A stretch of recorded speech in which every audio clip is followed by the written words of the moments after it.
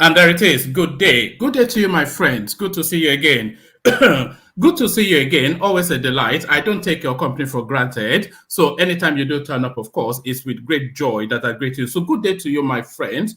Good to have you here. It never stops, of course. So I don't stop. All matters Nigerian politics related. So we bring you the headline in a moment. But that was on the way in this song, by the way, is the new intro song of the platform. So we have retired the whatever it is that we were playing, the Nandi Holy, Holy, Holy. So we've abandoned that because it seems somewhat stayed and played out now. Somewhat stayed and played out, somewhat passe. So that one is passe, but this is now the new currency. So give me feedback as to what you're making now, as to what will be the official intro music of the platform going forward. So the Sunday win the song. I hope you delight in it. I certainly do. So yes, good to have you here, my friends. Matters Nigeria politics related, still wrapped around the narrative of the presidential elections. Unfortunately, the winner has been identified, which makes the rest of the field losers, but nothing like a sore loser, of course, and nothing but sore losers within the Nigerian experience. It's nothing unique or peculiar to this cycle. It's something that repeats endlessly throughout the history of that country. The only anomaly was the Goodluck Jonathan space, who quit very quickly for reasons of him being a gentleman considered an election. Unknown to the Nigerian paradigm, is straight to court and shouting rigging. I've never known it otherwise, so this instance now is no different. So there's one or two things that will happen. It's either because you have to understand that there are phases to these things. There are phases to these things, and this is a phase now. This is the next phase of this process. So it was a hard-fought election, a very hard-fought election. Bitter words said, home truth said, a lot of lies told, and a lot of that all in the mix. Very dark, and very pointed, very personal sort of election. So we had all of that. Everybody was energized, and the whole place was charged up. So a winner has now emerged. So you cannot now, for reasons of the fact that the opposition had energized their base so fervently, you cannot have you have the expectation, but you also have the understanding that they might not necessarily concede at the first instance. So these are flapping of the blooms and this peacocking that is going on at the moment is still consistent with what the expectations are.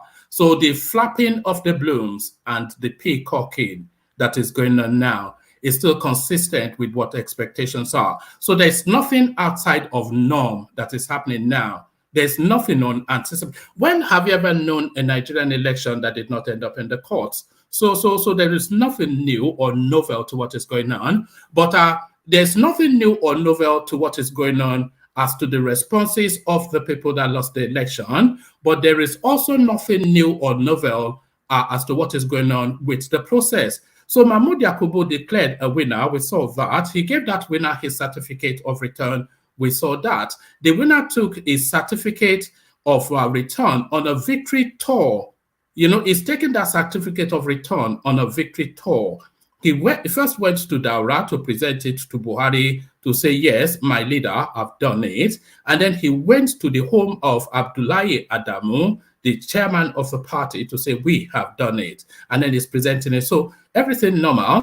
And the avalanche of congratulations are streaming in. The UK Prime Minister was one of the first major people to send congratulatory, because this is how it goes, the establishment coalesces behind form.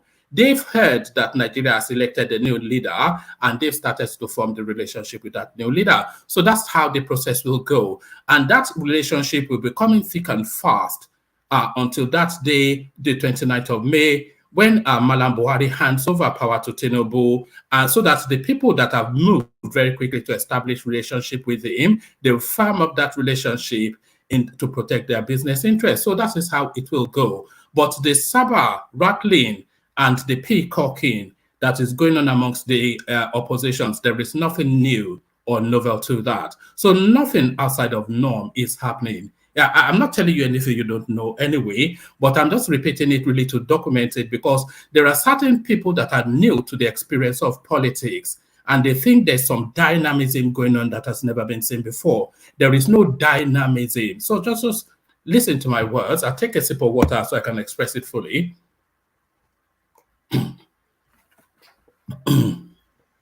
There is no dynamism going on that has never been seen before. Did you hear that? No dynamism going on that has never been seen before. There's nothing new going on. Go back through history. If you're too young to know, go to people that are old enough within your cycles. They will explain to you that every election in Nigeria is often instances contended. No dynamism going on.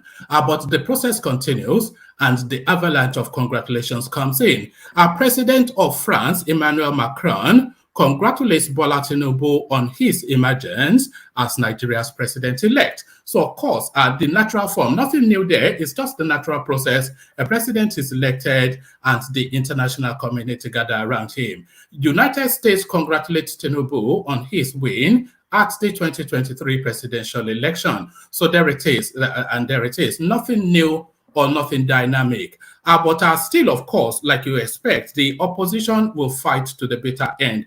And by the way, there are two things that is, let me just say this. There are two things that is going on at this moment. There are two things that is going on at this moment. Within the article space, he's long experience within the Nigerian political dynamics.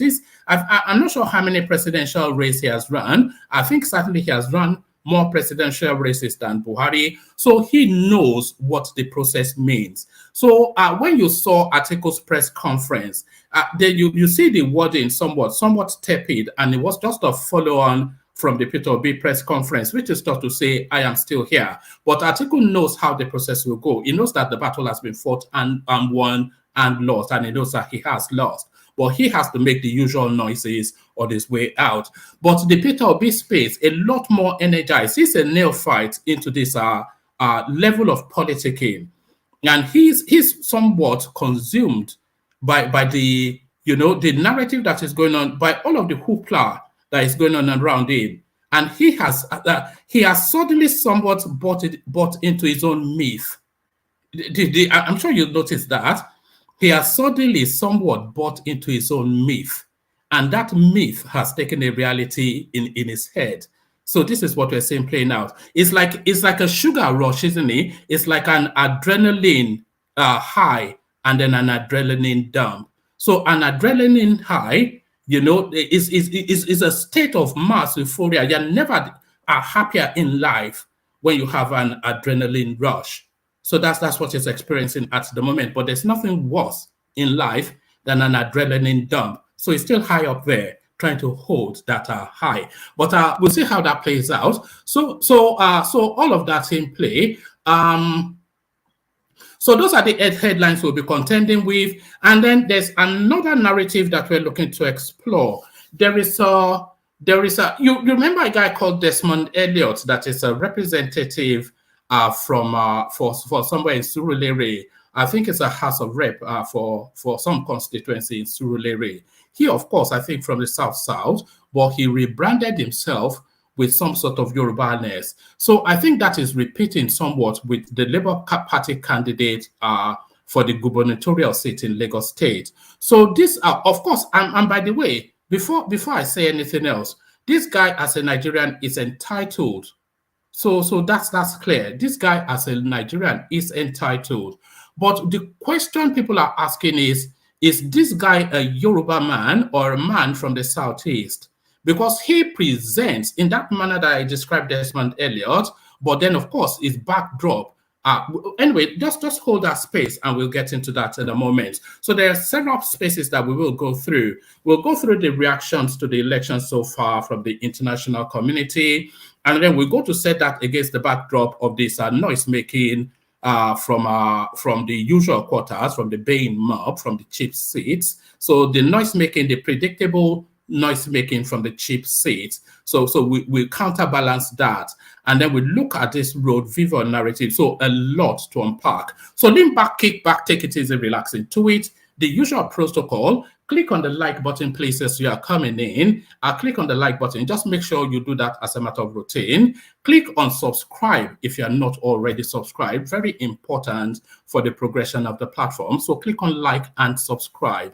Now, if you want to come and join me on the screen, sorry, I don't know quite why I wear this headphone when I'm not yet playing anything that I need to listen to. I think it's a force of habit. If you want to come join me on the screen, click on this hyperlink right now that I'm posting in the comment section. As soon as I finished doing the preambles, then I'll let you onto the screen. So it's an open microphone session, and the open microphone is this hyperlink that says StreamYard. So if you want to come share your thoughts on the screens, just click on the hyperlink that says StreamYard, and that's all you need to do. It's open to everybody. So it's just first come. It's literally the first 9 people. The screen can only take 10 people. So it is a literal first 9 people that click on it that you see on the screen. No preferential treatment, unless, of course, your name is Ajande Koko. Then, of course, there's a preferential treatment there. So there's that. So a lot of that. And the other thing, if you're not at all off-put by the narrative, because there's a particular bent of truth to this platform that seems to jar some people somewhat. But if you're not truth averse, if you're not averse to the truth, then and you feel that your host needs lubrication, there's a link that says buy your host cups of coffee here. I'll go there and be as liberal with your wallet as you can be. Only only one person seems to be using that function at the moment, which is quite a concern. If that one person had not been using it, I probably have just left it out of the chain. But really, if you want to lubricate your host, then click on that. So click on that. So click on like as a matter of must. Click on subscribe as a matter of compulsion. Click on the hyperlink that says StreamYard if you want to come and share your thoughts on the screen. And then if you feel and entirely at your discretion, no obligations, but if you feel you would like to lubricate your host, click on the link that says buy your host cups of coffee. So all of that. So as we said about that, let me take a micro musical intermission before we delve straight into the throes of it. Only water, where they see my water. Oh yes, you go me water, water, water, water, water, water, water, water, water, water. Only water, where they see my. Hapa oh naido. Hapa oh naido. Hapa you don't come oh.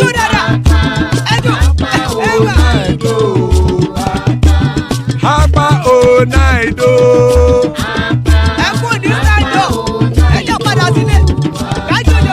Oro keke elemu ye o. Ide shodi ya keke elemu re o. Obi master keke elemu re o. Chifu Wailati keke elemu re o. Eruku lele elemu de.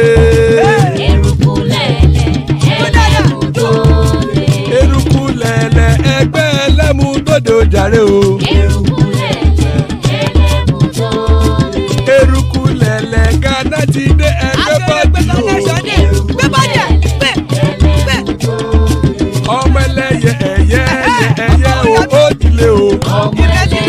Odúyẹ̀lá ẹyẹ o ó dìlé o. Petrosonama ẹyẹ o ó dìlé o. Petrosodúnkẹ́ ẹyẹ rẹ̀ ó dìlé o. Ẹlẹ́kọ̀ ọ̀run mú ìní o.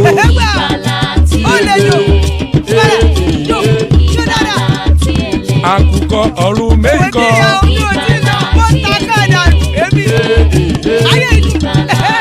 Ikú kò ní ríwà gbéṣe o.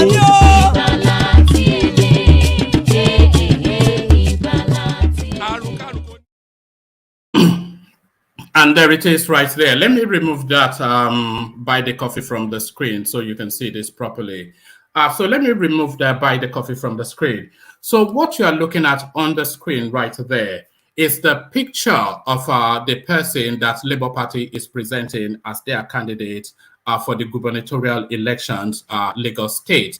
So you can see right there. So this is this guy now. He's not new to politics, by the way.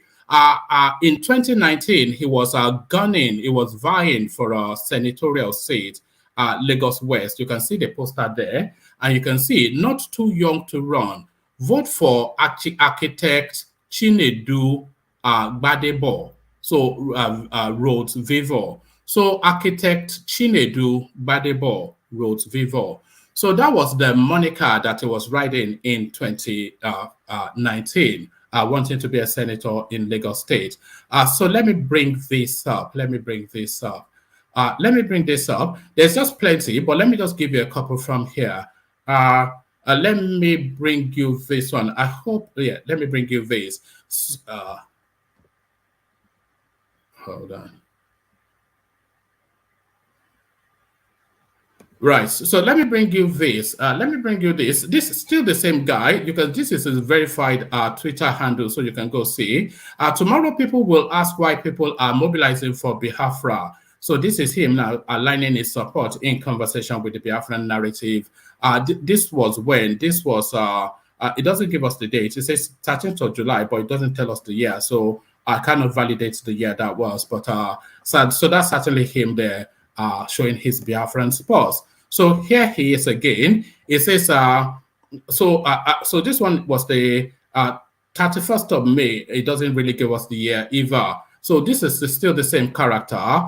Fear that what? IPOB will come and shoot up their shop. even when Oba of Lagos threatened to drown or NRTW and thugs, us close, that's what is written, so I'm just reading it. I'm just reading it rather. Us close market Igbo people resist. Biafra Day is a day to be acknowledged and respected.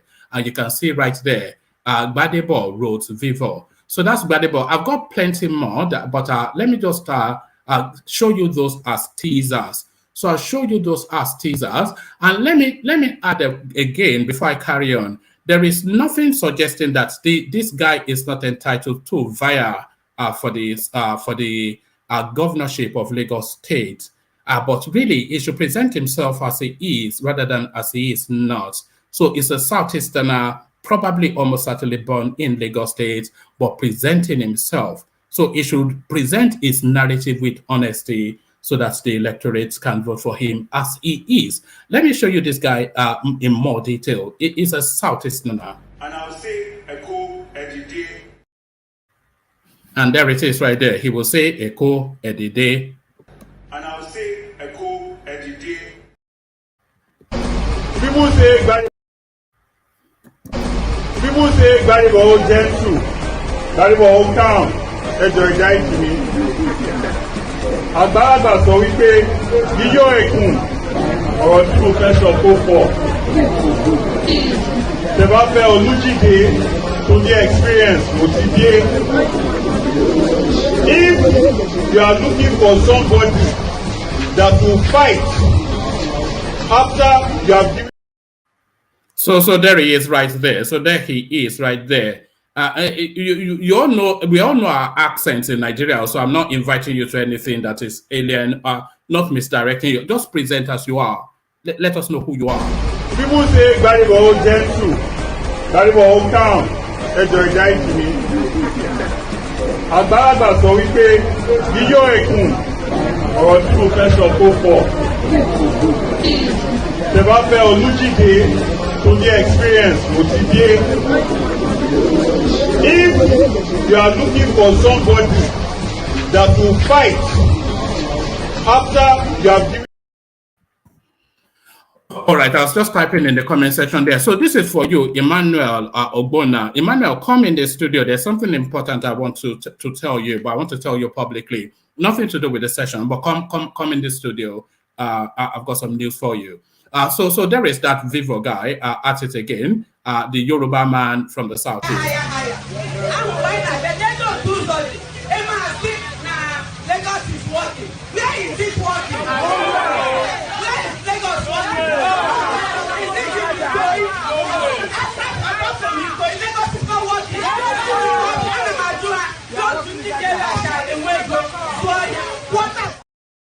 There he is right there with mommy. Oh, my mommy. There he is right there with mommy. Vote for my son, please. In Anambra inflection. The APC government have come again to be talking about how Yoruba should run, making the Labour Party victory. Yoruba should what? Yoruba should what? The APC government have come again to be talking about how Yoruba should run, making the Labour Party victory in Lagos State seemingly a tribal affair. But I'm here to say a big thank you to the mainly Yoruba people that voted for His Excellency Peter Obi. For the first time, Alimosho fell to another party. And many Yoruba people live in these local governments. We know, all across Lagos, it was not a tribal victory. It was a victory of hope. It was a victory of people wanting a new Lagos. It was a victory of people saying enough is enough. It's time for us to move forward. And that is what we saw on Saturday. It was not a tribal thing. The fact of the matter is that Lagos State is a state that is welcoming. If Lagos State was not welcoming, a man from Iragbiji or Osun State would not have. So there it is. Yoruba Rono. Yoruba Rono. Yoruba Rono. So there it is right there. Yeah. So let me see. Hold on. Right. Hold on. Because I can see you, Emmanuel, in the comment section. So come in the studio. There's something I'd like to tell you. Come in the studio, Emmanuel. Let me highlight the Emmanuel that I'm talking about. This guy right here, Emmanuel Ogbonna. Come in the studio. There's something I'd like to tell you. So there is that. So let me just give you the readouts, and then I'll bring the panel in. There is another. We'll be listening to the responses of Obi. Actually, yes, we'll be listening to the responses of Obi and all of the usual acolytes as we go on. But let me give you this headline first, because it's the one that trails the session. So let me give you this readout before I let the panelists in. Pardon me. 2023 elections, we will meet Peter Obi in court, says APC Campaign Council. The All Progressive Congress APC Presidential Campaign Council has dismissed Peter Obi's claim that he won the just concluded presidential election. So if I just pause there for a moment, it's so fallacious and so far-fetched. The distance between the winning margins and where Peter Obi came third was in the regions of 3 million votes. So he will have to leapfrog Atiku Abubakar, and then of course, in fact, let me just show you this. There's plenty to show you, of course, but let me just show you this just because it slots into where that paragraph lands. So it was talking about how it was rigged. So let's have a look at how it was rigged.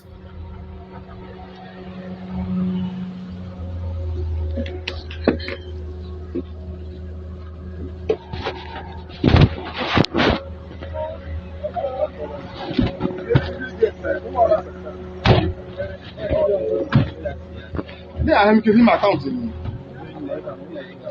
How long is this? Why put it down so much account?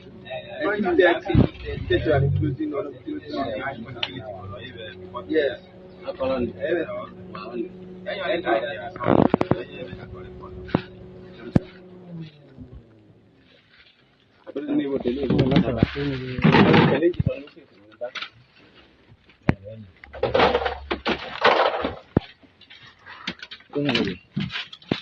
I'll be what's up time. I'll be able to ABC. See,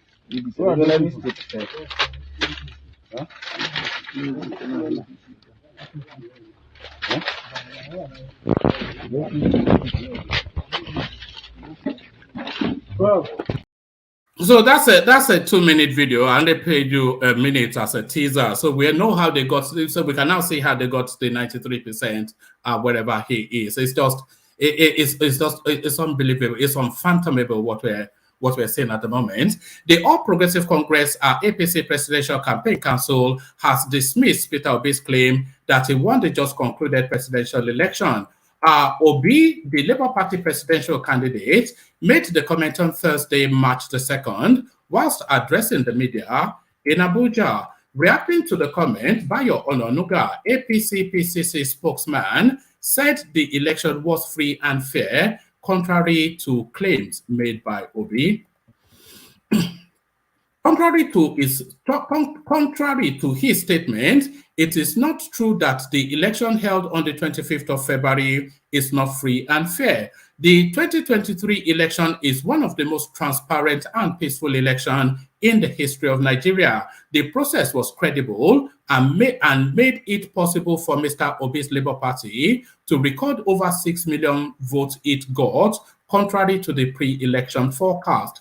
That Labour Party and Mr. Obi surprised bookmakers by winning in Lagos State, Nasarawa, Plateau, Delta, and Edo, where there are sitting governors of All Progressive Congress and the People's Democratic Party. Those governors have entrenched political machinery. That Obi won attests to the credibility of the election process. In those states, most of the sitting governors contested the election to go to the Senate and lost to little-known candidates of the Labour Party. The Labour Party also swept the entire 5 states in the Southeast under the control of APGA, PDP, and APC. We believe that the Labour Party presidential candidate contradicted and exposed himself to public ridicule by suggesting the election was only credible in states and places his party won. Ononuga said APC-PCC have evidence of voter suppression, intimidation, and harassment in the Southeast. He added that Obi needed a path to winning a national election in a multi-ethnic and multi-religious society like Nigeria. The APC Campaign Council also said Obi anchored his presidential campaign on the failed strategy of ethnicity and religion. So a sore loser is what it is. Atiku, I would have picked Obi as my running mate. So that's him now trying to just tap into the clouds that Obi has somewhat. So let's bring the panelists on. But let me, I'm still going to do the readouts of the responses from the international community, but let's bring the panelists on because I don't want to keep them hanging for too long. But before I do that, let me line this up on the screen because we'll be playing this at some point. So I'll line that up on the screen and then I'll set it to the back as we meet and greet again. Solly from Amsterdam, Thomas, Australia, the Canadian Baba Akure joins us. From Edo, we have Gideon. Adanle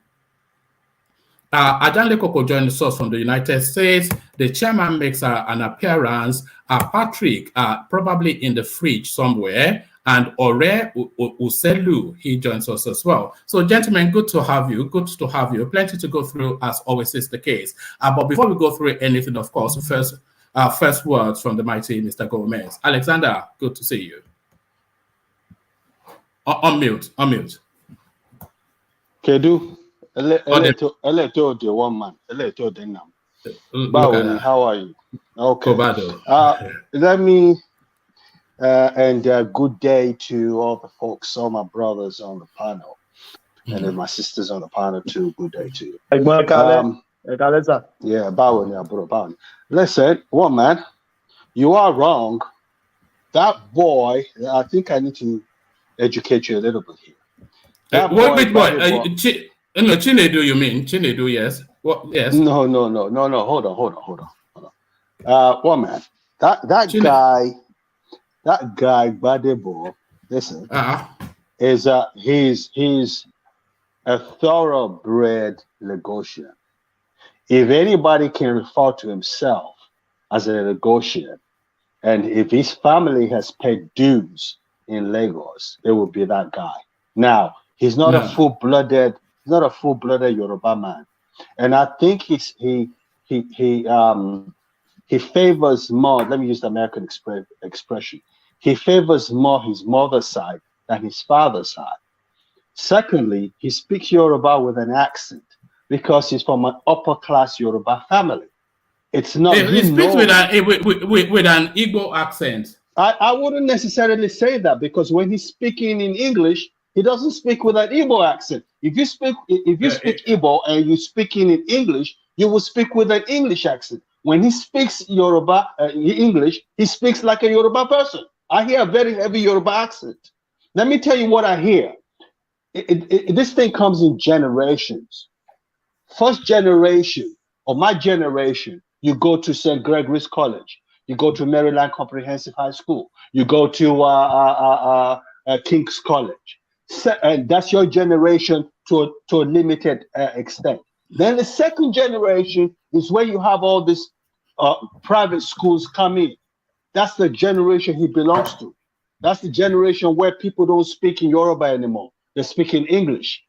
So that's the generation. He's in his early 40s, I think, maybe 42, 43, 44. So that's why he speaks like that. It's not, he's a negotiator. He is a negotiator. I don't know why. Yes, it's a Lagosian Anambra branch. Yeah. Yes. Okay, but he is a Lagosian, and he's first class. He went to MIT, and he went to I think he went to MIT and he did something because I've been reading a part of his father was okay. Do you remember the Shala Rhodes? Shala Rhodes. Do you remember that family? Yeah, of course, Shola Rhodes, yeah. That's his family. I don't know about that. He's an Igbo guy. You don't need to know about it. I'm telling you, that's his family. His father went to King's College. They have Chinedu in the Rhodes family. Chinedu. No, but his mother is Igbo now. His mother's Igbo. You saw his mother talking. His mother's Igbo. So obviously he has an Igbo name. And obviously his mother must have played a huge role in his life. He's from Lagos. And somebody was saying on this... a Biafran and an IPOB sympathizer. Anyway, that's why I don't know why you're picking on this guy, because no, enough is enough now. Enough is enough. They are telling us Lagos is no man's land. So I think this is now the. Well, I heard some stupid person today. I was almost gonna press on my super chart because I didn't subscribe, so I don't have the space to just write a regular comment. But I didn't want to lose my hard-earned money by responding to a guy that says that Benin is Lagos and Lagos belongs to Benin, and Benin people own Lagos and nobody owns Lagos, and they gave Benin people to the English people. Look. Saying that Benin people owns Lagos is like saying the English people own America. Benin conquered Lagos, yes, but the people came back and drove them out. So the guy's name is Alex. He needs to go to his professor and tell his professor that I, Alexander Gomez, said is it on one of those LVC's platforms? Is in one of those channels that is highly obedient. Yeah. You know, the channel I'm talking about. Yeah, the channel I'm talking about. Ones. Because I don't want to mention that channel. So you see this thing of people saying that no one owns Lagos. That's a fallacy. Lagos, the original inhabitants, let me tell this story here. The original inhabitants, the people that can claim Lagos 105% are awarded people. They come from nowhere. That's their land, but there were only maybe 1,000, maybe 2,000, at the most 3,000. Then the ones that you claim that are returnees are the second people that came to Lagos. And when they came to Lagos, the awarded people didn't even have clothes to wear. That's how backward they were. It was all these returnees that people call returnees that was teaching them how to do things. So the returnees are the ones that... But Alexander, has it come to it that Lagos will have a governor called Chinedu? No objection, of course. The qualifying thing is a Nigerian, but I can put my hand to my chest and say that there's every that got to be the next by default. Because this one that they've given the obedience and labor by extension, the power thing, you know what they want to do? They want to come out in droves to come and vote for this dude. And I can see... That's the plan. You're breaking up. I can see someone winning because... Oh, can you hear me? Yeah, we can now. Carry on. Can you hear me? Yeah, we can now. I could see him, someone I could see someone unfortunately, he's an amazing governor. Even people who I speak to in Lagos every day tell me that this man has performed phenomenally well. But the tides right now are not swinging in his favor. So come March the 11th, we can see a huge upset. But according to the master of politics on this program, Ajale Koko, who I've had discussions with today over and over again, is saying that, look, Tinubu has to turn that thing upside down, the wheel for someone to win the elections. But if it's going to be fair, free, and transparent, and if they're going to allow this obedience to vote en masse, they'll take Lagos. They'll take it. The only problem is I don't know whether the guy is experienced enough and has the capacity to govern the fifth biggest economy in Africa. That's not a small feat. People think Lagos is essentially set up on its own to run like a country. So I don't know how this guy with no experience would do that, but we should see how that goes. I saw Peter Obi today crying. And Thomas has a way of opening his mouth to say things that comes to pass. He said it yesterday that Peter Obi is going to be crying. I was shocked today when I was listening to Peter Obi and I saw him crying. I got very emotional. He cried. Don't get emotional. Those are rehearsed tears. He's trying to mimic what Buhari did just a while ago. Those are rehearsed tears. That was for the cameras. He was acting. Buhari cried on national TV?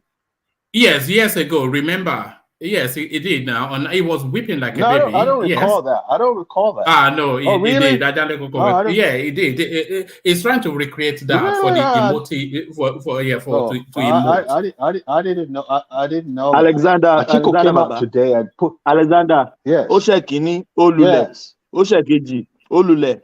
Osheketa Olule. Oden sunkún lórí television. No be your brother talk. Okay. Yeah. What solo talk? Yeah. I remember.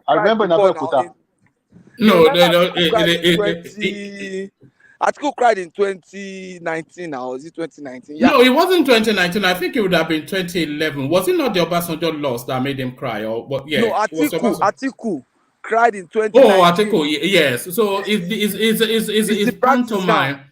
Is rehearsed, is theater. If it's a put on, if it's phony, that's sad. That's very, very sad. I actually believed it was coming from, it was genuine, but from what Patrick and you are saying right now, I guess you guys might be right. I don't know. Anyway, so to Egbon Bola Tinubu's thing. They've moved him to a special unit now in Aso Rock to protect his life. Did you hear about that? No. As soon as it was clear that he had won, they activated his security to the federal level. So because he's living inside Aso Rock right now. Oh, I didn't know that. Yeah, he's living. They moved him to a special. They call it security. It's not accessible anymore because apparently I don't know, and they're giving him, like in the United States, they're giving him daily briefs now. So 9 times out of 10, I think this is a slam dunk. I think Tinubu is going to be president of Nigeria. It's going to be. It already is. Swear me, and I hope and pray that God gives him the fortitude or the wherewithal, not fortitude, the wherewithal to be able to do an amazing job. I know he will hire some marvelous person because he's a master at it. I know he's going to do that. I wish him the very best of luck. He's done a masterful job. But Agbero, he needs to stop down the Agbero thing. He needs to step down the Agbero thing. I keep on saying it because I know what I'm talking about. He needs to stop it. Maybe hire some consultants to teach him on how to do that.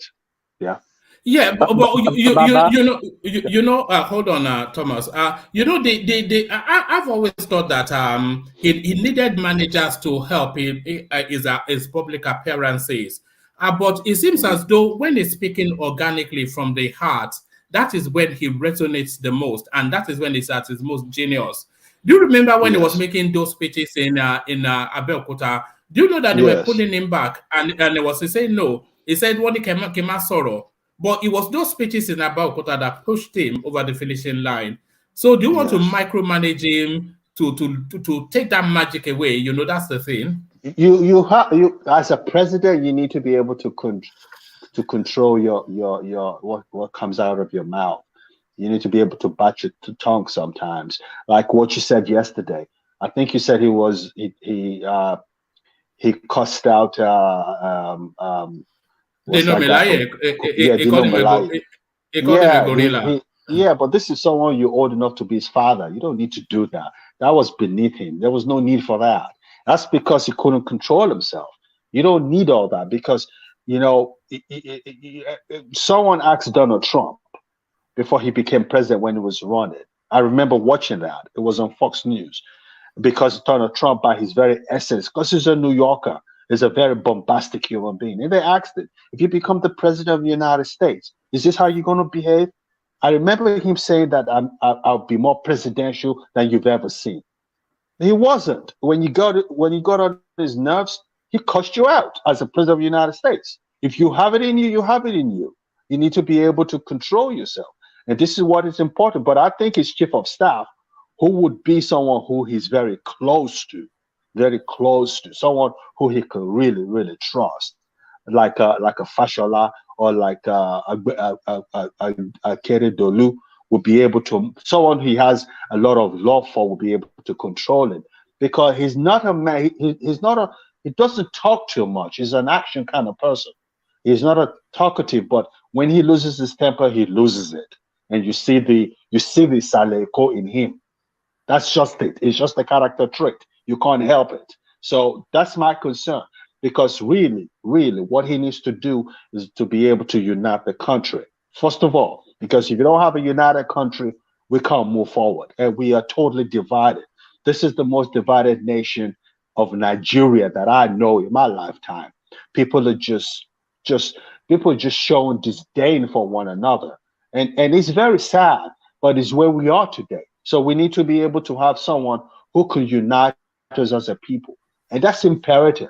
So he needs to go there, like I said yesterday, and represent the very essence of Lagos, which is the essence of Lagos is bringing people together and accepting people for what they are. No other city, no other people in the whole of Nigeria do it as good as Lagosians. They've been doing it since my father's days, since my grandfather's days. So he needs to be able to do that essentially. Do you know what I mean?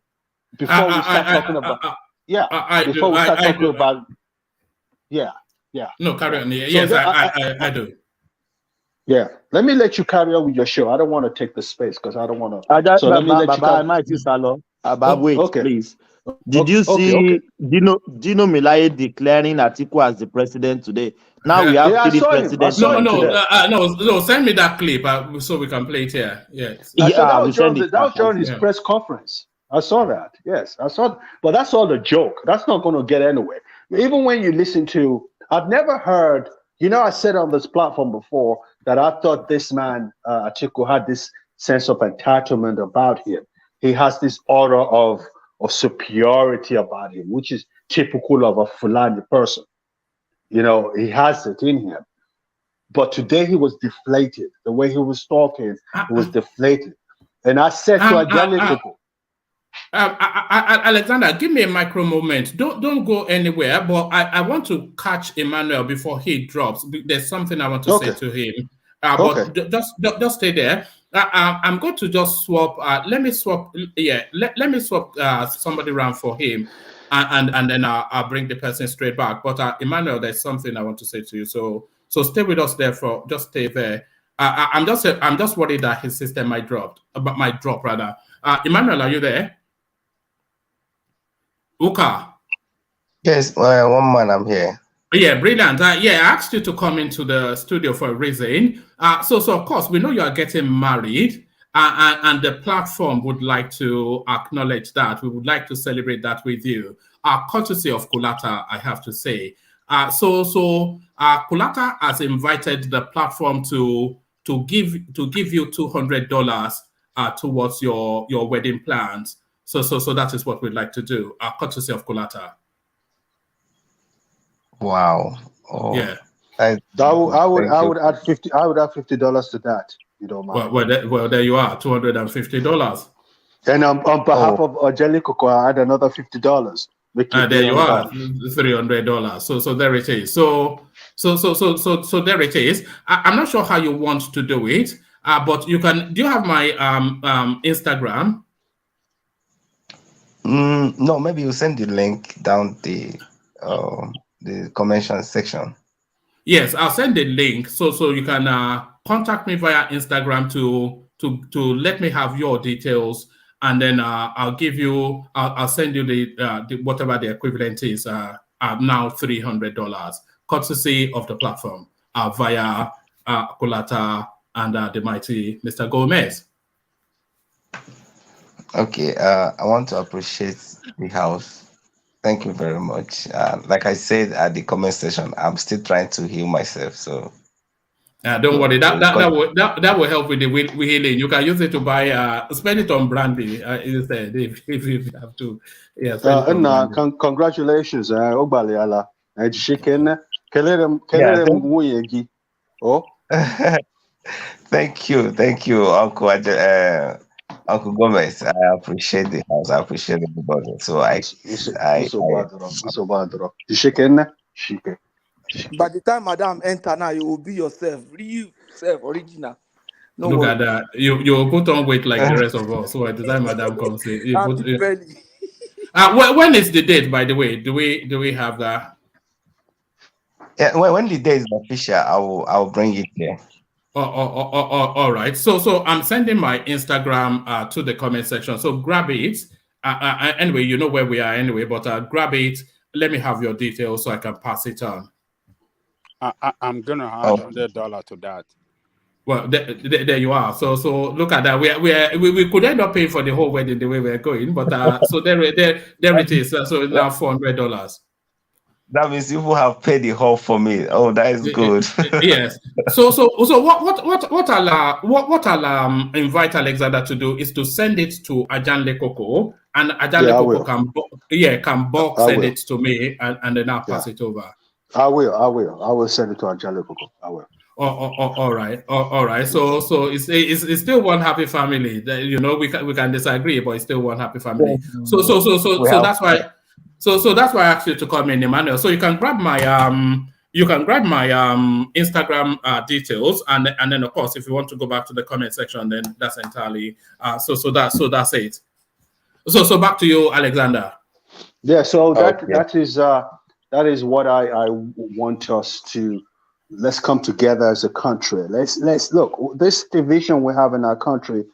I think I'm beginning to come to the conclusion that our major problem in Nigeria is tribalism.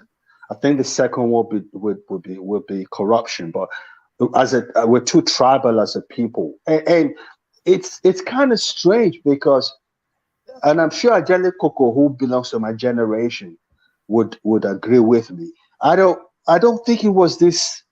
I don't think it was this it was this obvious in the 60s and 70s. I don't remember Nigeria the way it is today. One man, I was thinking in bed yesterday when I was living in Nigeria, and it just occurred to me, I never had Yoruba friends. All my friends were Igbos. You had Yoruba people in the neighborhood because it's essentially Lagos, and we didn't have as many foreigners. Not foreigners, sorry. Look at that. So many non-Yorubas. Sorry, that's a Freudian slave. That's a Freudian slave. It really is. I am really sorry. I need to slap myself for that. We didn't have as much non-Yorubas as we do today, but we lived together because in my neighborhood we had Donald Duke. We had this I think guy. Was Tafaba Lewa Street off Adenu Gusa was where he was staying at. Professor, what's his name? That I think guy. That what's his name? The Labour Party guy. Yeah. But yeah, we were all playing together. You know, you were all upper middle class, so you were all kind of snooty, but you knew each other very well. You seen at functions or parties, you say hello. We didn't have all these things that people have today. I don't know why it became so bad. I mean, it breaks my heart when I go on channels and the kind of hostility, the kind of hatred I hear from a Nigerian to another Nigerian. It's just unbelievable. It breaks my heart because it's so sad and it's dragging our country backwards. But at the end of the day, I pray. God knows that I pray that we can regain our status as the most powerful black country in the world, because we've lost it, but by inshallah, we would regain it by God's grace. So one man, in my final analysis, let me go so you can take over your platform. I don't want to take Uncle over. Alex, do you know, Yes. sorry, don't go yet. Do you know my experience, something close to what you just said? When I started my secondary school, it was in Enugu. So my oldest brother was in the military then. So they told my other brothers to take me to Enugu, and they decided we should go by train. So, and there were just major train track. One was from, I think, from Sokoto to Port Harcourt. The other was from Lagos to Kano. So the intersection was around Kaduna. So I had to drop in Kaduna to catch the one that was coming from Sokoto, so the one that is going from Sokoto to Port Harcourt, so that I can drop off in Enugu. So I missed my train at the intersection, myself and my two other brothers. Do you know that an Hausa guy met at the train station, took up to his house? I missed my train on Friday. The next train was going to come on Sunday. This guy has just a room, 3 brothers, housed us, fed us Friday, Saturday, Sunday. And we came back to the station, and nobody knew this guy. And unfortunately, no mobile phone. So to reconnect to the guy again was difficult. That's how good Nigeria was. Yes, and a Fulani guy. Yes. I don't know this Nigeria we have today, Patrick. I'm not. I can't recognize this Nigeria we have today. I can't recognize the kind of. Gomez, I think what the Nigeria we have today is the doings of the politicians. They've divided us with their politics. It is. And I wanted to address you, Akeem. I have to apologize because I thought Collins was a little bit too harsh on you yesterday. Look. I'm not trying to be pompous. I have over $1 billion investment in Imo State in a place called Etiti. Even today, when I land in Igbo land, they know I'm not Igbo. They could tell that I'm not Igbo. The reason is because they don't have, I think the word you used that was incorrect was receptive. It's not that they're not receptive. It's that they really, what your friend told you is true. You hardly find non-Igbos in Igbo land. You find them in skirmishes, but it's not something. It's not Benin. It's not Lagos. It's not Port Harcourt. You don't see them. So you are right, but I think the wrong word was receptive, because when you say receptive, it means they're not accepting of non-Igbos. That's not the point. They are accepting, but it's hard for you to find a lot of non-Igbos in Igbo land. So I think it was hard on you. I think you were treated unfairly yesterday, and I have to apologize because boss. There's no need for apology, because for me yesterday I was only trying to get clarification because that's what I was trying to say. That's what I was trying to say, because you were trying I would have appreciated if he had just said to me, listen, don't listen to that guy. He's just talking crap. Yes. You know what I'm saying? That was what I just wanted to get from him. That's all. Yes. It was a little bit hostile yesterday. Yeah, it's all good. It's all love. With me, I have no malice or anything. I've taken it the way it is, so there's no issue with that. I kind of concur with what you said, because even when I was growing up, I grew up with a lot of tribe as well. Like I am. My parents. In the 70s, my favorite city was Benin City. East Circular. We used to go to Studio B. We used to go to, there was a bread that was very popular around Oba's Palace. It was a world-class bread in the 70s. I don't know whether you still have that anymore, but Benin was known for that. And the first time I saw traffic light in Nigeria was in Benin City in the 70s. So Benin was a very sophisticated city in the 70s.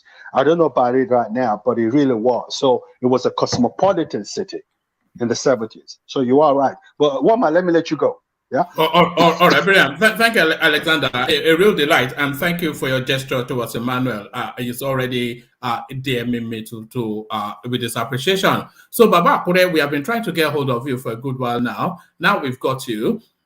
So, Baba Akure, it's been a while since we last. Have you frozen? Oh yeah, it's been a while since we last saw you, but now we have you now. So, let's take you then from where we last saw you till now. So you've been monitoring this space. So bring us very quickly to where we are now. What's happened in Nigeria? You have a new president. You, of course, are obedient. Well, thank you very much, woman, for having me tonight, and I greet everybody on the platform. Actually, I've been in and out of the platform for a while now, and yesterday my baby wanted to greet you all. Oh God, we missed that. Yeah. So, but one of these days, it will show up. Well, we thank God for today that we are alive and we can see what is going on in Nigeria. Where I have to correct you, one man. I am not I'm an obedient, but not purposely because of Peter Obi. I am a Nigerian. I'm in Nigeria. I'm in Nigerian, and I want better thing for Nigeria. And I think Peter Obi is the best candidate to me. And like I always say, Ademi, I was home at that time, I would have voted for him. However, I will congratulate Nigerian youth and Nigeria as a whole for job well done, because I think they did very well. And I realized that some people have been saying that, oh, this is the best election and this and that. Well, to you, I don't know how they come into that is the best election so far. I don't know. But if you the best election to me so far in the history of Nigeria that I've ever experienced is that of Abiola of 1993. Then I also witnessed 1983 Ajashin, things like that. We're losing you. Okay, you're back. I witnessed that. Okay, so I'm talking. I'm comparing what happened on Saturday to 1983 during Omoboriowo and Ajashin in Ondo State. Ondo State and Ekiti State, they were one at that time. So now the reason why I'm saying that this election is just a charade, it is not the best, right? But I will still congratulate Nigerian youth and Nigerian as a whole. Why? Because they put up a good fight. Some people might be saying that, okay, well, we think this is the best election. Why I think they are saying that is that we have never seen this type of elections in that 1983 that I'm talking about. I have never seen Nigeria try to get their country back like this. Because you see now, somebody who's in power just shortchanged some people, and they couldn't even go far. They couldn't even do anything. But with this one, we see that the whole narrative. Peter Obi, in fact, Peter Obi did very well, because as I can tell you right now, it already changed the landscape of Nigeria. I mean, political landscape of Nigeria. It is up for the youth and Nigeria to embrace what happened on Saturday and continue working from there. Do you think he won the election? Do you think he won the election? No, I'm not saying that he won the election. No. I'm asking what you think. Yeah. Do you think he won the election? No. I am not saying that. I'm not saying that.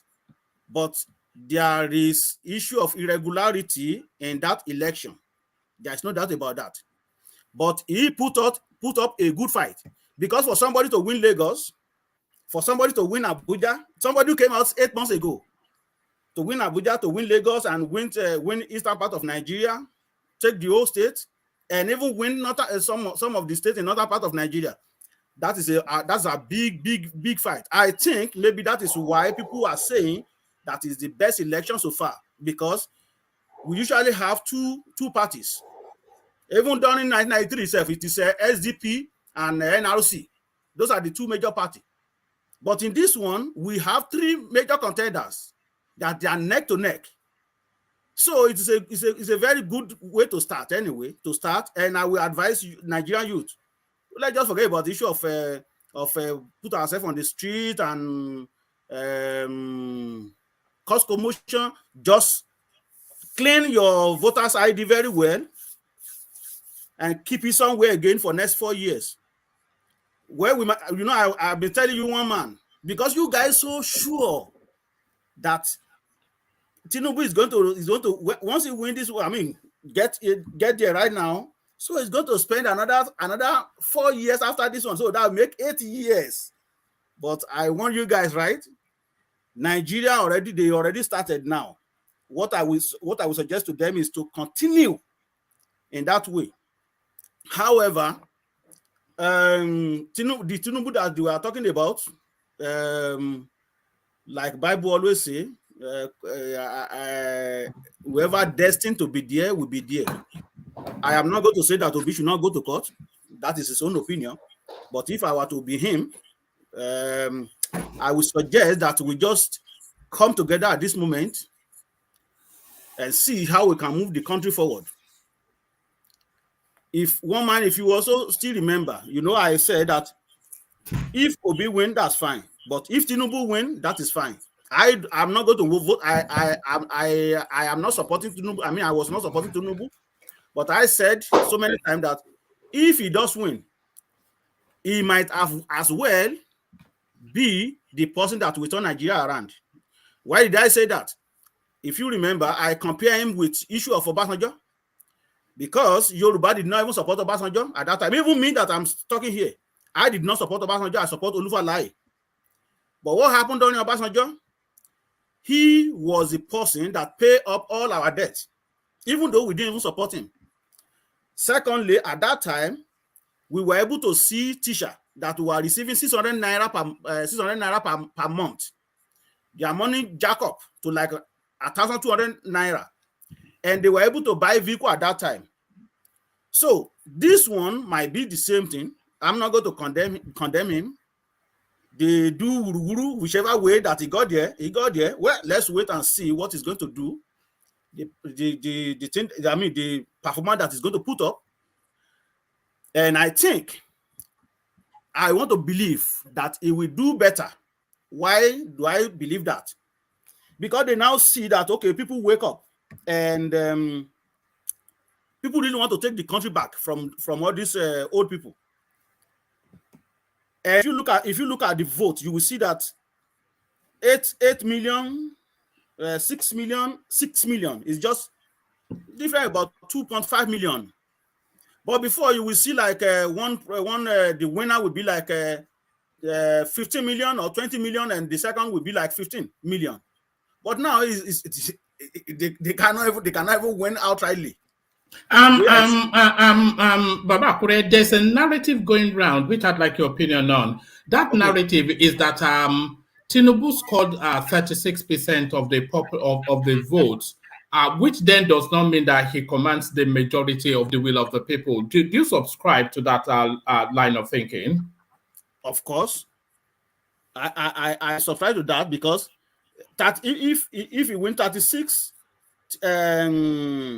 this man Atiku win 27, and I think Obi win 23, right?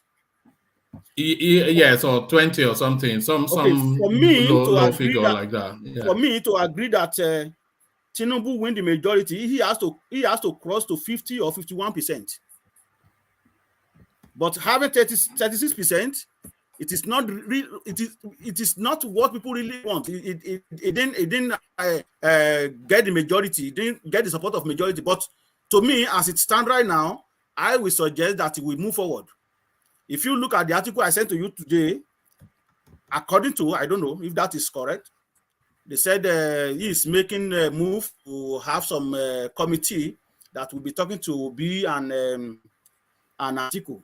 I think it's the right step. Yeah. Why do you think he's doing that? Well, to me, I just want to believe that he's trying to see how we can unite and move the country forward. Okay. Because I want to believe that let me just put that way. I don't really trust politicians anyway, but I want to believe that he may want to try something to see how the Nigeria will move forward.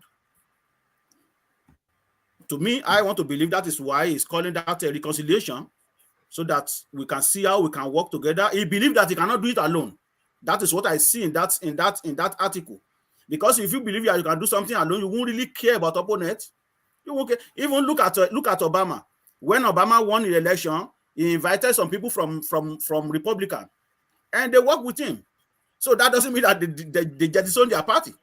So in this case, if we really love Nigeria, based on what is going on right now, I will suggest that they should come together though Atiku believe that is done forever, he's not going to contest anymore because his age is going to affect him when that time comes. So, Baba, somebody was also presenting to me in an earlier discussion that because there's a synergy between the objections of Atiku Abubakar and Peter Obi space, that because there's a synergy in their rejection of the elections and they constitute over 60-something%, that is to say that the majority has rejected the election and it should be nullified. Is there any? This is where they are now out there. This is where they are out there. It's just from the sublime to the ridiculous. You know. No. That is craziness. They are not in the same party. As a matter of fact, I was so surprised when I saw Baba Dati Ahmed or whatever, when he was working in the hallway with this man, the vice of Atiku, and they are having a conference. And I said, this is just nonsense. Why you are not in the same party? Why do you have to come together and make something? That is why people are having that assertion. It shouldn't be so. You are Labour Party, you are PDP, so you're supposed to have your own opinion differently. Have your different conference to address people how they should change you. But coming together on one table and having meeting and having newsmen in front of you and talking to I think that's just rubbish. That's just nonsense. Baba, correct. But to me, whichever the way, I'm not going to say that Obi should not go to court. That is his own opinion. But for the sake of Nigeria and those who have suffered. Do you think he will go to court, or is it just posturing? Because in the previous conversation, I was saying to people that when Obi comes out to say that it was going to go to court, it is somewhat predictable because having built up the expectation and raised them so high, that obedience space, he cannot now just come out and say, yes, I agree. So he has to show that he's having some form of a pushback. And I described it as just flapping feathers. So is it not predictable that Obi would say he's going to court? Because what else can he do after energizing those people so much and filling their heads with false hope? Well, to me, I'm sorry, I wouldn't be able to answer that question because he has his own opinion. He can decide to go to court. He can decide not to go to court. That is left for him. But if I were to be him, right now it is time to take this country from getting to the ditch because it's almost get there. Rather than this one is Igbo, this one is Yoruba, this one is Hausa. I will suggest right now that if we really love Nigeria, the best thing is to come together and work together and bring this country out of brink. And I will suggest to President-elect, whichever way he get there, that is how God destined him. That is my belief. But it should not, because I was hearing somebody yesterday that say, oh, well, they should take should employ, take people from South now. They should be his cabinet. And somebody was cautioning that person that, oh, you are going to do that means it's going to be like Buhari. I will not support that. We are one Nigeria and everybody have their own talent. I will suggest to him to pick from Hausa, pick from Yoruba, pick from Igbo. The problem Nigeria is having today is because of that. Because Buhari is too tight. He didn't believe, he didn't trust some other part of the country. I'm not saying that we still have few, but the sensitive positions was given to his kinsmen. And that is why we find ourselves in this situation. And I will not suggest Tinubu to do that as well. Don't say, oh, because Buhari did his own, so I'm going to do my own too. If we continue that like that, there is no day the country is going to unite again. It is just, will you do this to me, I will do that. Do this to me, I will do that. So this is time for reconciliation and get this country back. And let's see what Tinubu want to do to see how to move the country forward. Baba, could I just to what you are saying there? There was actually a senior politician that was agreeing with what you just said earlier. Arewa Consultative Forum Chieftain Yakasai wants Tinubu against unity government. So what you were just saying there, I think so it's just because you are a political genius mind as well. A founding member of the Arewa Consultative Forum, Alhaji Tanko Yakasai, has warned the president-elect Bola Tinubu not to bow to pressure of forming a government of national unity. A national unity government or government of national unity is a broad coalition consisting of all parties or all major parties, usually are formed during a time of war or national emergency. The elder statesman gave the warning during an interview at his residency in Abuja on Wednesday. So yes, senior politics actually concurs with what you just said, Baba Akure.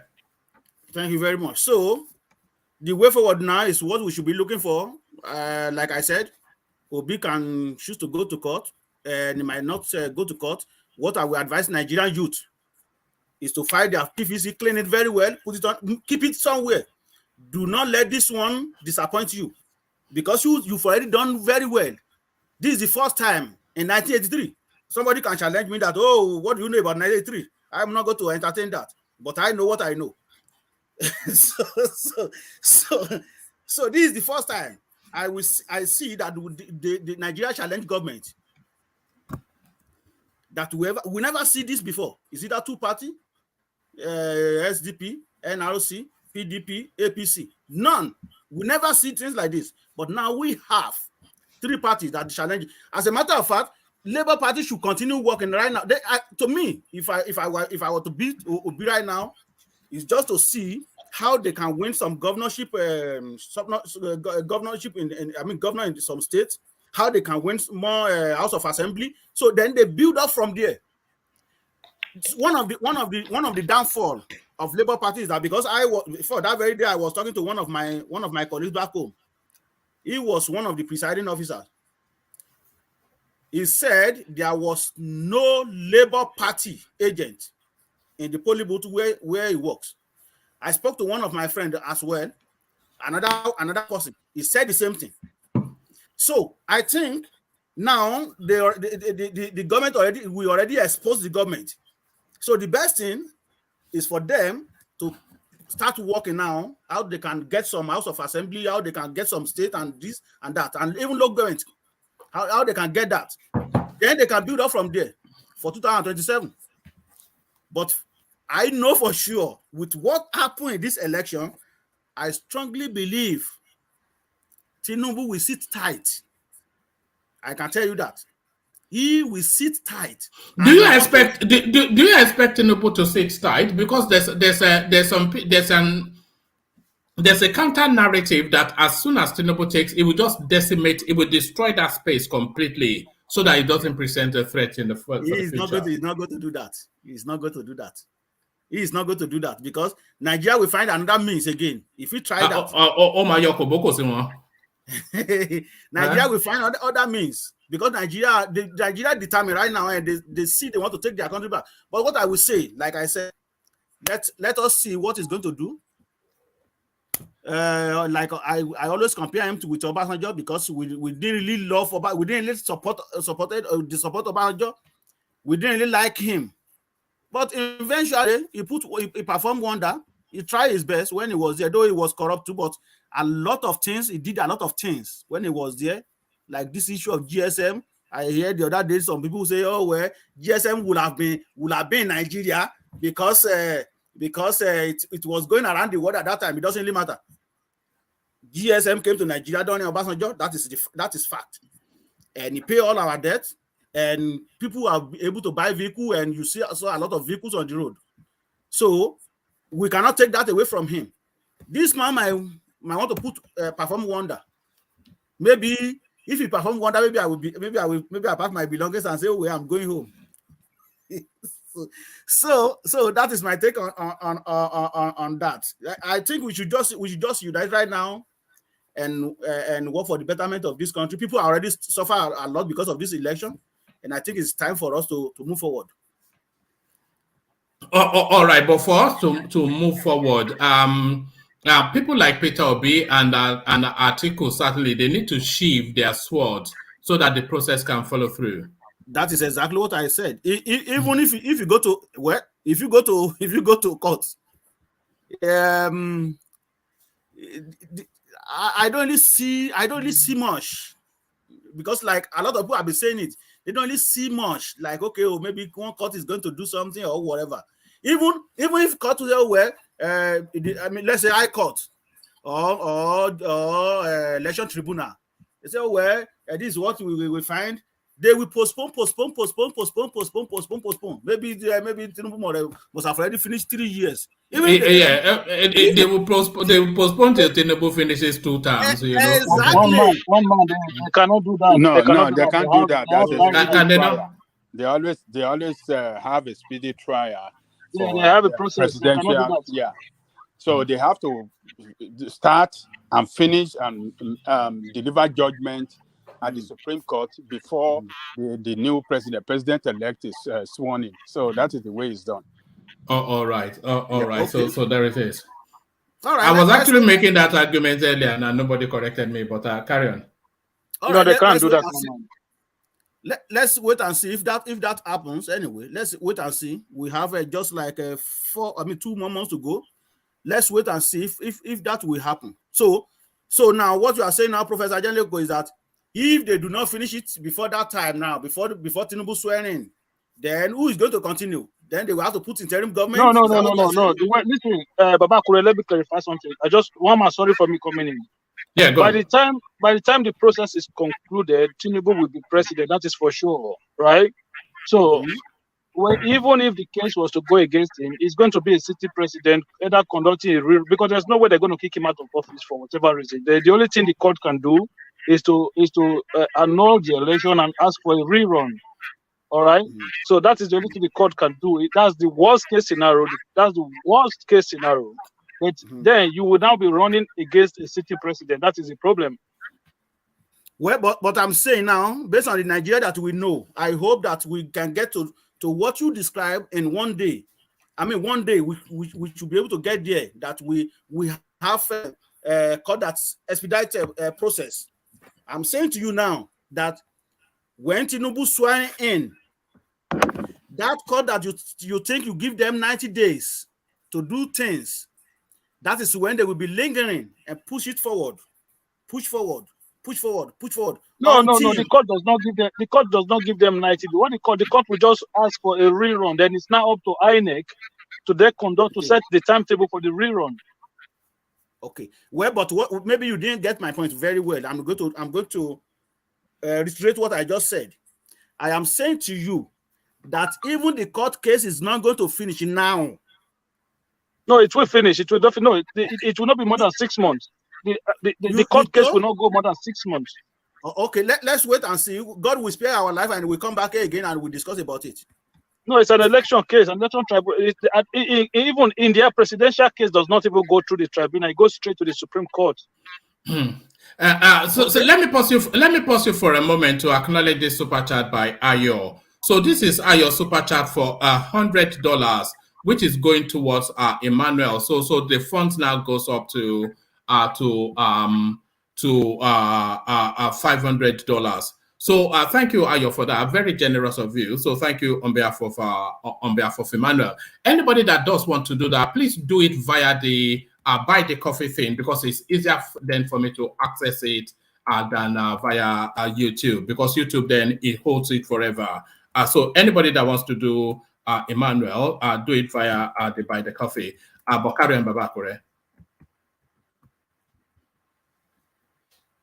I'm going to wait. I'm going to wait until when that court really decide, because I don't really believe that they will decide within the space of 6 months. I don't want to believe that. So that is my take on that.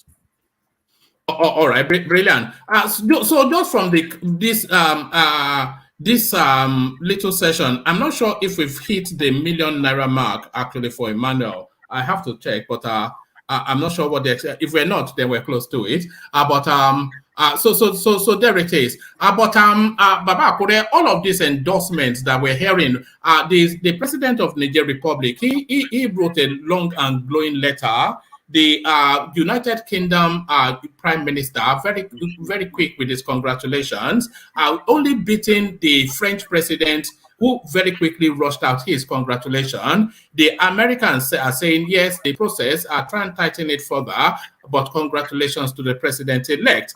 IBB has congratulated Ooni of Ife, of course. Well done, my son. So, of course, this is tradition, of course, and this is what we are saying, the solidifying of that transition. So, increasingly, all these voices that are shouting in the ethers, all these airy voices shouting in the dark corners. Sorry, please. Thank you, RB. But whoever wants to donate money to Emmanuel, please do it via the Buy the Coffee thing, because I'll struggle to access it via YouTube. But let me acknowledge RB. Let me acknowledge RB. So thank you, RB, for doing that. So as I was saying, so that now takes Emmanuel to $550. So as I was saying, all these noises in the ethers, they will sound increasingly isolated as people continue to. The United States has spoken, the United Kingdom has spoken, France has spoken. So forget it. They can make noise, but there it is. We have a new president. Well, woman, thank you very much. I have contrary opinion to what you just said. I think these people know that Nigeria already gone through a lot, and they don't really want people to drag. It's not that they are really happy about the outcome of the election. And do you really think they are going to gain much more from Tinubu? And also, let me just say this to people doing it via. So apologies. Well, people donating via the super chat, the YouTube thing as well. YouTube will be taking a good 35% of that. So just be aware of that. So I have to do the calculations now. So YouTube will be taking a good 35% of those super chats. But carry on, Babakure. So I don't really, they just want peace to be. They just want peace to reign. It's not that they are really happy about the way we conduct the election. I'm not saying Peter Obi won the election, but the way our election was conducted, we thought that it would be even much more better than this. And I think that is why I realized that Mr. Gomez was saying that some people were crying because Obi lost the election and whatever. I don't really want to believe that the people are crying because of that. It is just because of the hope they have in Nigeria that, okay, well, we believe that our election is going to be better than the way it used to be. Because even the election, the last election, it like there was not much different between when we were when we didn't even have a beaver. So now let's go back to the issue of this foreign country that have been congratulating Tinubu. I don't believe that genuinely they did that. They just did that for peace to reign. So it is left for Nigerian citizens to see, okay, where if we want to go on the street, if we want to go, if whoever doesn't agree with the election, okay, it is for you to go and file your petition. They are not going to tell Obi to go and file petition. They will not do that. They will congratulate Tinubu. That is the person that they believe that, okay, well, you guys, whichever way that they rig it or whatever, that is the person that your Inec, so-called Inec chairman, or has said, giving the certificate of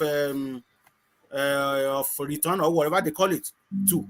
So they are not really going to really involve in that. So it is citizens go and take action. Either we want to go to court or we want to go on the street. They are not going to tell you to go on the street. They will not say that. However, either they congratulate Tinubu or whatever. I don't think Tinubu will be the person that they can just push around. That is the fact. I'm not going to believe that is the person that somebody with one government will be just one foreign government will be pushing around and things like that.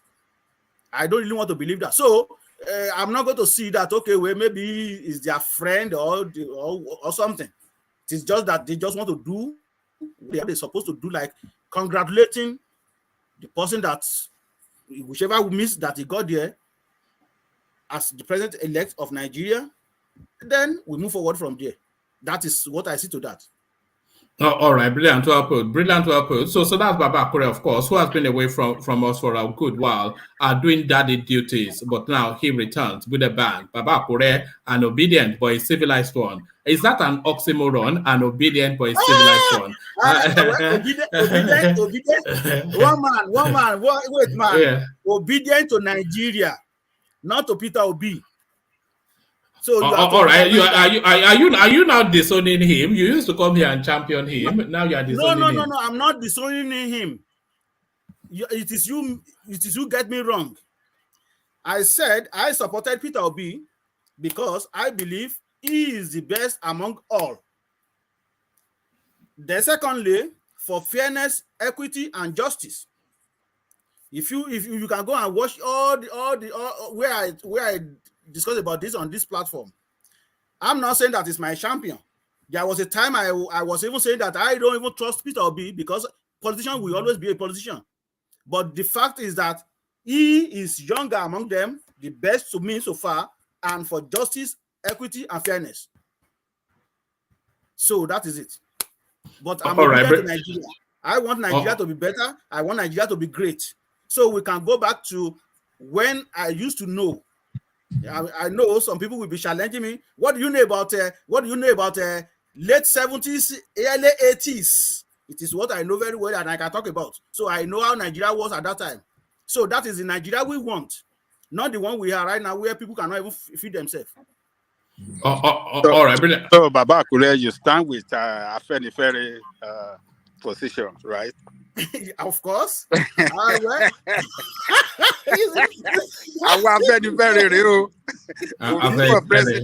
Look at that. You know, I'm bossing everyone. You know, they are secret Tinubu fans, but they are pretending like they are for me. Look at that. I don't trust you, Baba Akure. A hard-boiled Yoruba man. This is not Yoruba local. This is not Amawanejaoshe. This is about Nigeria, about fairness, and make sure that we all united and work for the betterment of Nigeria or Nigerians. All right, well said. Thank you for that, Baba Akure. So that's Baba Akure returning with a bang, just as we know and love him. So from Baba Akure, let's go from your four time to Ero Uselu. So Ero Iselu. Am I pronouncing that right? Are you still with us, Ero? Ero Uselu. All right. Let's pause there for a moment. Let's go from Iro then let's go to Patrick. Patrick, let's come to you, Patrick. Patrick, let me lead you in with this. Mute for a moment. President of France, Emmanuel Macron, congratulates Bola Tinubu on his emergence as Nigeria's president. So President Emmanuel Macron of France has congratulated Nigeria's president-elect, Senator Bola Tinubu, on his victory in the February 25th election. The president-elect confirmed this to newsmen after presenting his certificate of return to President Buhari in his country home, Daura, Katsina State, on Wednesday night, March the 1st. Recall that Tinubu had earlier on Wednesday received the certificate of return from the Independent National Electoral Commission, INEC. So it says, Tinubu, who was reacting to questions on messages of congratulations he so far received since his declaration by INEC as president, said, it says, very many of that. In fact, as far as Europe, the stock market reacted positively well. There was goodwill messages from Macron, the president of France, on his visit. So that's the Daura space. So let me take you to this space. U.S. congratulates Tinubu on his win at the 2023 presidential election. The United States of America congratulated Bola Tinubu of the APC on his victory at the 2023 presidential election. The Independent National Electoral Commission on Wednesday, March the 1st, declared Bola Tinubu of the All Progressive Congress APC winner of the 25th of February presidential elections over main opposition candidates, etc., etc. A statement released by the United States Department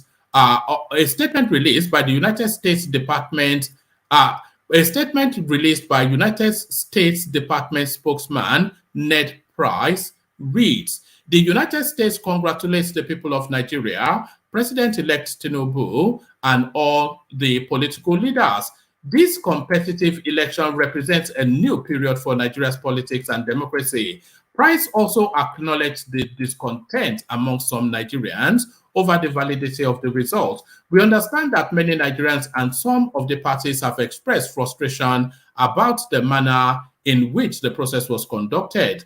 Nigerians are clearly within their rights to have such concerns and should have high expectations for their electoral process. We call on all parties to refrain from violence or inflammatory rhetorics at this critical time, Price added. So always that caveat, of course, that you expect from the United States. So Patrick,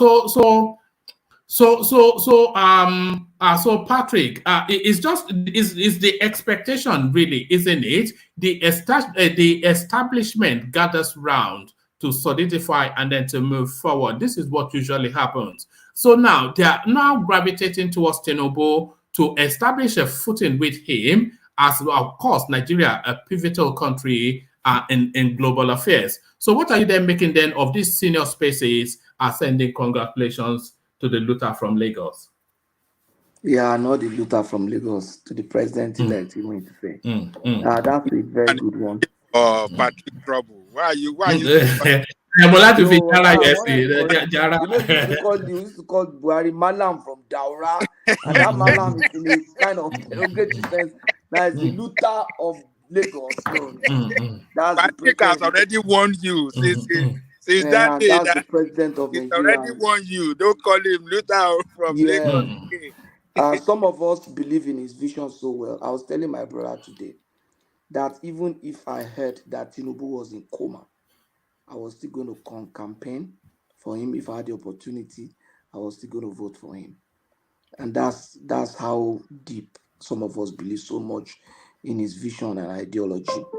Now, but what I can see is that for the Department of State, the U.S., the Department of State, and then the French government and the other international bodies to be congratulating him means that they must have gotten their briefing. That's the truth. They have intelligence agencies here. They have embassies in this country. They have delegates of international observers. You know, the EU observers were here. The Commonwealth observers were here. I think the African Union, several observers. I'm sure they must have gotten their own feedback from the observers. So they are not going to be moved by all those noise and everything. And this is not the first time they are monitoring elections in Nigeria. So they have something to compare with, and then they can look at their progress. I was listening to one observer yesterday. Was it yesterday? When he was giving his report, he said, coming back, he said, when they give some recommendation in 2019, and things that need to be in place by 2023 and stuff like that, that they were so happy that some of those things have been put in place. So what the observer was saying was that there was an improvement. Yeah, we observe you, we notice this, we notice that, we make recommendations. Now we are back after 4 years. We can't find those problems there now. Those things have changed. No, that wasn't what he said. He said they made about maybe 13 or 15 recommendations, and about 6 or 7 of them had been actioned. Yeah. So I mean, that means that they have there's been some improvement in those areas. You understand? So their job is to come here, make suggestions, trying to look at things, and the job of the Inec is to say, okay, which of them can we quickly implement within our context? And it's been wonderful. The only thing that is still lagging now is the transmission of results, and that's basically an infrastructure thing. And I think we are not strong enough for that now. I heard that several attempts were made at the server. 100 and something, yeah. Yeah, I can imagine the implication. If they had updated some results and the server was attacked and they bring down the server and now re-upload, people say, oh, they have gone to change it. It was down so and so time, things like that. So it's always safe to. That's why you should have human being behind any equipment, so that when equipment are fumbling, you use your brain to say, okay, let's pause now. Let's reset. So I appreciate that, and it shows that they are beginning to trust us, have more confidence in us, and I believe as our democracy continue to mature, we'll begin to continue to convince these people in the fact that we are able to govern ourselves.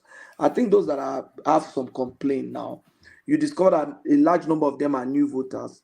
This is the first time some of them are voting. This is first time some of them are actually getting involved.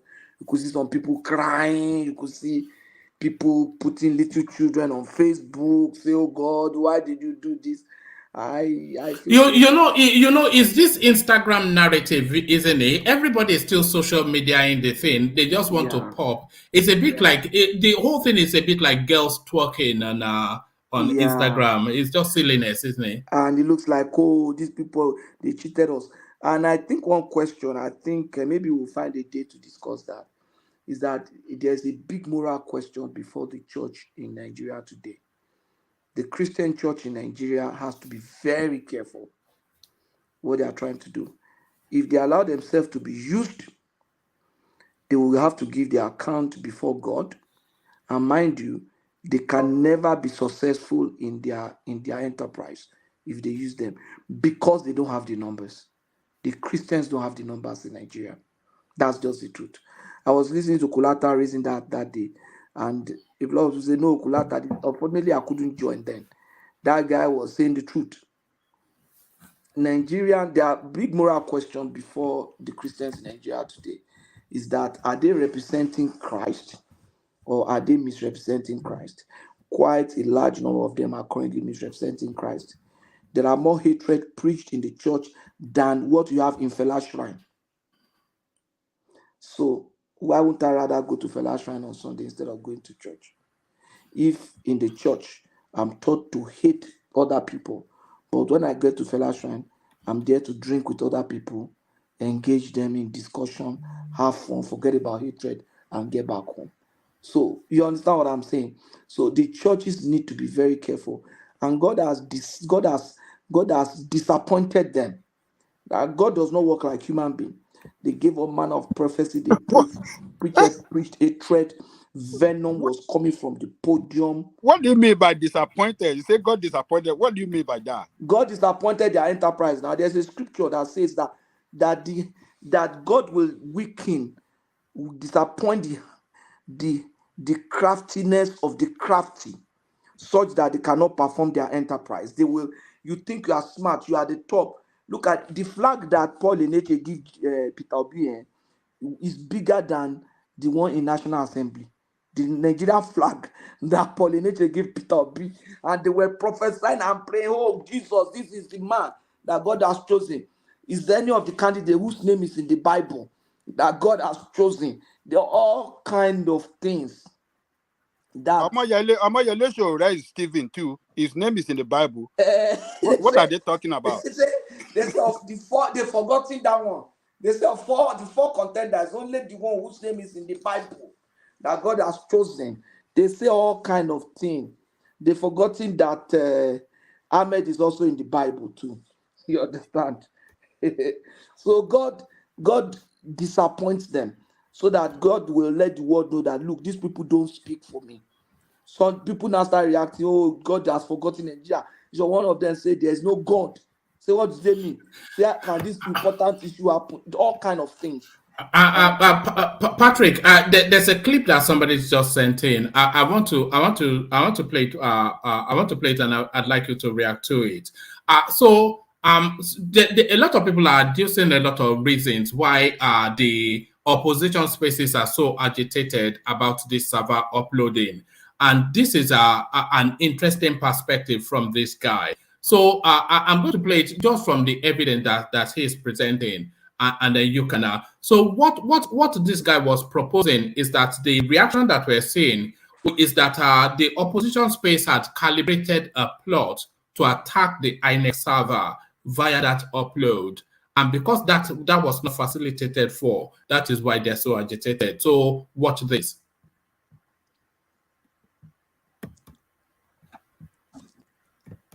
To Lagos, to here in Canada, that are working for you, You don't need to know us. It is being funded by us. We don't need anything. We just need you to tell us if it's tomorrow when you get to California or when you're talking to the chaps in Colombia, you see one or two things, send us and say, can your app do this?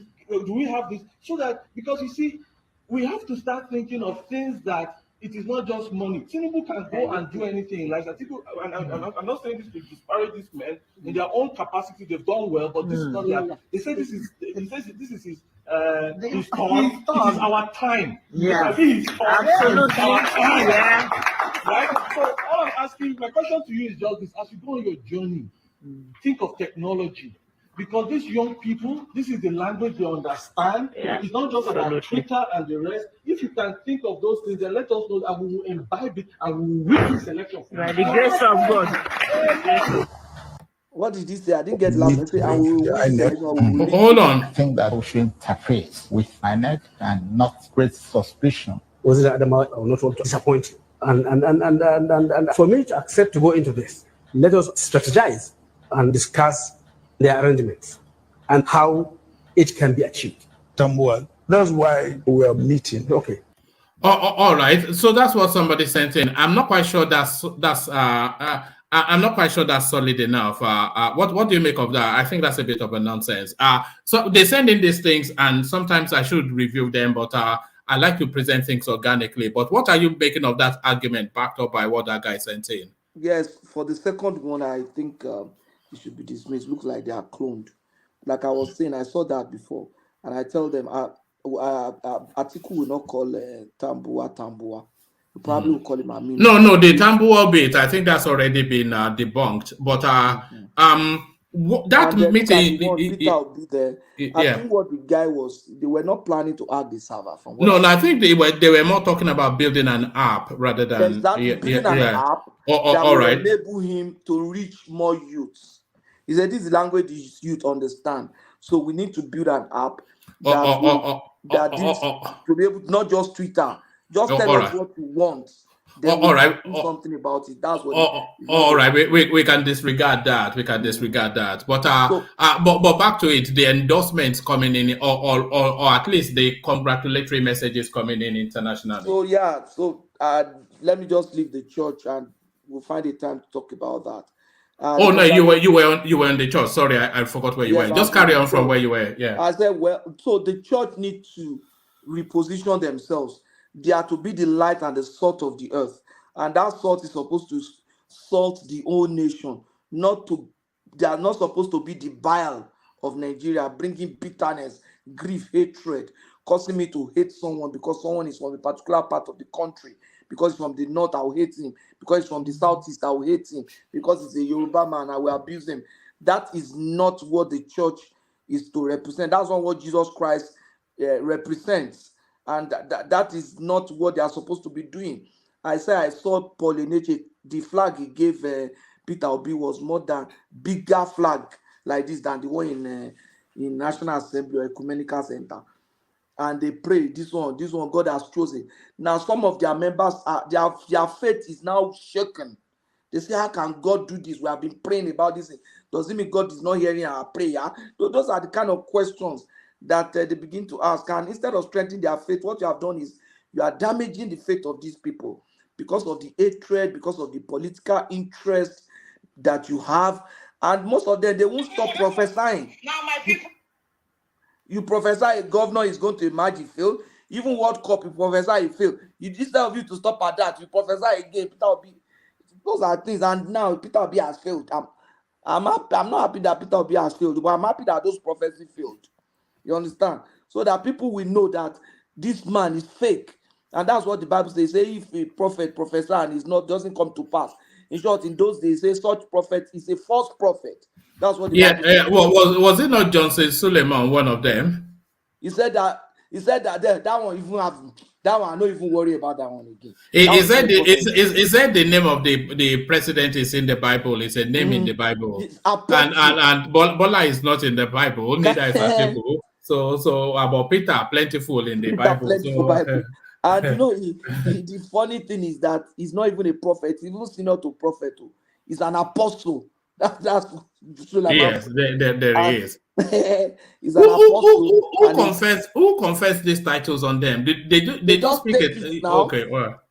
Don't mind them. They forgot that for you to be an apostle, you must have seen Christ. You must have seen Christ. Would you claim you have seen Christ?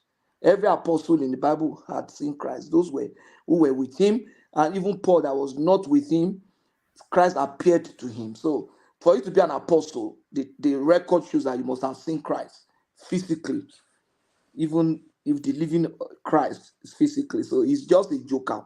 I don't do the same man that prophesied that El-Rufai was going to die. El-Rufai has done 8 years. The man is probably going to be the SSG or going to be chief of staff or something now. For another 8 years, and the man has not died. So those can you imagine that kind of man prophesying that another human being will die? You understand? El-Rufai is more useful to this country than that man now. That's the truth. El-Rufai is more useful to Nigeria than that man. You looked at another human being and you say you will die.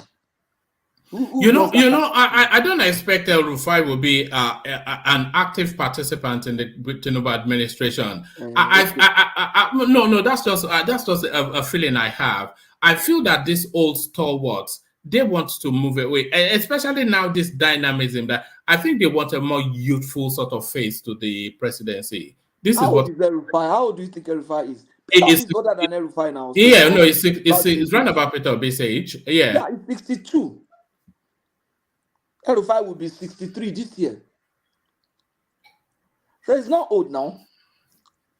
Yeah, but when I say youthful, not necessarily age, but a new face. I think the political landscape it could do with fresh talents. We can't keep recycling. Yeah. No, let me tell you another thing that people don't know. What makes you fresh? Fresh is not because we've not seen your face before and you are new. A fresh man is a man who renews his mind all the time. No. We need fresh. We need now. A fresh man is an old man, but he renews his mind all the time. His thinking is changing with time. His ideology is changing with time. No. I think what the space is telling us is that they are tired of this sort of Tinubu. No, not Tinubu. This sort of El-Rufai, Fashola, all this. The space is tired of them. Okay, but the space is saying Peter Obi is a fresh face. Well, relative to at the presidential space, it will be. No, but look at El-Rufai and Peter Obi now. Who is fresher? Peter Obi or Fashola? Fashola was the governor when Peter Obi was the governor. No. They are recycled politicians. Tinubu was saying that it says, and to the youth, I hear you loud and clear. They are tired of these people. They are tired. We have to acknowledge that. Anyway, you are beginning to behave like journalists now.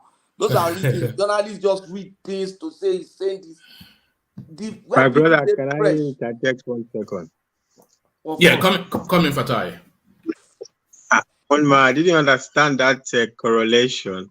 You said the Fashola is tired, is recycled, tired, and Peter Obi is fresh. I mean, I don't understand that. No. There is logic to it. Peter Obi is fresh to the space that he wants to enter. But Fashola is tired for the spaces that are available to him. Fashola was a triple portfolio minister. He's been a 2-term governor. So the only thing he'll be is still within that cycle. What can it be? It cannot be anything. The secretary to the federal government or something or the other. But I think the space could do with, it needs refreshing with new voices. Chebide came through at some point, and I think they also acknowledge that their time is up. I'll be surprised if Fashola, El-Rufai have a role in there. And I don't think they will even want it. It's more the thing. Tinubu is begging him. Tinubu is begging him, but I think he will say no.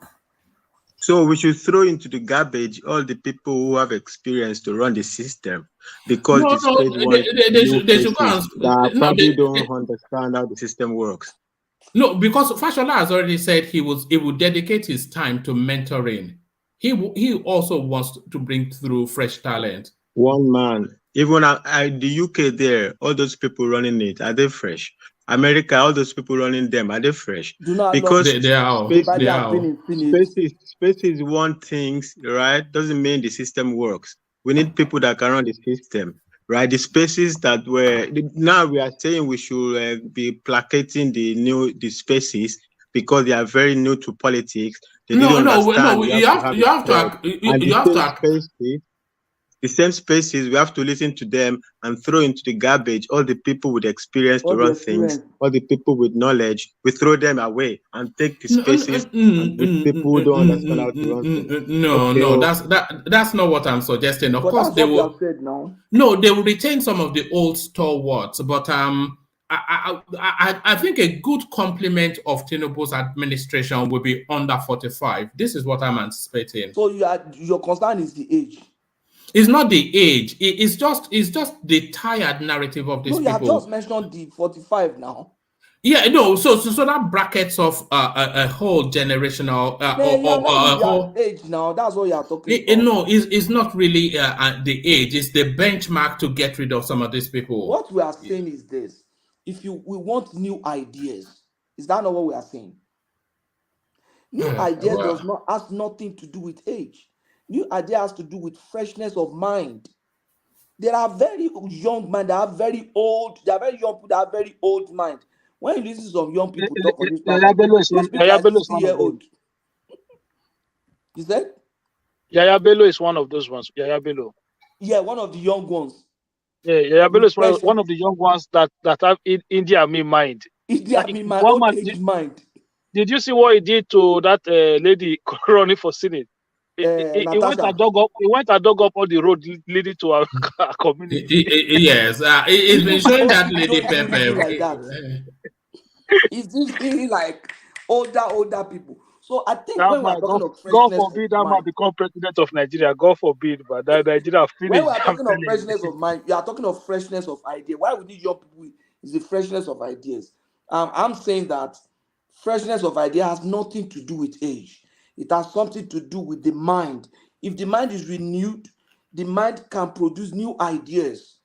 If the mind is always learning and researching, the mind can produce new ideas.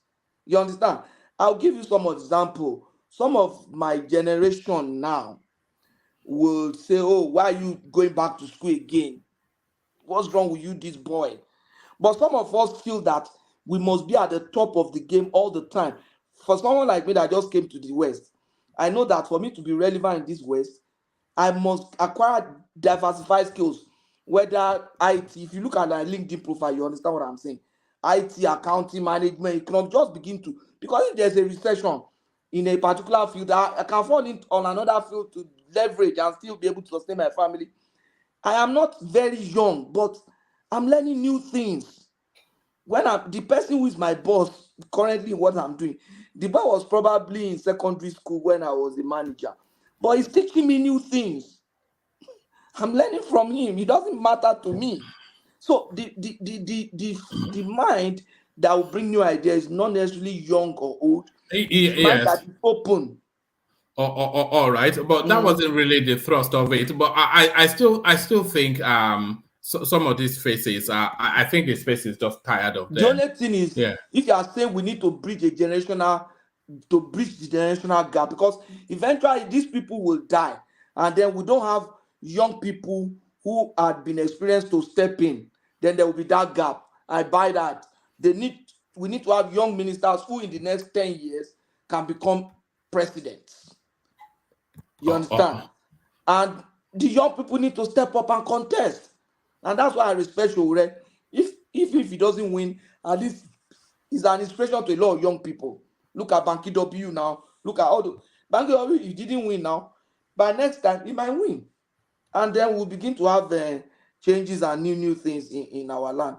Which one is this one that you are bringing?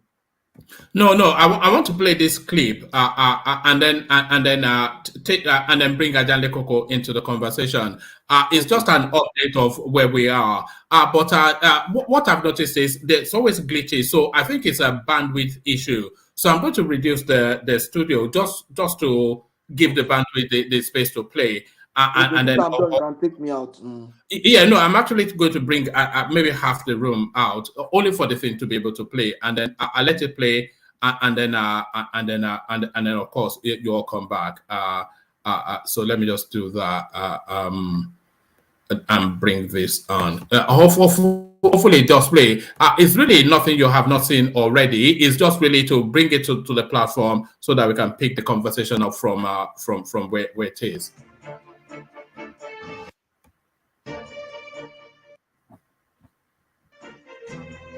A Labour Party presidential candidate, Peter Obi, says he won Saturday's presidential election and is vowing to prove it to Nigerians. Mr. Obi, who was speaking for the first time since the poll, told a world press conference in Abuja that the protest that led to the declaration of a president-elect was flawed and fell short of the minimum standard of conducting free and fair polls. The Labour Party presidential flag bearer, who maintained that the election did not meet the minimum standard for a free and fair election, called on his supporters to remain peaceful and take part in the governorship and state assembly elections on March the 11th. It's almost a week after the presidential and national assembly elections in Nigeria. Although a winner has been announced for the election, several local and international observers have been given their assessment of the exercise. For the Labour Party candidate, Peter Obi, this is the first time he's making any comments on the election, and there's no confusion in his message. We won the election, and we'll prove it to Nigerians. He goes on to explain how he intends to achieve his plan. This election, as you know, did not meet the minimum standard expected of a free, transparent, credible, fair election. It will go down as one of the most controversial elections ever conducted in Nigeria. During my campaign process, I was saying that we will govern by the rule of law, because we know what not doing that will bring about. And that's why we insisted that. Let me reiterate, and I assure you that good people of Nigeria, that we will explore all legal and peaceful options to our mandates. Mr. Obi says he's very proud of young persons for their steadfastness in taking part in the election, and says the election falls short of what a free and fair election should look like. He, however, says his commitment to a new Nigeria remains unshaken. Dati Ahmed and I remain absolutely undaunted and deeply committed to the project of a new Nigeria that will be built on honesty, transparency, fairness, justice, equity. All the above starts with the process. The process through which people come into office is far more fundamental, more important than what they do thereafter. It is my belief, and I've maintained so consistently, that if you must answer His Excellency, the process through which you arrive to office must be excellent. As the nation prepares for the next round of elections on March 11th, Mr. Obi calls on his supporters to put the disappointment of the presidential election behind them and take active part in the governorship and state assembly elections, just as he would be doing. Please do not despair. We have elections coming up on the 11th. I enjoy you to go out, campaign, and bring up people to again come out and vote in that election. We still have so many massive support out there that we need for subnational and state assemblies, please come out and be part of that election. I assure you that I will be part of it. Mr. Obi is also calling on his supporters, especially the youth, to remain peaceful and law-abiding and allow the laws of the land to take its course. Well, the Labour Party appears not to be alone in the bid to challenge the outcome of the presidential election, as the presidential candidate of the People's Democratic Party, Atiku Abubakar, has vowed to do the same. Also, in his first public statement after the election, Mr. Abubakar described Saturday's poll as a rape of democracy, in which was grossly flawed. He says further that the election was the worst conducted in the country, maintaining that the 2023 presidential election presented the nation an opportunity for a reset, but that dream was shattered by Inec.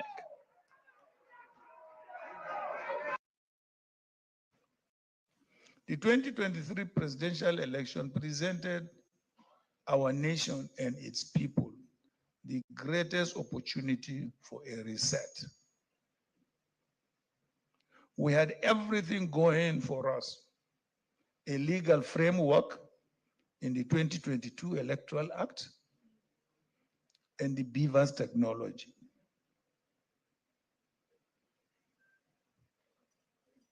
The enthusiasm of Nigerians to turn out and in large numbers was an added bonus. However, the dreams and aspirations of Nigerians who braved all the challenges to go and cast their votes on Saturday, 25th of February 2023, were shattered by the conduct of the Independent National Electoral Commission, which failed woefully to live up to expectations. The weekend election was neither free nor fair. Preliminary assessments indicate that it is the worst conducted election since the return to democratic rule. The manipulation and fraud that attended this election was unprecedented in the history of our nation.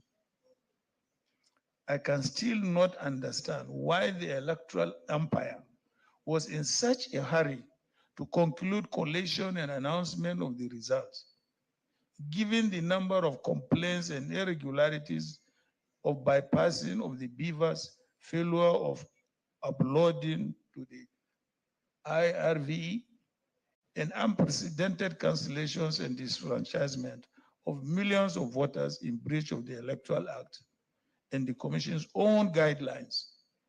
It was indeed a rape of democracy.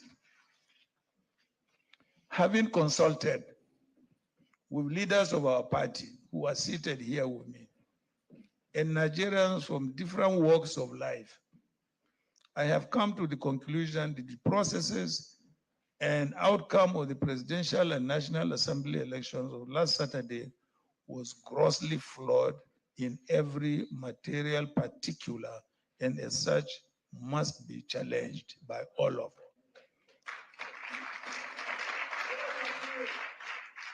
Meanwhile, the ruling party, the All Progressives Congress, maintains that President-elect Bola Tinubu is the choice of the people, saying the party is grateful to Nigerians for voting for its candidate. During the press conference in Abuja, the APC National Chairman, Abdullahi Adamu, congratulated the president-elect, adding that President Muhammadu Buhari's promise of free and fair elections was clearly demonstrated in the election outcome. He also extended invitation to the other presidential candidates to join hands with the APC to make the country better. We have all run the good race. The victory has gone to one man, but the race was not run by him alone. He won because we stood by him. He won because we as members of the party were committed to his victory and the victory of our party at all levels in the general election. He won because the electorate trust him and believe he has the capacity to heal the nation's wounds and set it along the path of unity and prosperity. The victory does not belong to the president-elect and his political party alone.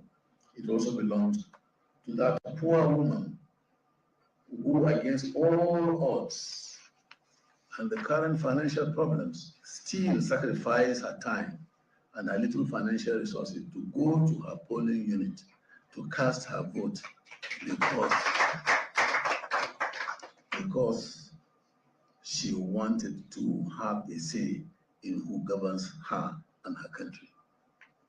I congratulate the candidates of our rival political parties. Together, we ran the good race. Their loss is not a rejection of what they stand for by the people. It is in the nature of competitions among political parties that out of the many that offer themselves to serve the people, only one is chosen at any given time. This time, we are lucky we have been chosen. We recognize the victors, but we will not recognize the vanquished. Our party extends its hands of patriotism to them. We enjoin them to join our party so that together we shall take up the same challenges for which they offered their services. President-elect Senator Bola Tinubu has promised to hit the ground running from his first day in office in order to deliver on his campaign promises. Senator Tinubu stated this while playing host to the National Working Committee of the APC, led by its national chairman at his private residence in Abuja. Reiterates his commitment to run a fair and inclusive administration. All right. So there it is. So let's remove that and bring the panel back on. So let's remove that. That was Peter Obi telling us then that he believed that he won the election and that his mandate was stolen.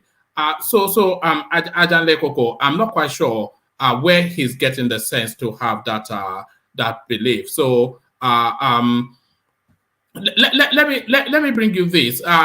These are the election results. Tinubu was the only one that met all of the requirements. So he not only got the popular vote, he also got 25% in 30 states. Atiku did not meet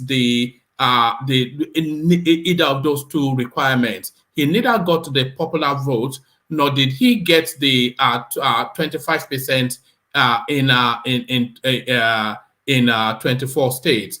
He got 25% in 21 states. So Ajanle Koko, Peter Obi told us that he won the election. Not only did he not meet by a long distance the popular will, he only got 16%, 16 states, 24%. So 25%. So what are you then making of that, Ajanle Koko? What is he predicating this confidence on, that he believes he won the election? What led him to that thought, Ajanle Koko? Yeah, thank you, woman. Greetings to our listeners around the world. Please click on the like button, share and subscribe if you haven't done so. Oh yeah, Peter Obi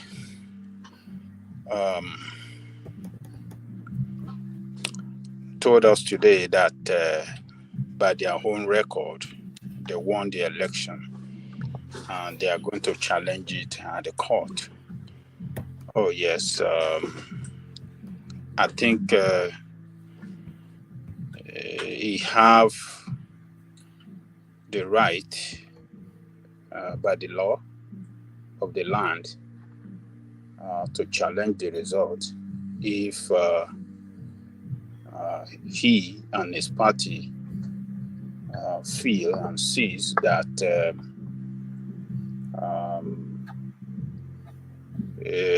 the Inec did not announce the right result. So I think that is what they have promised the nation and their supporters around the country that they are going to do. They're going to challenge it. They have their own record. And we'll be looking forward to them to go to court and present their case. The law allowed them to do that. It's been done before by several governors, and the results were overturned in their favor. Yes, but I can't let Coco. The reason why I read out the figure was to examine to examine his path to that confidence. We already know that well in excess close to 3 million votes deficit that he has to surmount. So and he also has to hurdle another candidate in Atiku Abubakar. And then of course he is how many is he short by? He's short by about 8-9 states where he did not secure the 24%. So how does he surmount all of that to arrive at the conclusion that he won the election? It just seems so wild that to say something like that. One man. Is this guy in the house, Ogbeni? Oh, Ogbeni, I think is in the comment section somewhere. All right, because there's something I wanted to understand, because we have never been in a situation like this before, where you have two parties actually going to the election tribunal for the same result. So I wanted to understand, are they going to run both PDP and Labour parties petition together, or they're going to take PDP on first, then do Labour Party on after? Because we've never been in a situation like this.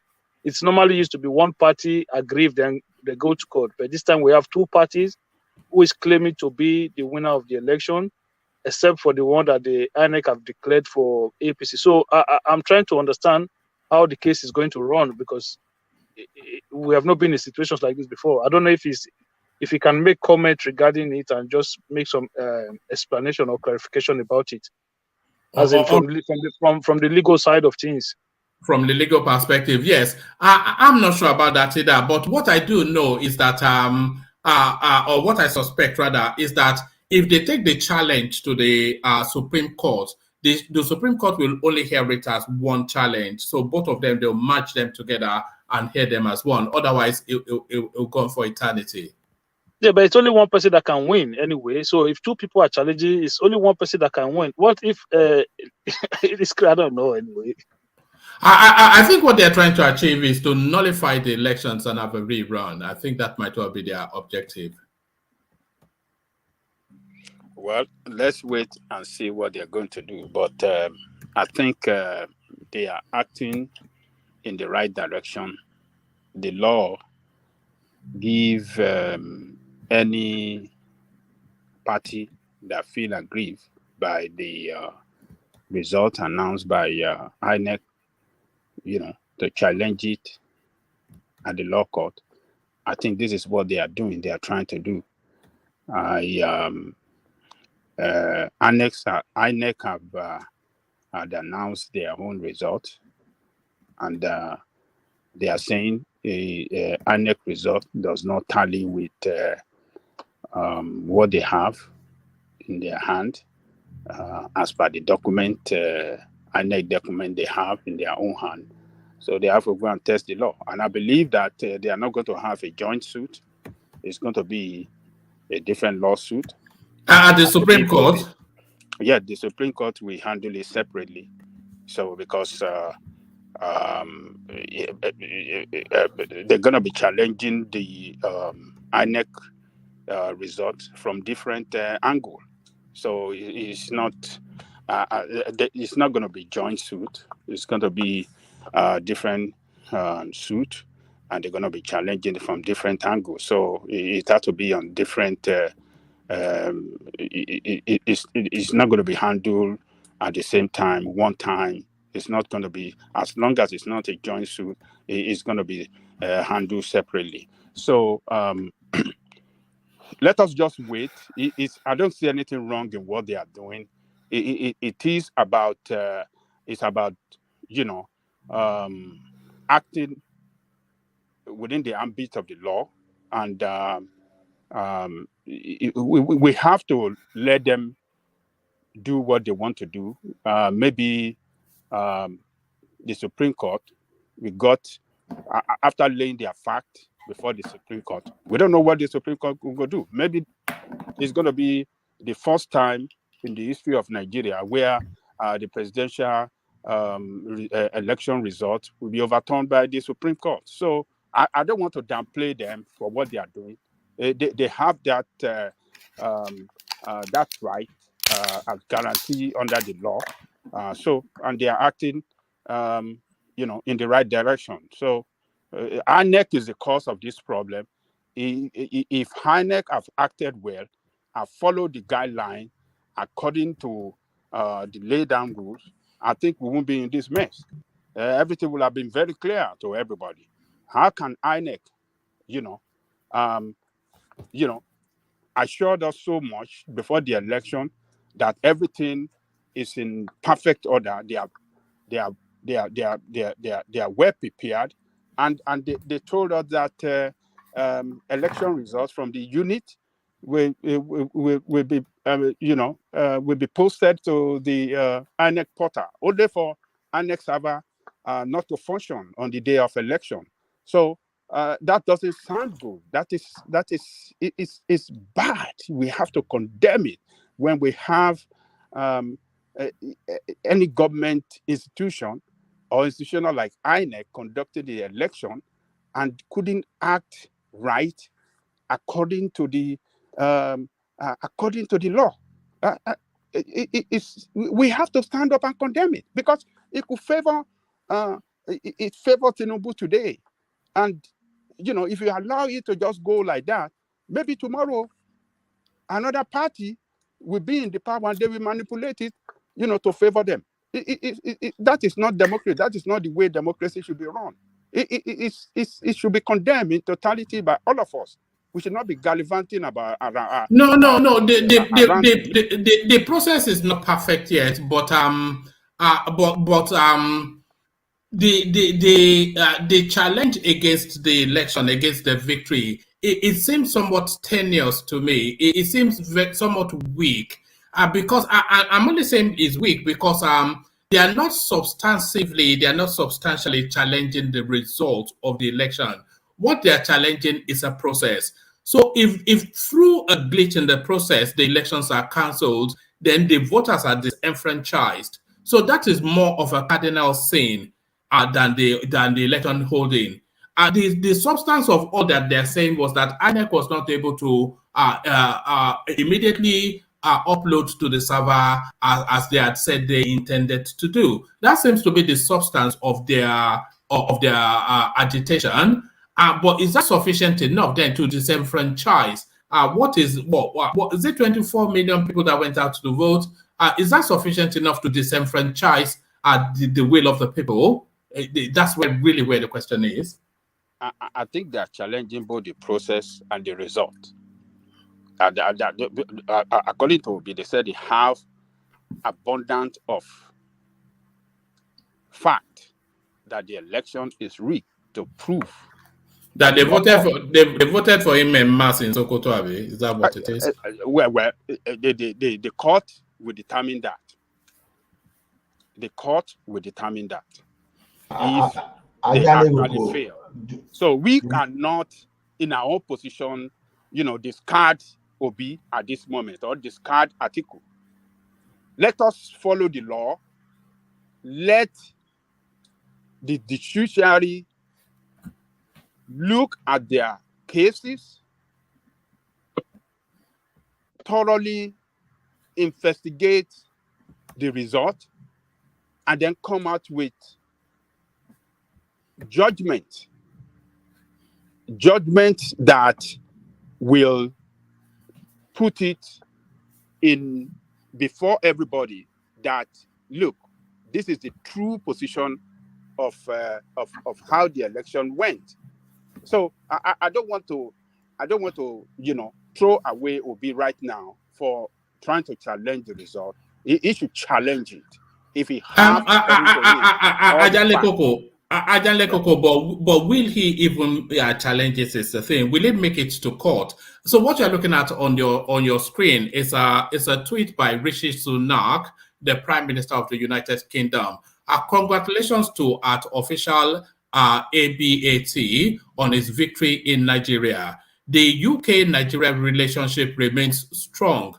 I look forward to working together to grow our security and trade ties, opening up opportunities for businesses and creating prosperity in both countries. So that is the British Prime Minister. So that's not just a tweet, just to say congratulations. What that tweet, the follow through of all of that sort of tweet is that the British state would have sent its functionaries to begin to immediately establish relationships with Tinubu on how to synergize on the opportunities that both they are already invested in and they are looking to invest in the future. So the international space will already have begun the synergy for an incoming administration.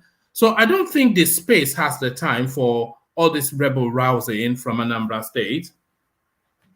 International community cannot dictate to us how to handle our election matter. All right? They handle their own election matter in their country and will never intervene. And I don't think they are trying to intervene. They are just congratulating just to fulfill the normal practice. Whenever a president and any part of the world is elected, diplomatic circle will first congratulate that person. And if the opponent challenge and the election is overturned, they will, within 24 hours, send a congratulatory message to the new president. So they are just fulfilling the international practice. So it doesn't mean that because they have issued out a statement congratulating Tinubu, it doesn't mean that they don't reckon with the opponents that have lost in the election that are challenging the results. So it is international practice, and they are just following it. It doesn't matter to us. They cannot, they can't, influence our political order. They cannot influence how we want to, practice our democracy in line with the law of our land. So they are doing their own. We got to do our own. Obi is doing the right thing. Challenge it. Let us know the outcome. The court will tell us the true position of things. So both of them an article on separate cases, separate lawsuit. I think they will. I support them to challenge it because we don't know the fact. We don't know the truth right now. We've seen this Mahmoud, what do you call the Inec chairman? He rigged the election in 2019 against Atiku. It's clear to us. And I mean, I can't.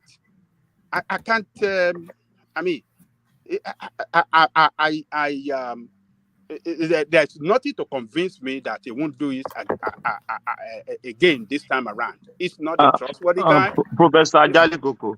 Yeah. Let me call you as Baba Kure normally call you. Yeah. Professor Ajali Koko. Do you think this election now with Mahmoud Yakubu, as we saw the transparency, agree with you that you may say he rigged 2019, but with this transparency that you saw, do you think this election was rigged in your opinion? Thank you. No, when you are talking of transparency must be fulfilled 100%. This guy did not fulfill the laid down rules 100%. He failed the country. This guy failed us. He make us look like foolish. Can I come in, Professor Ajali? Yes, come in. I think the guy was under duress that very day. If you look at him critically, you know that he's not really. He knew what he was doing. That he knew that something is not right. That he's doing what was not right. You can see him. He was under duress that very day. There's no doubt about that. Can I come in, please? Yeah. Oh, yeah. Come in. Yeah.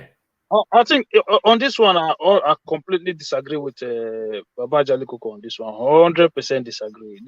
The election,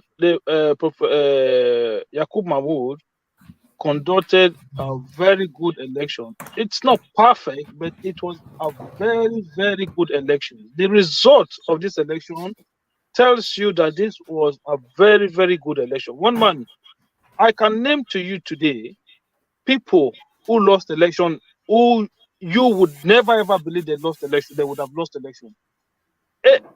the campaign DG of APC, a city governor was running for Senate and he lost the election in Plateau State, Nalong. The national chairman of APC, this same national chairman, he lost his own polling unit. Come on, what? This is one election that I have seen in a long time that have any ambience of credibility. Just because a process of electronically transmitting, not accreditation, because don't forget what the law says is accreditation. Transmitting was a voluntary action that INEC wanted to take to create a form of confidence in the system. So if that process is faulty, do they then go ahead with it? No, they have to make provisions to do it in a different way. So if they want to electronically transmit results and then they face issues doing so, so what do? Just abandon the elections on the election day? They can't do that. You can't be calling the man a fraud or that he rigged the election just because they could not electronically transmit the result. The law did not say you should electronically transmit the result. What the law make room for is that they should electronically verify voters, accreditations. That is why they brought in beavers, and that was it. The only thing that has changed is that we do no longer have incident form. And I told you guys before, this happened in Edo, and we've seen credibilities in our election since then. Again, let me tell you this: the law specifies it clearly that the election result must be transmitted electronically or manually, either one of the two. So this guy came out like 3 days before the election that the election will not be transmitted electronically, but from the polling unit, picture can be taken and be posted to the INEC portal. That is what he said. But on election day, this guy failed to make the INEC server running. For God's sake, why would INEC server run on election day? This is contrary to what he promised. Baba Jale Koko. Sorry, Baba Ejo. Do you know INEC server was hacked 165 times? I hate listening to this. I hate when we are giving excuse. Ajale Koko, wait, let me finish now. Hold on. Let me finish. Let me finish. Okay, all right. Let me finish before you Thomas is interjecting now. Yeah, go on, Thomas. Please. He was hacked almost 165,000 165 times. So there are some people, some things you guys don't know. There are some people that has banked on that election to hack the election. So when Mahmoud Yakubu came 3 days to that time, their plan was dashed. Ajali Kuku, you can't tell me because they can't transfer the election electronically. That means all the election is not valid. No, the result told us that the election was free and fair. Peter Obi won in Lagos. I was proved wrong. Peter Obi won in Lagos, Ajali Kuku, Lagos. That we know that it is the out of the Jagaban. So I just continue, but that's just my take. I personally just think that these people who are complaining about the credibility of this election, right? Personally, I just feel like they're just being mischievous because at the end of the day, one man, I want all of us to cast our mind into what just happened in this election. Hold on 1 second. Okay. I just want all of us to cast our mind into what just took place in this election, right? And nobody were winning election right and left center of the country. People who you don't know, to the point they even say a keke rider won a House of Representative election. People who bought form, who did not even go and campaign, were winning election across the country. How much credibility do you need in an election system again, whereby you have political heavyweight losing elections in our? Is that not what we've been calling for how many years? Where an ordinary person can run for an election and be confident that whether they have the resources or not, they can win the election. This is what happened in this cycle. And we're here saying, the man failed Nigeria woefully. I don't understand. What do we want? So can I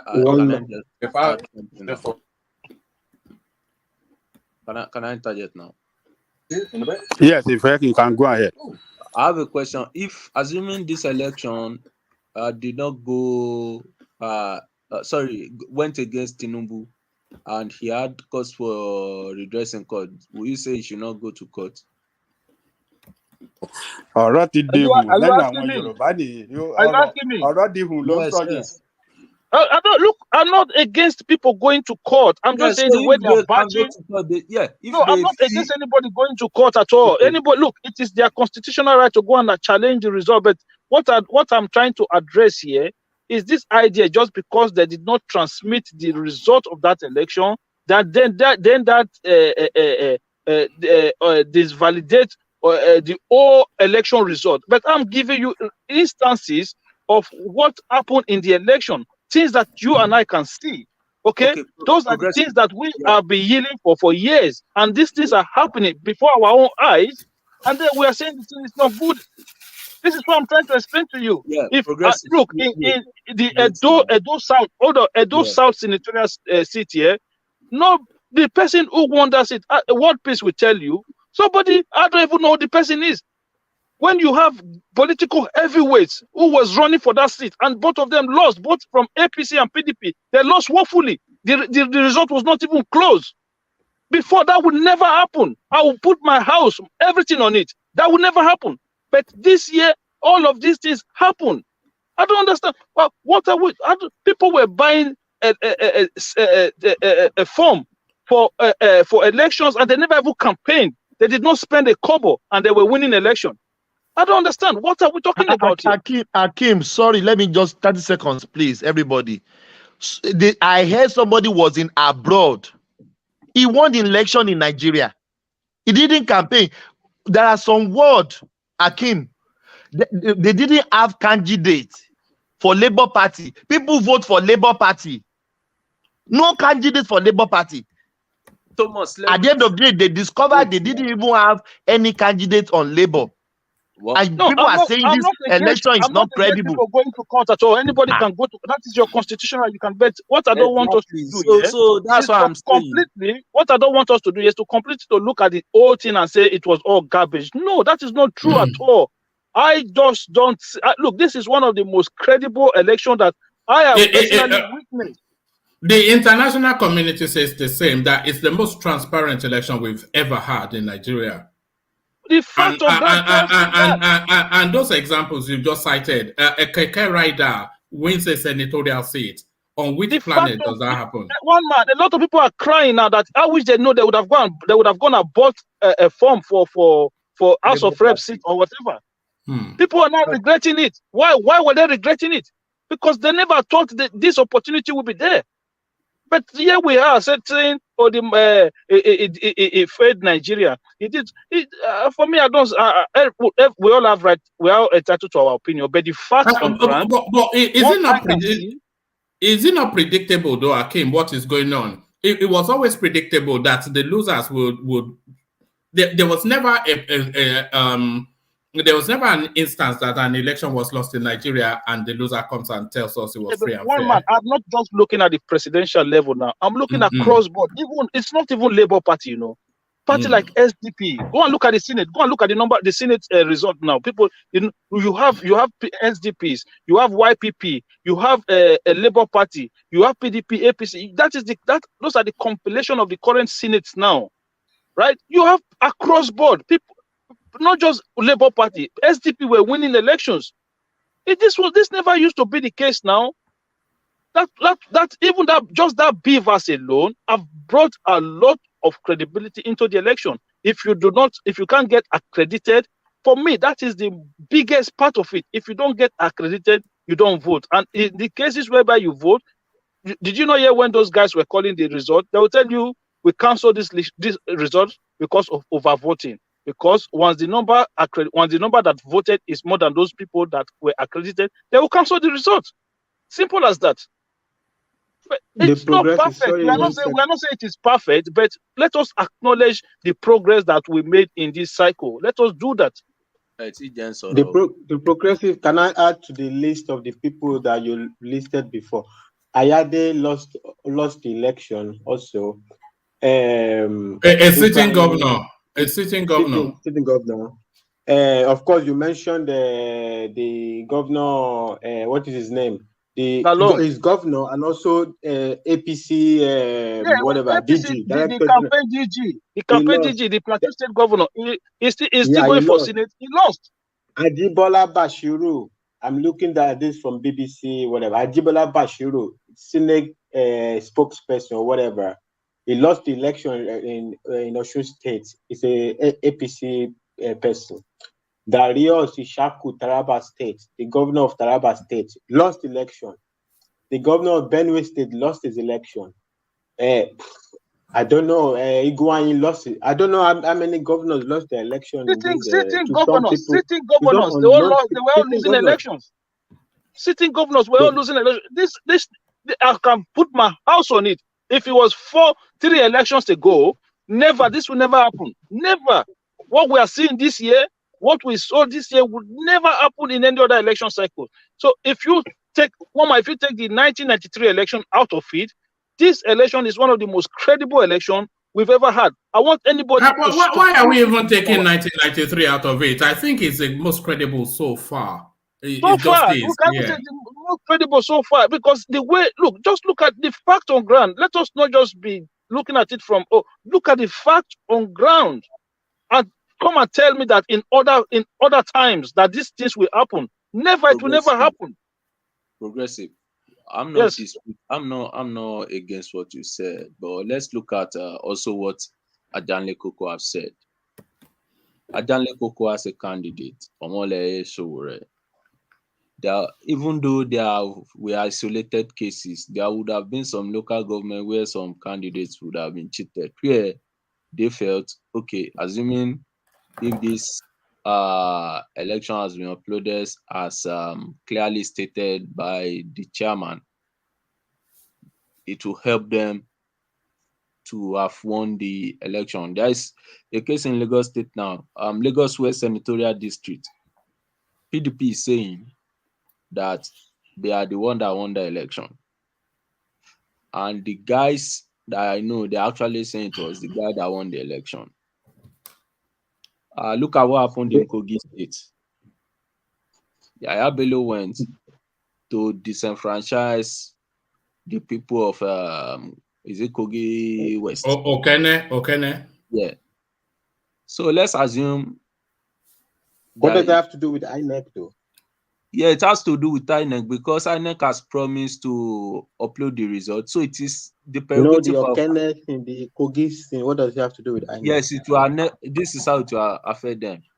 If an election is what's it called? If a result is declared and it was not online as they've promised, whoever has lost or whoever wants to benefit from that will say, "Oh, you did not upload our result. So I want to go and challenge this in court." No, they can't say it. Let me finish now. All right, but hasten to it, yeah. Okay, so therefore, Yele told the INEC chairman that from what he's seen from this year server, you will not be able to handle the traffic of uploads that will happen. So, and he told them, go and work on your IT department.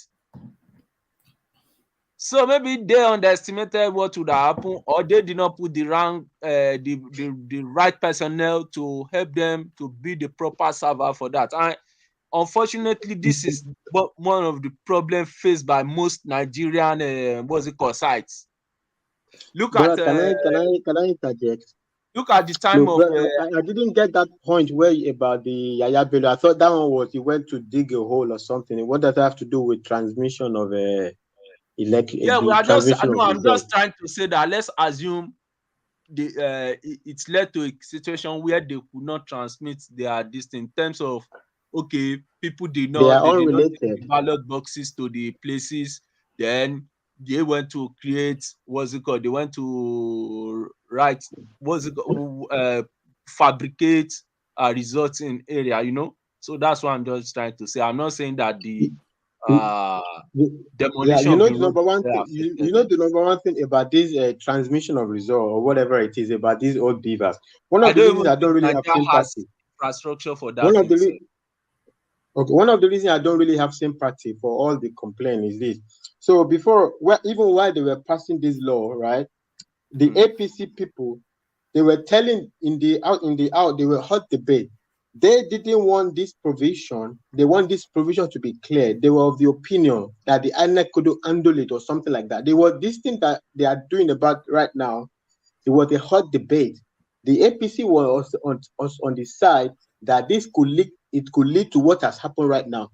All these oppositions, they are the one they were praying for it. Remember, sorry, Fatai. What Ogbeni is actually telling us is that those uploading whatever it is actually a guideline, not a legislation. I will even get to that.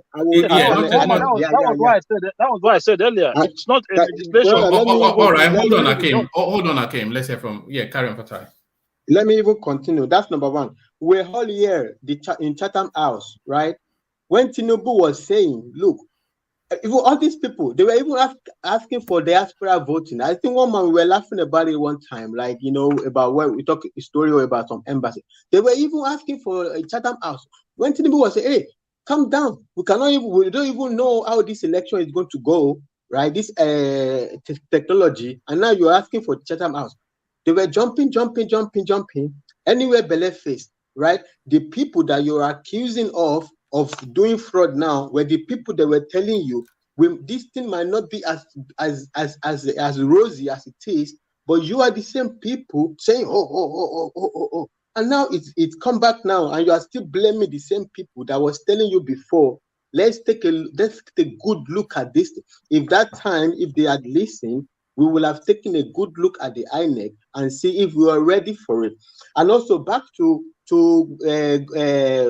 what Ogbeni just tweeted now. All this thing that everybody is saying. So INEC is like CBN. It's an independent authority. It's an independent thing. So it's a proprietary body. All these things they are talking about, INEC because the people who pass the law, they are not experts. They have deference to INEC experts on how the technicalities will work out in the end. So this is their own guideline. Thank you, Ogbeni, for that, the way you put that. It is their own guideline, right? The legislators cannot tell experts how they will go 1 + 2 to 1 + 3 to 1 + 4. They can only give them a general law on how on the outlook, but exactly how it will play out step by step. Nobody passes a law to tell an expert how things will play out step by step, right? So it's not really like this thing is against the law or something. I mean, I don't even understand where all that argument is coming from. INEC has expertise, authority to decide exactly how it will play out. What everybody is arguing is holding on is that, because Mahmoud said. Well, Mahmoud said, but when in the reality of this, and when the event itself was happening, the reality in real time, they discovered now what I don't generally like is we are all listening to some oppositions who lost, complaining, and then we are using them to condemn this. INEC hasn't come to explain to us what actually happened until I listen to INEC. You are winning today, you will still be an opposition tomorrow. Don't worry about that. That is like general statement for all things in life. That's why I know. Wait. Telling you that. Wait, that is general statement for all things in life, right? It's general statement. It's not really specific. It's not really specific. Until INEC comes out and explain, and I listen to INEC, I can make a judgment. I can't listen to just one side that they warned them before. They are the one jumping. They warned them. Everything. What's frustrating in this election is that you won. After the whole thing now happened, you also have to also be taking the shit. They were all warned that this technology might not be ready. Let's take a good look. Fatai, 10 seconds. Fatai, 10 seconds. And they thought Tinubu APC want to rig the election. That's why they were complaining then. Now, yes, That that's is why they what's going didn't on. listen. They were warning them. They thought they want to rig. Okay, let's go on. Now it has happened. You are still blaming them for rigging. I don't understand what people want from life. All right, back to Ife. Yeah, I think Ife was in the middle of go on, Ife. I think I align with Adanle Koko's point. Look, we are still a developing nation. If we see an anomaly, let's address it. And in these European countries or Western countries, we find ourselves. That was how they developed. Whatever But we are by the saying. way, sorry to interject. I'll just leave it to you. Sorry, 1 second. Sorry. Obamacare in America, advanced country, their computer, their whatever, when they rolled out Obamacare, did it crash on the first day within maybe 1 hour of rolling it out? Don't they have a brain, technological brain in America that can make Obamacare that they promised? Do you know how contentious Obamacare was? It was a big struggle to pass the law. And when the day they will roll it out, the system crashed, right? If INEC comes and said it crashed and they don't give a good explanation, I can start to think about it until INEC comes and explain their own story. Even in America, Obamacare rollout crashed. Then you are talking about a developing nation that they don't have. They cannot even run a Naira. They cannot even do Naira redesign to ordinary to pour ink on Naira. They cannot do it. And now you want to, Okay, have you made your point? Thank you. So there are other developing nations whose governmental portals works fine. You understand? So don't let us use excuses. Now the question you raised on the American thing that it crashed could have been different reasons. Maybe hacked or whatever. It will not be in terms of personnel issue. You understand? Yele was but do you know the reason for this one? Hold on, Fatai. Let him land. I'm very sure that it will be more of a personnel thing because there are different government websites in Nigeria that if you want to access it, it's more or less problem.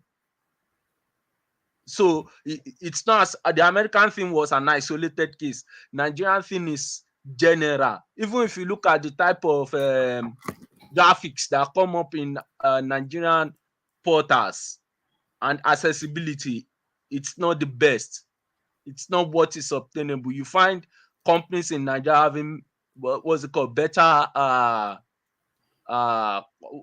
customer engagements than how you can access things in Nigeria, such that they make the bureaucracy until you have to go to the office or go through a middleman. So we need to remove all these things from our head to make a headway.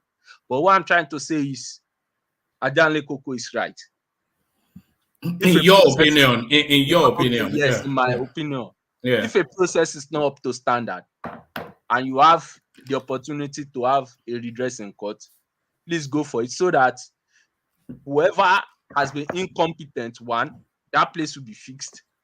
Then second, that same issue will not be repeated again. And that is why for every court case, we always have a premise. Yeah, you know that, okay, because somebody has won this case this way, you can also go to court and have a redress and it will be done. Than saying, oh, because it's this, we don't want to do this, we have to challenge the system. It is part of the challenging the system that we have these issues, you know. The fact that some regions have some senatorial seats won, that does not mean you don't have people who are not happy that they've been maybe disenfranchised or rigged out of this of their own local government or senatorial district. The beautiful thing is, yes, this electoral circle has bring up upset, but let the upset, if it is favoring us in our own local government, out of the over 400 and how many local governments do we have? That another man in the north or east or south should also have that benefit. The fact that it is favorable in our side does not mean that because another person it's not favoring another person, then we should jettison that. And I want to believe that is part of the problem we're having in Nigeria as a country. If there is insecurity in the east because it is not in the south, we believe, oh, it is their own problem. If there is what's it called, cholera outbreak in Maiduguri because we are in Lagos, maybe having a little comfortable life, it's not our problem. Unless we don't want to see ourselves as a whole, but if we want to see ourselves as a whole, let us put things in order. All right, thank you. If Ajale Koko, round out that space, and then I want to take you to the Lagos State space, the Rhodes-Vivour. So back to you, Ajale Koko. Okay, so look, we don't have to believe what foolish people you have in the position of leadership says. When they are lying to your faces, open lie, and you believe them, just because that lie satisfies your own sentiment, I think you have to recheck yourself. This man that was given 400 billion naira to get prepared for this election with international funding, in addition to what the country gave to him to prepare. European Union gave him some money, United States, all for democracy to work well in Nigeria. And this man could not do what he promised the nation. When you have leader telling you this is what I am going to do, and they fail, and you don't want to hold them accountable, but rather you want to excuse them, that means something is wrong with you as people. And it's unfortunate that a lot of us that are very educated, intelligent people, we just agree to this nonsense where they just tell you, oh, because they're hacking. What is the evidence to tell us that it was hacked? What is a big deal about server? What's a big deal about it? Have a server, fortified it. This is, I mean, when they came up with this server, I said, oh, they already have their server. They're jumping up and down. They said, even it was engineers, Nigerian engineers, computer engineers that developed it. Everybody, they were all jumping up. They are saying all sort of nonsense to show the image of Nigeria that, oh, Nigeria can develop their own server by their own engineers. So when it come to the time for this server, they said Nigerian engineer built, they said it has been tested, it's ready, and it couldn't work on the very day when this thing was needed to work, and you guys believe that nonsense. It's all these excuses they're giving. I mean, we just have to check ourselves sometimes. It's just unfortunate. We can easily fall, easily to lies. Manipulation. Look at the way they just manipulated you people, and you just take it. And this is how you cheat people. And this is why they just continue to manipulate you and get away with nonsense. And continue to get away,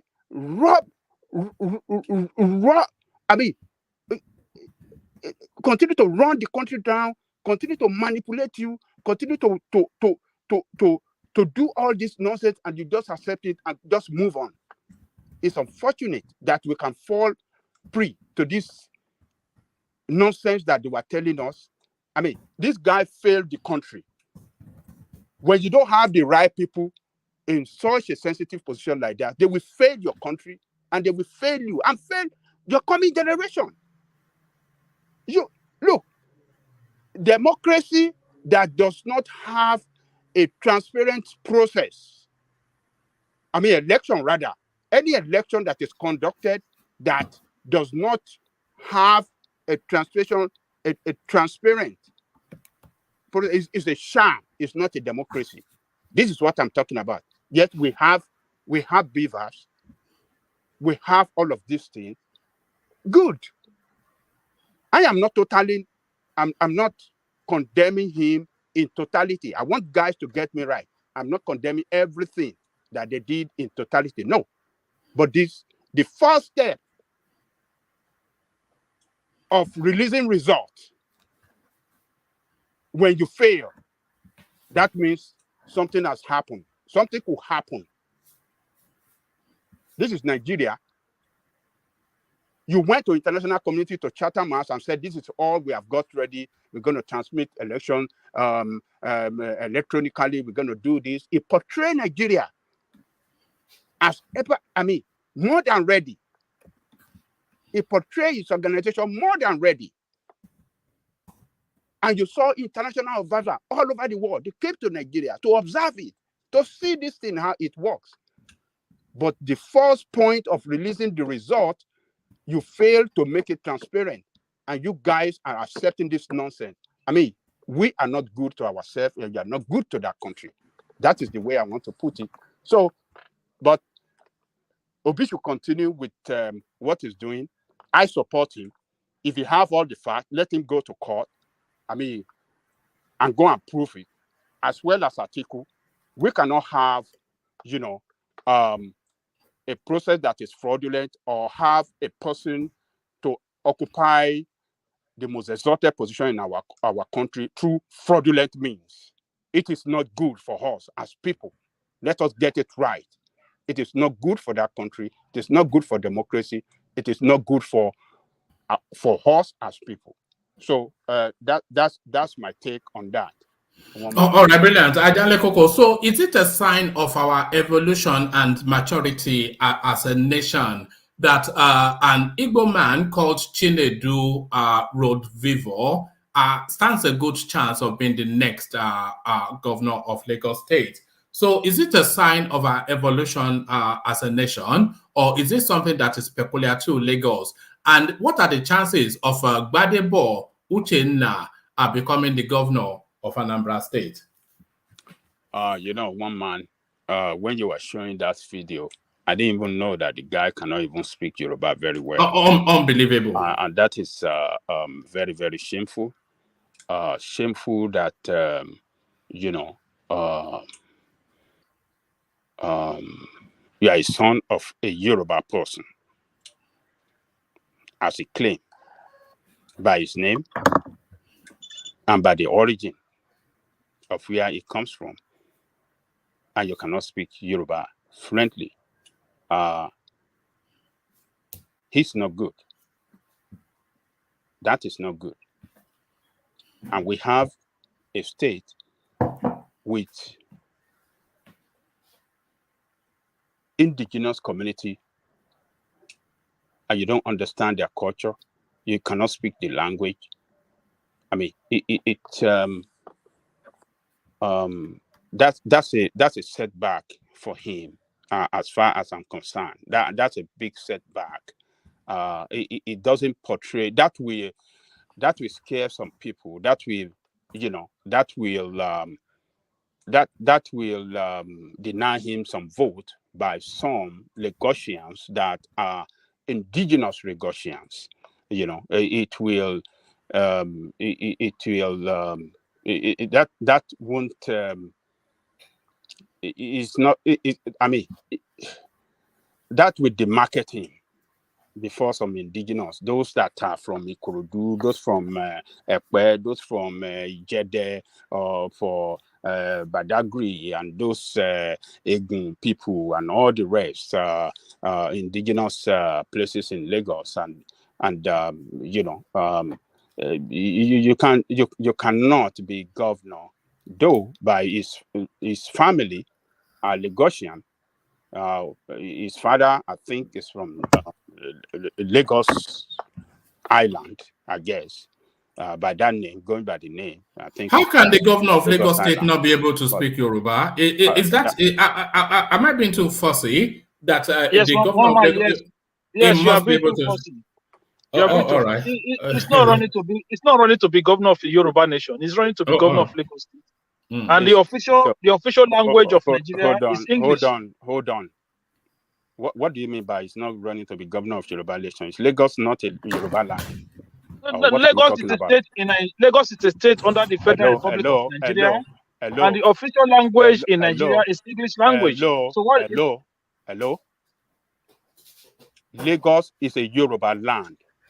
I know. I'm trying to explain to you the official language in Nigeria is English language. Forget about that. Is not that's your official language.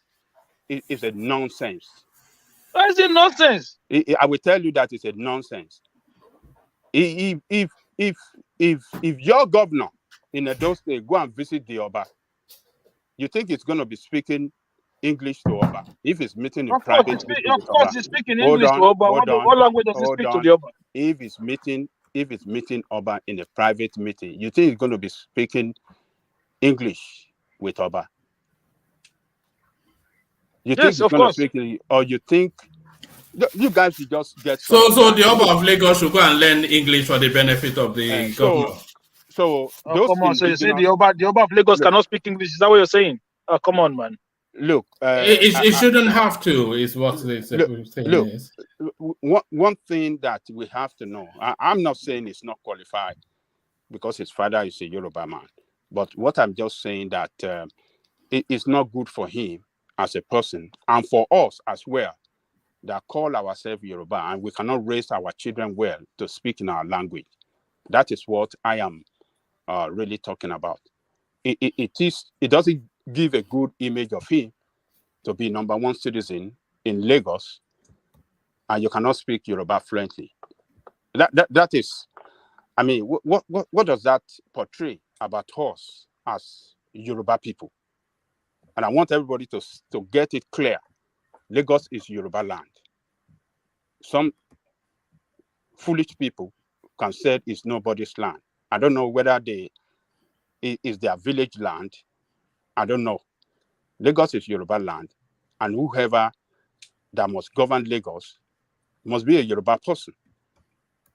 He is a Yoruba man. Anyway, I don't have anything wrong. I don't agree with that, you know. I don't agree that anybody that will govern Lagos have to be a Yoruba. I don't agree with that. Okay, and Akim, let me pause you for a moment just to document something. The Nigerian prince, he has added 20 pounds to the Emmanuel wedding fund. So there it is. It's done it via the coffee thing. So there it is right there. So I'm acknowledging it right there. So there it is. So now goes to 570 pounds. No, dollars. The rest of it is going to be a it's going to be a you know, because the pound is a stronger currency. So it's going to be but we'll get there at some point. But yes, it's mounting up. I think we may well have hit the million naira mark. I'm not sure what the exchange rate is, but yeah, carry on. I just wanted to document that. Yeah. So, Baba, sorry, Baba. I don't understand, my brother. Akin, why shouldn't a Yoruba person be governor of Lagos State? No, you have to be a Lagosian to be a governor of Lagos State, not necessarily a Yoruba person. You have to be a Lagosian. So what are you trying to say now?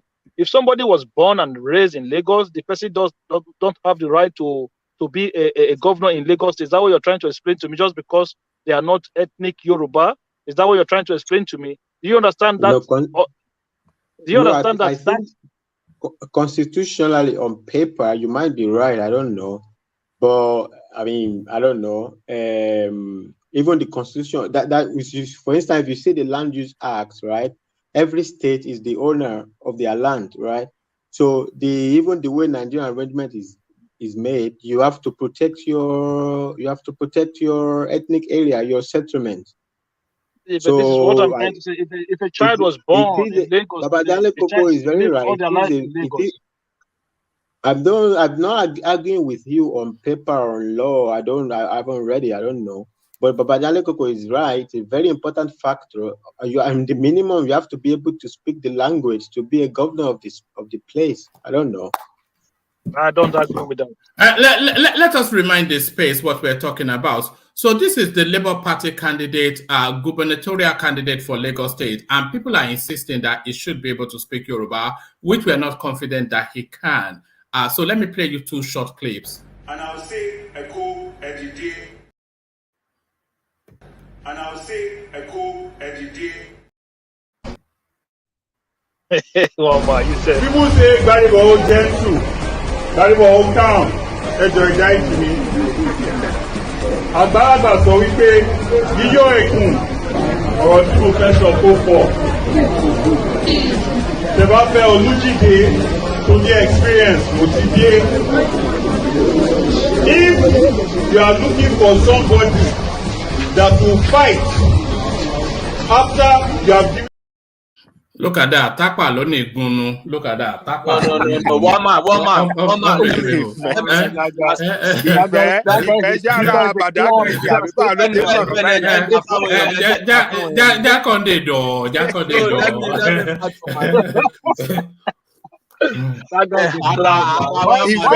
Ìfẹ́ ṣẹ́gun ni bàbá yẹn ni àbí báwo ló kí ló jẹ jẹ. Why is he even trying? No. Look. You see, colonialism has really affected us in Nigeria and Republic of Benin. Have you gone to Republic of Benin, the Yoruba speaking part, and listened to their own Yoruba? Oh yeah, man, about Yoruba one. Does it sound like our Yoruba? Oh yeah, I want to so clear, but one accent in French, yeah, sure. One accent in French, yeah, but you can understand it very clearly. That is the same type of the Yoruba this guy is speaking now. That's the same type of Yoruba most of the Yorubas in Republic of Benin speak. I don't understand. What does that mean? It means there has been what is it called? Whenever you have a border area, whenever you have a border area with 2 ethnicity, the middle area will speak the both languages, which will be dissimilar to both languages simultaneously. I don't understand because there's no one Yoruba language. There's one Yoruba language. There are different dialects. There are different dialects. There's one Yoruba language. They are different, but there are different dialects. Let's put it. You have different dialects in Yoruba. So and there will be different pronunciation. You see the Yoruba that guy is speaking. If you go to Makoko in Lagos, he's not from Makoko now. Where is he from? No, that's not Vivour now. Is that Vivour? Yeah. I don't saw Yoruba Egume be Yoruba Awuri. No, that's Vivour. That's what we're saying. That's Vivour. Yeah, it's okay. Maybe it's an Igbo man now, so why should they be able to speak Yoruba? Maybe he grew up with his mom, right? Maybe he grew up close to his mom, and then the mom only spoke Igbo around him. So him not being able to speak Yoruba does not matter to be the governor of Lagos. No, it doesn't matter at all. Okay. What you are saying, woman, what you are saying is this. I don't even know that he's speaking Yoruba. I thought he he's speaking German. It sounded more like German. He's speaking the Yoruba you are not accustomed to. I'm telling you, if you go to Republic of Benin, especially but he is not from that region though. So I'm not sure. I don't know what happened to him. He is an Igbo man. That's really what it is. So it doesn't matter. He's a Nigerian, but one man, can we just put this in the perspective? Can Yoruba man, this guy now is a half Yoruba to me. Can a half Igbo man, maybe his father or his mother is a Yoruba? Let me finish. Is a half Yoruba? I can say categorically. It's not a full-blooded Yoruba. Can half Yoruba and half Igbo go to Anambra and say he wants to be the governor of Anambra State? Who cannot will speak they Igbo? accept Who it? doesn't know how to speak Igbo? Add that, brother. We can And speak, he you cannot even Igbo. speak Igbo. You It can't even doesn't. communicate. Look, what I'm trying to say, Let it me doesn't mean finish it the way now. you Let use me the word go finish. to Anambra, Let go me to Anambra. finish it. Can you let me finish? Yeah, You don't go let ahead. people finish. Yeah. Can I boil, microwave Igbo and Yoruba? Go to Anambra State and he said he can't even speak Igbo fluently and he wants to vie for office in Anambra State. Will they not be saying the same thing, we Yorubas? And let's take it, please. Lagos State is the Yoruba land. Some people have this brain touch that Lagos State is not Yoruba land. Lagos State is Yoruba land. Let's take that one for facts. So, can you please answer my Nobody's question, arguing on. please? Nobody's Thank you. arguing on that one. Nobody's arguing. Nobody. We haven't said Lagos State is not Lagos Yoruba. State Now, is a what I am Yoruba saying and is Egun land what together. Kolata. What I'm sorry, I say Kolata. Thomas. What I'm trying to say is this, right? Thomas. Just because you see, like you don't live in Nigeria, right? You have a child. That does not mean your child, because your child does not speak your language, that does not exclude that child of your right of his or her right to be able to go to or their his or her father's land to claim their constitutional right and participate in the electoral process. This is what I'm trying to say. We, this new generation that are having children outside of Nigeria, this same process that we are putting in place for others, we must understand that it will reach the turn of our own children one day, and they will be labeled this same label that we are putting on other people. Our own children will be labeled the same way, because don't forget, though you are a Yoruba person, you speak the language, your children are Yoruba, you name them Yoruba, but they don't speak the language. Just because they don't speak the language doesn't mean that when they grow older and they want to go to their father's land to go and try to improve the situation there, then just because they could not speak the language, then they will be told, oh no, you are half Yoruba, but my you are one brother, that argument. Yoruba. But my brother, that argument doesn't work. Can I interject? There is a time you have to live in a place for a little time.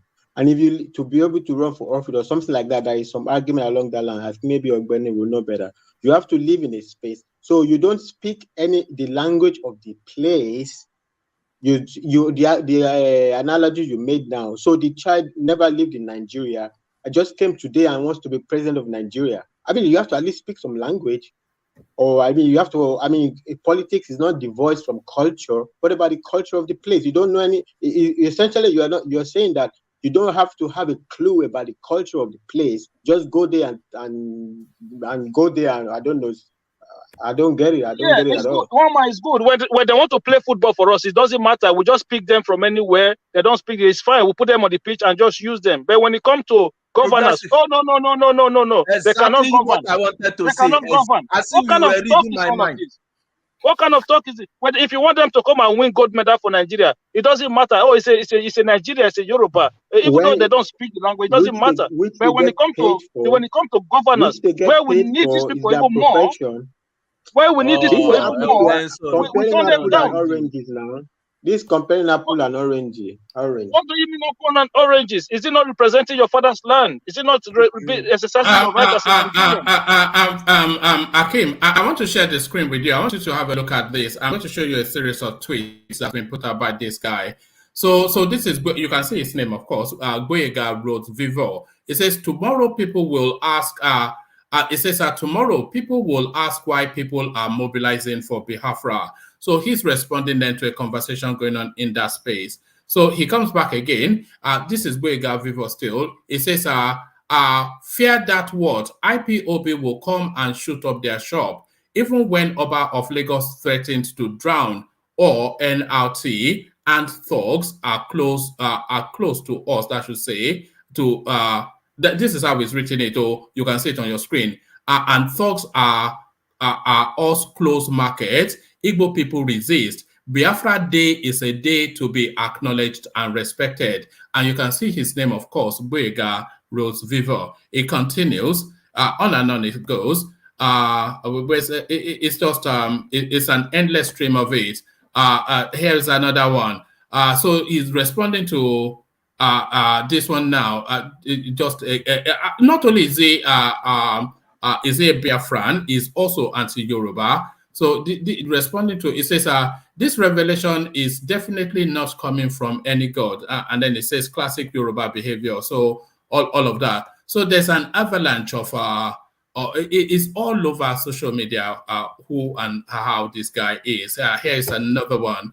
It says, so IPOB, we could become governor in Lagos State now. That is good. Yeah. Okay. Can I say something? We're not talking about the person, Vivo. We're talking about the condition, the criteria in which he is contesting for governorship. The person his personality, his person as a Vivo is not what we are debating now. We are debating whether somebody who can speak a Yoruba language, who is a Lagosian, who cannot speak a proper Yoruba language, who is a Lagosian, should be able to contest for the office of governor. It's two different in one man. Wait, look, that is tweet. You know, Akim, a Hausa man from Sokoto who doesn't know anything other than Fufude, he can contest to be the governor of Lagos State. It is just, will the culture accept it, though? It's the question. Because the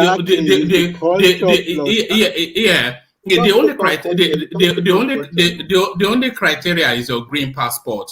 So there's nothing stopping him, of course. As you can see, Chinedu Rhodes-Vivour is the Labour Party candidate. But will the culture accept it is more the question. Yeah, I understand the cultural part of it, but I'm just saying, like, we as a people, we should not be going down that road because we have to understand that this thing will get to our own turn, whereby it will be the turn of our children to go and to go to Anambra, or your man to go to Anambra and be governor. In whatever respect, no, this case is different. One man, his father is a Lagosian, his father is a Yoruba man, right? So that on its own qualifies him. But what I'm even trying to say is that even if the father and the mother are from the southeast, as long as he is a Lagosian, born and bred, he should have the right to contest as a governor in Lagos. That's all. All right. Ajale Koko, round up that space, and then I want to move the conversation on to Zeta. I think Akim is getting it wrong. We are not saying that he doesn't have the right to contest election in Lagos. What we are saying, let me refer to myself. What I am saying is that it doesn't give a good image of him as a Yoruba person at his age, vying to be the #1 citizen of Lagos and doesn't understand the culture. #1 culture of human being in this world is your language. If you cannot speak your indigenous language, then you don't belong to that culture. So this guy wants to occupy Lagos State. He wants to sit on all the traditional leaders in Lagos State that are all Yoruba people. And he cannot speak that language, the traditional language of Yoruba people. It doesn't give a good image.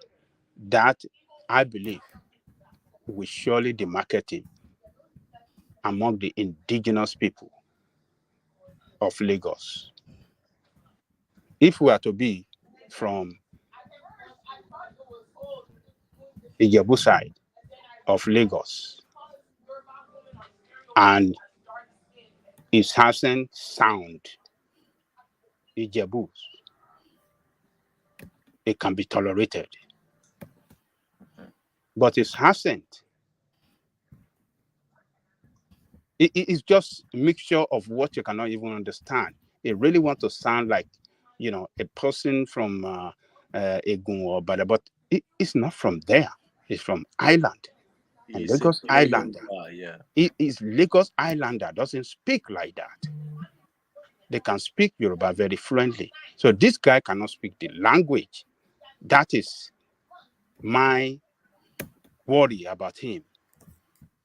That he cannot speak is going to demarcate him. That is what I'm saying. I'm not look, his father is a Yoruba man. He grew up in Lagos. He schooled between Lagos and Paris and maybe United States. He's an alumnus of my school, University of Nottingham. Imagine. Oh, okay. And maybe Britain too, or something like that. So I'm not saying that it's not qualified, but at least it is good for us to have leader that really understand the culture.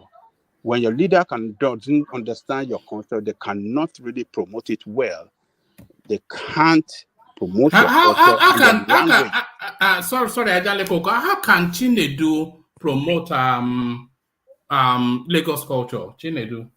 Let me have. Hold on. Let Ajaleko go because I want to move the conversation. Apologies, but that's impossible. Please. No. If I just said no, yeah. Carry on, Ajaleko. That's impossible. One man. I mean, to me, I just see him as it's not the best that should have been presented for governor of Lagos State. I'm not saying it's not qualified, but somebody, he should be able to speak Yoruba, particularly if you go to indigenous places like Ikorodu to campaign. You want to speak English to Ikorodu people in their town, or you go to Ekpe, you don't want to speak Yoruba to them. You think all those Baba Lata, Baba Elena, all those ones that want to come to your campaign, you think they want to come and listen to English? How can you break it down to them in a very simple way for them to understand what you want to do for them? You should be able to communicate in the language that the people understand, the people you want to govern. We can't tolerate this nonsense. It's absolute nonsense. You can't have somebody that want to govern a place where they speak a particular language and he cannot speak that language. How would he effectively communicate to people that doesn't understand English? And these are the people in majority. You can live in Lagos metropolis and think Lagos metropolis does not represent the whole of Lagos. People in the Badagry, a majority of them doesn't understand English. Don't let me say majority or a lot of them, local people. But they understand Yoruba very well when you speak Yoruba to them. Same in Ekpe, same in Ikorodu, Ijede, Agbowa. So we let us just call spade a spade. Don't let us, champion what is wrong. It is wrong. The party was desperate that time, looking for candidate. They got him, or let me say he was desperate because he wanted to get the vice governorship under PDP, but that Jendor did not offer him, but rather went to pick that Funke something. Jennifer. Jennifer. He went to pick Jennifer. Do I call you Jennifer? Jennifer for president. So that angered him, and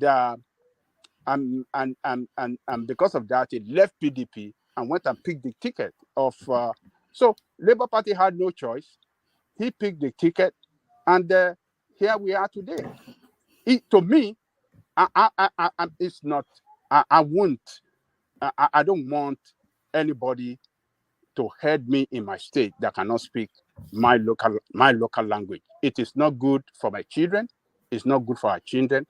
How would it promote the culture and tradition of the land? So when he's among the people, does it mean that he doesn't even understand Yoruba very well? Because when you cannot speak it, do you want to convince me that he really understands Yoruba very well when he cannot speak it? Yoruba name. He speaks like some of our children in America here. Our children in America, when they speak Yoruba, just the same way this guy, and you said you are in Lagos, you live your Ajale life in Koko, they Lagos, will and you just want to be. hijack the they will hijack the government in Yoruba. They will be hijacking the governor in Yoruba in his face like this. He will just be looking like Momo. Yeah, just that is all right. No, You're right. it's Emma, not. we're okay. It's not the best, and I don't want people to look at it as if we are discriminating. It's nothing tribal. It's just it's nothing tribal. It's not unreasonable to expect Lagos State governor to speak Yoruba. It's not unreasonable. So you want to go and meet market women? Let's say committee of market women around Lagos. They are protesting for a particular thing, and you want to come and address them. You want to address them in English? Nonsense. You want to address what do you call these people? The Agbero sector, pepper sellers. Pepper sellers, yeah. Or you want to address the Baba Elerons. Mama Silifa, you want to speak English to Mama Silifa? English, or you really want to have somebody to interpret? Look at that. You see, when you are a leader, you should be able to speak in the language that your people can understand very well. Sometimes when you speak in your own language to your people, they connect with you fast.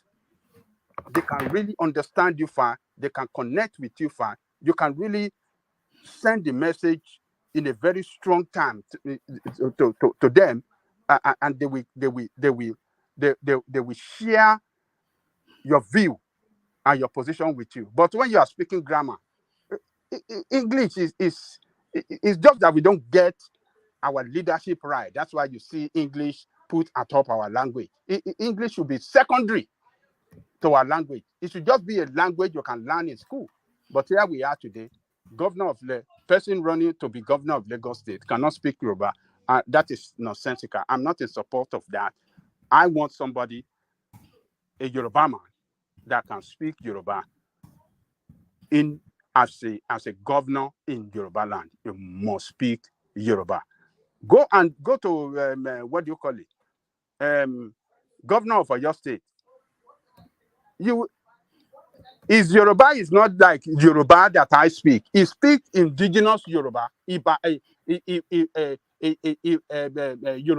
No. Settle down. Ajale Koko is proper Yoruba. You know that it's not really Yoruba. It's only people like you that are foreign to the language that call it Yoruba.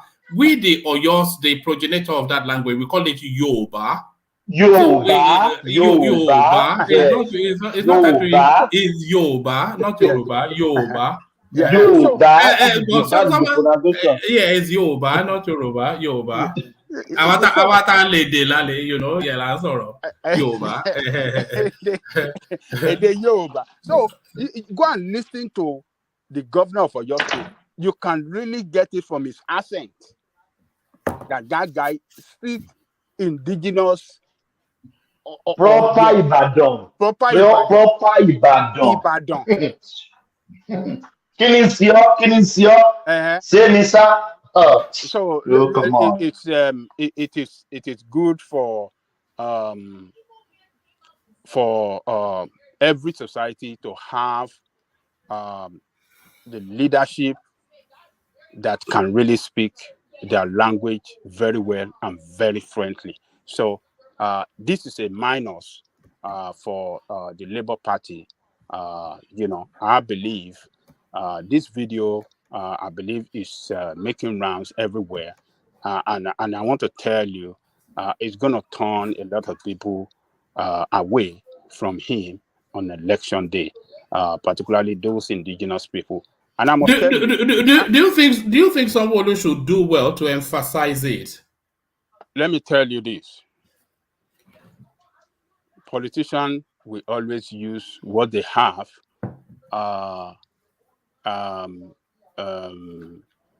They will use whatever they have to destroy their opponent when they are, in the race like this. I believe they will amplify it. They will fire it up well, and indigenous places they will not, because they will carry out propaganda against him, just like you have.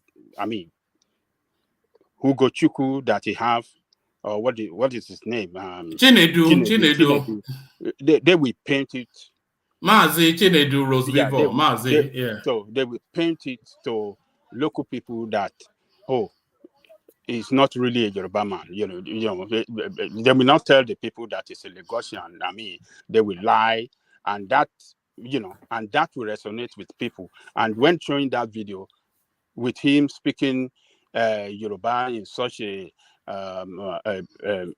horrible way, people will be convinced that he's not a Yoruba man, and they will vote for him. Let me tell you this: the present governor will win the governorship position, and the reason why I say so, even though Tinubu lost in his own election, APC was still able to retain all the senatorial seats in Lagos.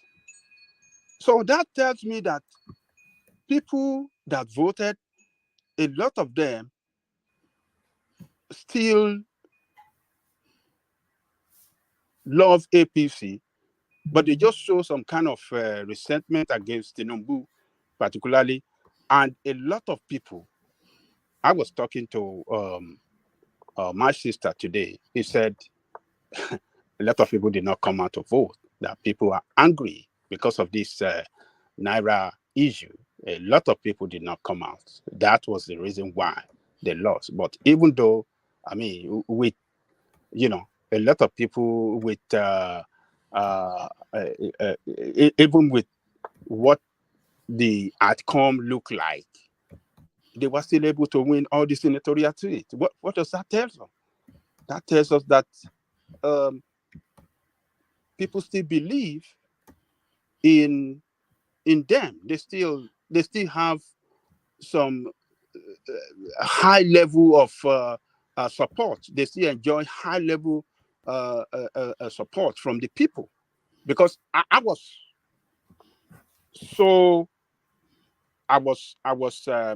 other than the presidential election, I was more interested in that senatorial seat, thinking that they're gonna lose, but they won all the senatorial seats. So what was responsible for that? I don't know, but I believe, that a lot of people still believe in APC, and they still have some strength in Lagos that has not been taken away from them yet. So this guy is a minus. It's not going to help a Labour Party on election day. Maybe we're gonna be wrong, because this is what we have seen before the presidential, that Labour Party will not have anything. But they defeated all of us. Everything we said did not come true. They came on top. So, but the video I watched on this guy that cannot speak Yoruba, I think it's not good. It's not a good image of him, vying for the position of Lagos State Governor. So I will leave it there, woman. All right. Can I ask a question? Don't ask a question, but make a statement, because I want to move on, because we are pushed for time. Yeah. Okay, I was just going to say that the same sentiment. Actually, sorry, Ola. Let me play you a clip, and then you react to it, and then I'll move the conversation on to Zeta. The third question. Can you please tell me the Oriki of Lagos? I do not know the Oriki of Lagos. I'm sorry to disappoint you. I don't know the Oriki of Lagos.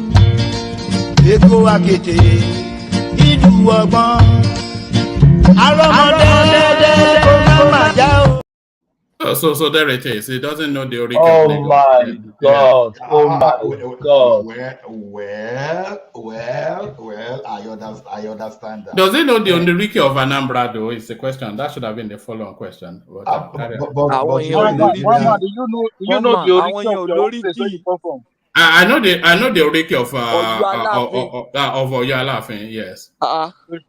Ojo Pasere. Pagogon, yeah. No, I'm asking about something like. So okay, so Can you please permit me to speak to Ajanle? Sorry. Ola is on next. It's only because we're 3 hours 40 minutes in. That's why I'm really being pushy. Yeah. Yeah. You see that guy. We should not just say because he doesn't know Oriki, because the situation in Nigeria now has changed, because we see one narrative, just like Ajale Koko just described it. What is that telling us is Tinubu was the target on Saturday, not even the other members, or not APC. And the grudges, which I believe against Tinubu, was mainly because of that NSAR story and how the youth, they tried to say, okay, we are going to hijack. Another point there is that maybe they've seen Tinubu as Lagos godfather for a very long time.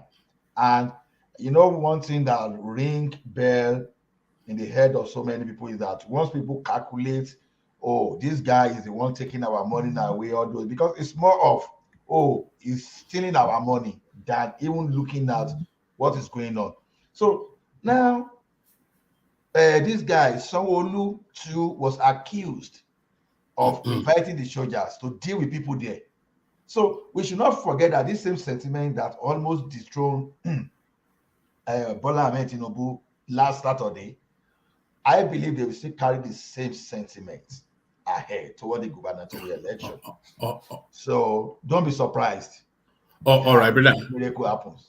Yeah. All right, brilliant. Thank you, Ola. So I moved the conversation on to Zita, but on the way to Zita, I want to acknowledge the super chats that has been coming in. Quite a few of it from Ken Uyenwe. So Ken Uyenwe, he came into the conversation to say, it says, suddenly people are not suffering anymore. People are not suffering from cashless policy anymore. So yes, that's something that I had a thought about that actually earlier on today, Ken. That the presidential space, the result space, has suddenly consumed that Naira space. So the people for and against, we're not hearing anything at all about that anymore, and not even from the Supreme Court. Now that a president has been declared, nobody cares anymore. So there it is. Suddenly, people are not suffering anymore. Please mute yourself, whoever that was. So suddenly, people are not suffering anymore. People are not suffering from cashless policy anymore. So that's Ken Uyenwe. And Ken, please, if I'm mispronouncing your name, that's just something I'm content with, struggle with names. It says, Ajanle Koko, you are wrong. Obaseki speaks Yoruba. He can't speak Benin, but yet he is the governor of Edo State. So I did not know that. I wonder why Akim did not bring that up. Ajanle Koko, you are wrong. Obaseki speaks Yoruba. He can't speak Benin, but yet he's the governor of Edo State. So that expands that conversation somewhat. Ken still continues. Obaseki can't speak Benin. I don't know what quite he wrote there. Obaseki can't speak Benin. Does that make him lesser a Benin man? You guys should stop. So batting really hard for Mazi Chinedu to be the governor of Lagos State. So thank you for the super chat, Ken. And Nigerian Prince comes in. It says, our democracy is maturing slowly, but we will get there surely. This is probably the best elections we have ever had. So thank you, Nigerian Prince. I think that is a sentiment echoed by a lot of people. And even the outcomes of the elections indicating that direction, when somebody that did not campaign, but just for reasons of the populace wanting to punish the space, they vote en masse for him to send him to the Senate House. About 30-something now members of Senate and Rep for the Labour Party, a structuralist party. So that can only really happen under a free and fair election. Our democracy is maturing slowly, but we'll get there surely. This is probably the best elections we have ever had. So that is what Nigerian prince has to say. And this is Ken telling me off for not getting to his super chats quickly enough. There has to be a slot in the conversation for me to read it. One man, are you going to read my chats or not? So I have read it. So I hope that makes you happy. So thank you for the chats, for the super chats. Keep them coming because that, of course, what sustains the platform. So let's move the conversation on and take it to the excellent Zita who joins us. Can I respond to Ken on Yes. that Naira issue? All right, go on. Yeah, the Naira issue is still biting hard. So if he's saying that that issue is out of place now, I think it's wrong. I still talk to my people today. They're still having difficulty in getting cash in the bank. And, they don't, it's still the same. The problem, still biting hard. And it's not getting better. It's not getting better at all. So if him saying that the cash policy or everything is no more there, I think he got it wrong. And I will send you a lot of picture. I'll send you a lot of video, one man, that you can show to people tomorrow, and you will see that it's not good at all for common people in that country. They are suffering very hard over this what do you call it? Over this Naira useless policy, But transfer. I mean, people are doing the transfer, but so many, small.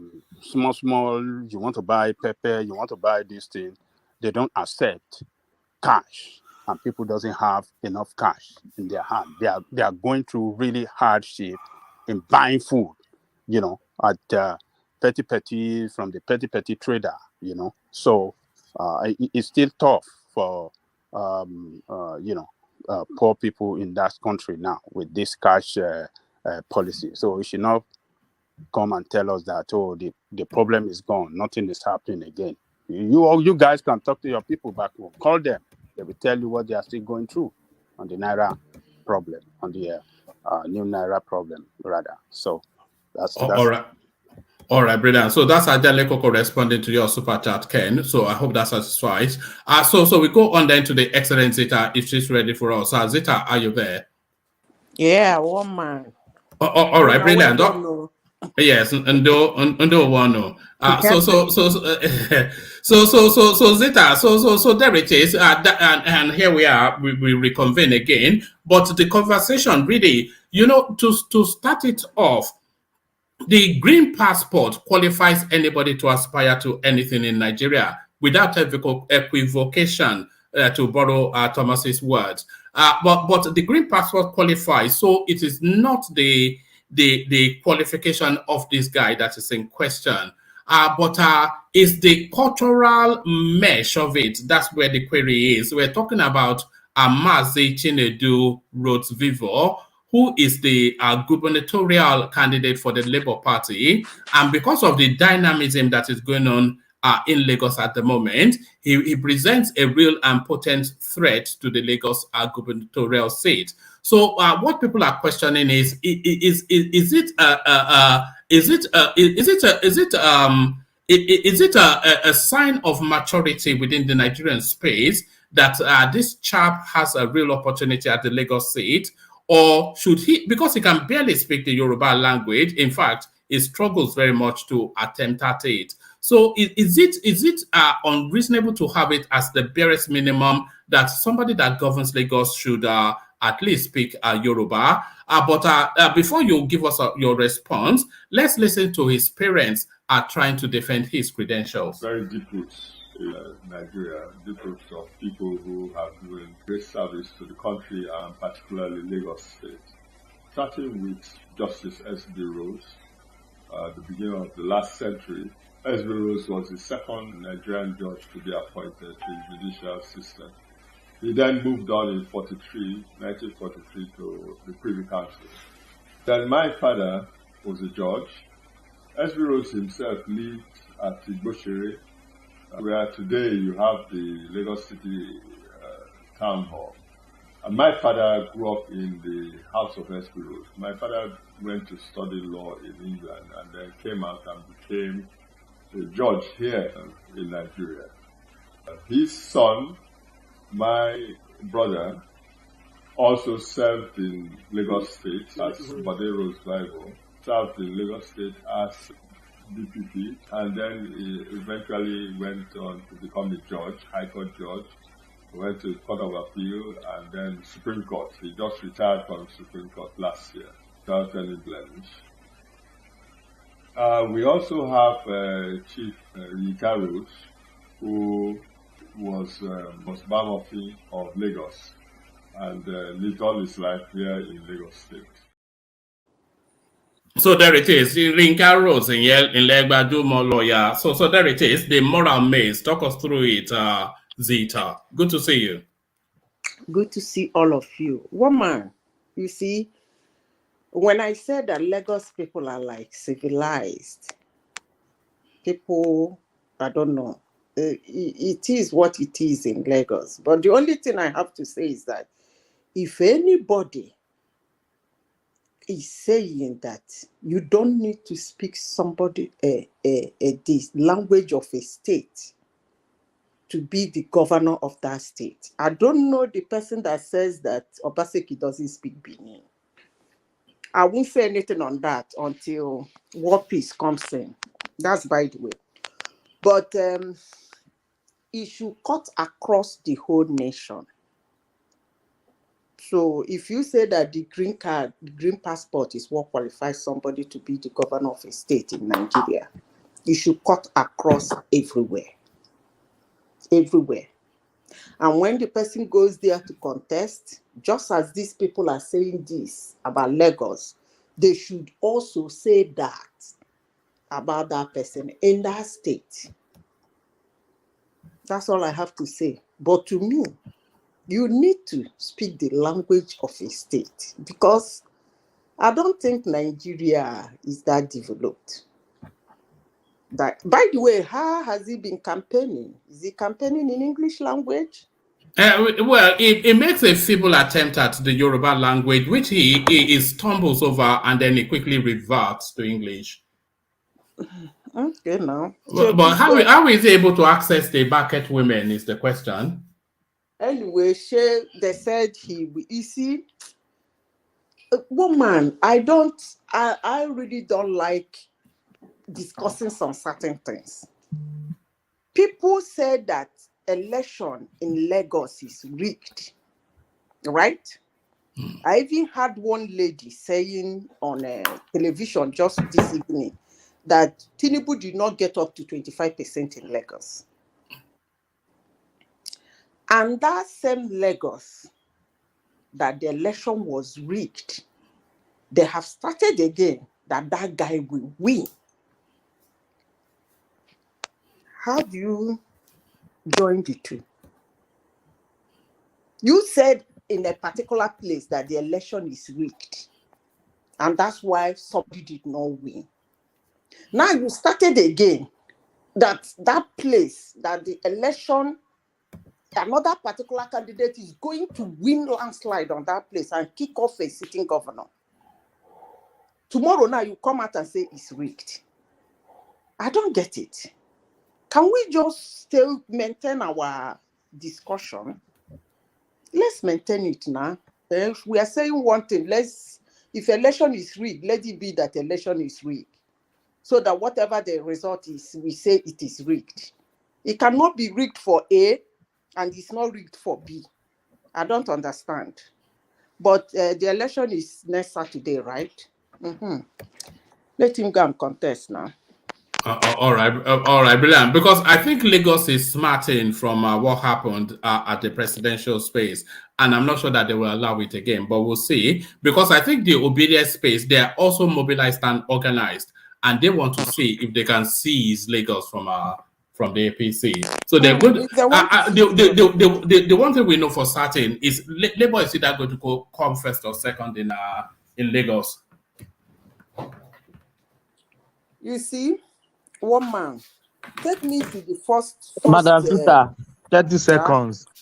Labour Party said from their situation room, Peter Obi got 900,000 votes.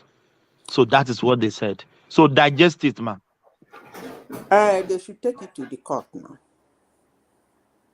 You know why? I don't really like discussing all this Obi going to court, Atiku going to court, and then all the things they are saying about the technology and all whatnot. It's ridiculous when people come to this platform and they talk about technology as if technology is beyond human reasoning.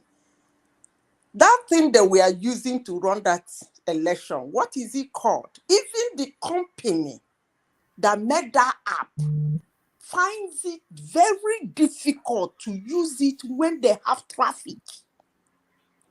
And in Nigeria, they gave them a particular section of the app to use to run their election.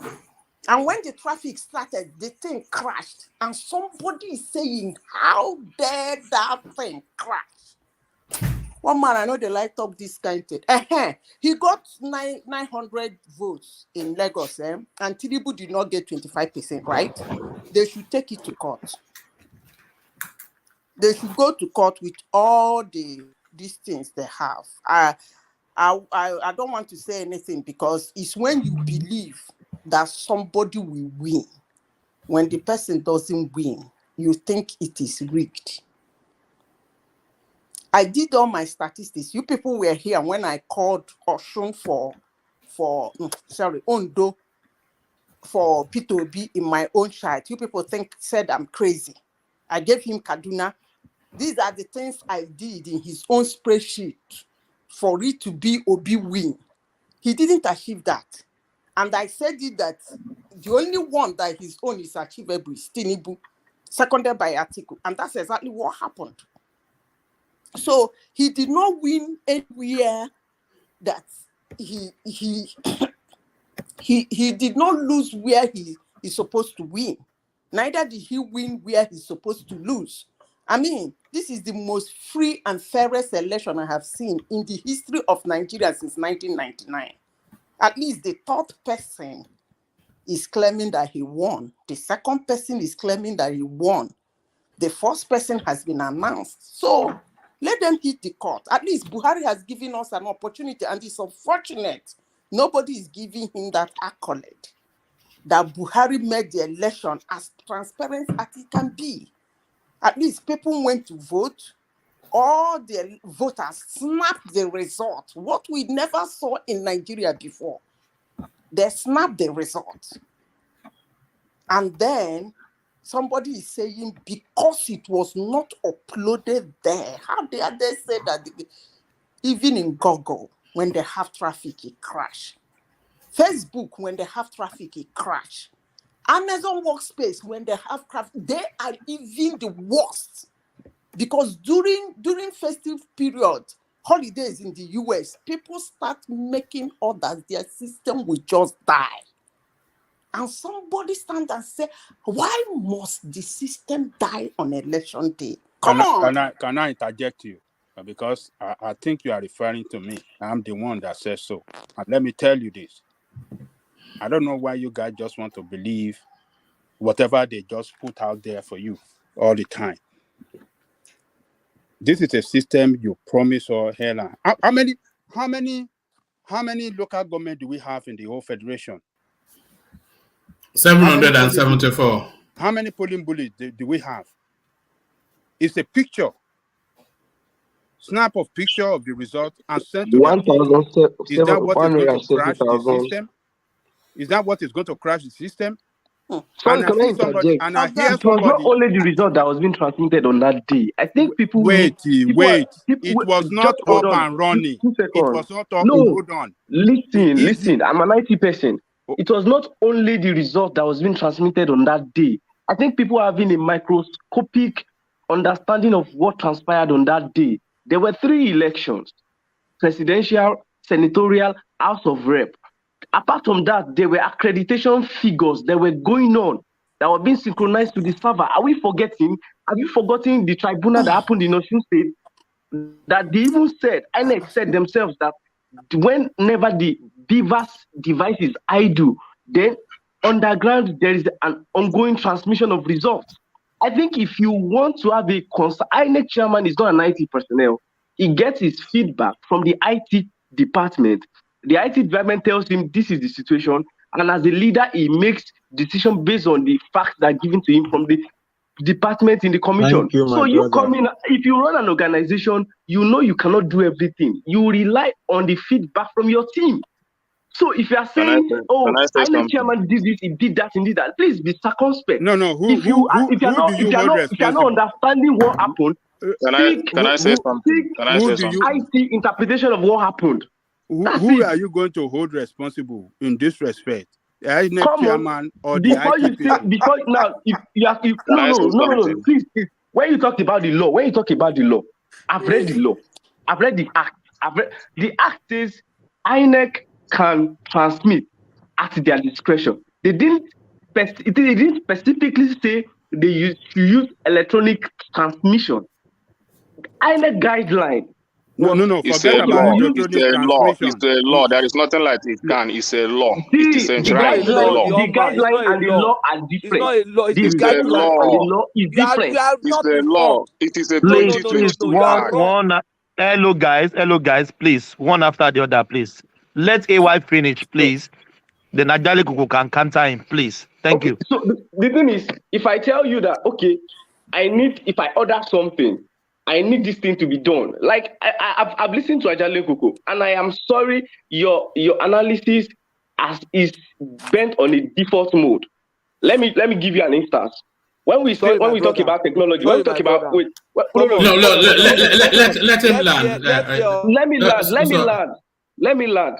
When we talk about things like technology, imagine when they started saying artificial intelligence, self-driving cars. What was coming to people's mind was cars that would drive themselves. But in reality, what was coming to play was semi-autonomous vehicles, in which you have some support. You are still the one driving, but you are getting support from some things that are being updated and being, refined. If you remember in the earlier years, we had manual cars. Then we started having automatic cars. Then going to semi-auto cars. So if you are looking at the holistic picture of what's being sold to you, you will say, oh, self-driving cars means cars that would just drive me to work. It is a process, and it is gradual. The development is gradual. So if you're talking about, INEC is talking about electronic transmission of results, means we'll see the results in real time. You are in a fantasy world. It's a technology world. When you talk about technology, there are gradual improvements on the layers of technology. And if you are an IT person, as I said, before you come and just insult, say the chairman and Fed and all of that, seek the same way you seek interpretation from experts. You seek interpretation from IT experts before you make your conclusion. You don't just say, oh, they promised us this, 400 billion. Have you talked about logistics? Have you seen? No, people just talk. If you work in an organization, you know that there will be an audit report of the finances, the way the financials go. So, we are educated, of course. We need to understand that there will be certified reports of the way the money was spent. So people are saying, oh, they spent 400 billion or something, and we know these things. So we should stop just spewing allegations. Of course, when it comes to integrity of INEC, of course, you might say, oh, there are moral, based on our past experiences, there are moral, we don't believe them and all of that. But you should also know that since the beginning of this election, there have been a lot of stakeholders in this. CSOs are there, civil society of Nigeria has been a stakeholder, political parties has been a stakeholder in this election, and all of them get the same thing and the same reports. So what are we saying? Let's wait for the INEC report on the elections. That's all. Okay, let me. This is my space now. Can I talk? No, you will continue now. It's just an interjection. When people try to interject, let them run through, and they will give up the space for you. Look, yes, with all due respect to you, for being an IT person, I respect you for your field. All right, and I'm not going to contest your experience or whatever you skill whatsoever with you. All right, but the point is that how well did they prepare for the election? Hold on. How well did they prepare? Why did he give us all that assurances? Are you telling us he has not prepared for the worst of the worst? Get this server ready for the traffic that will run through the server. The international observers told us that they did not. They said he neither did a test run or a stress run. So they didn't do it. One man.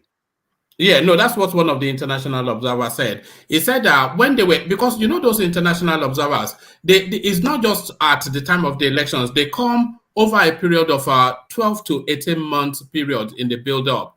And they said one of their recommendations was for them to do a test run, which is to see how the system works, and then a stress run, which is to really work that system hard to see where the fault lines are. So to try and put obstacles and, really stress it to see that, to see where the fault lines might be. And he was reporting that Inec did neither.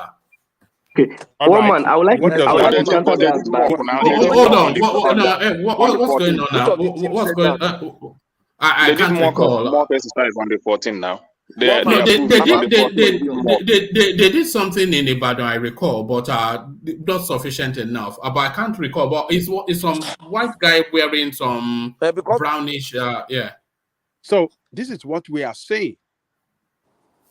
When people fail to do their job well,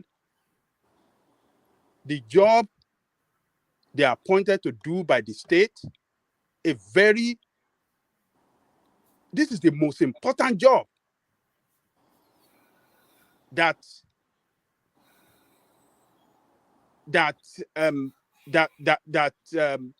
can make our democracy, look transparent,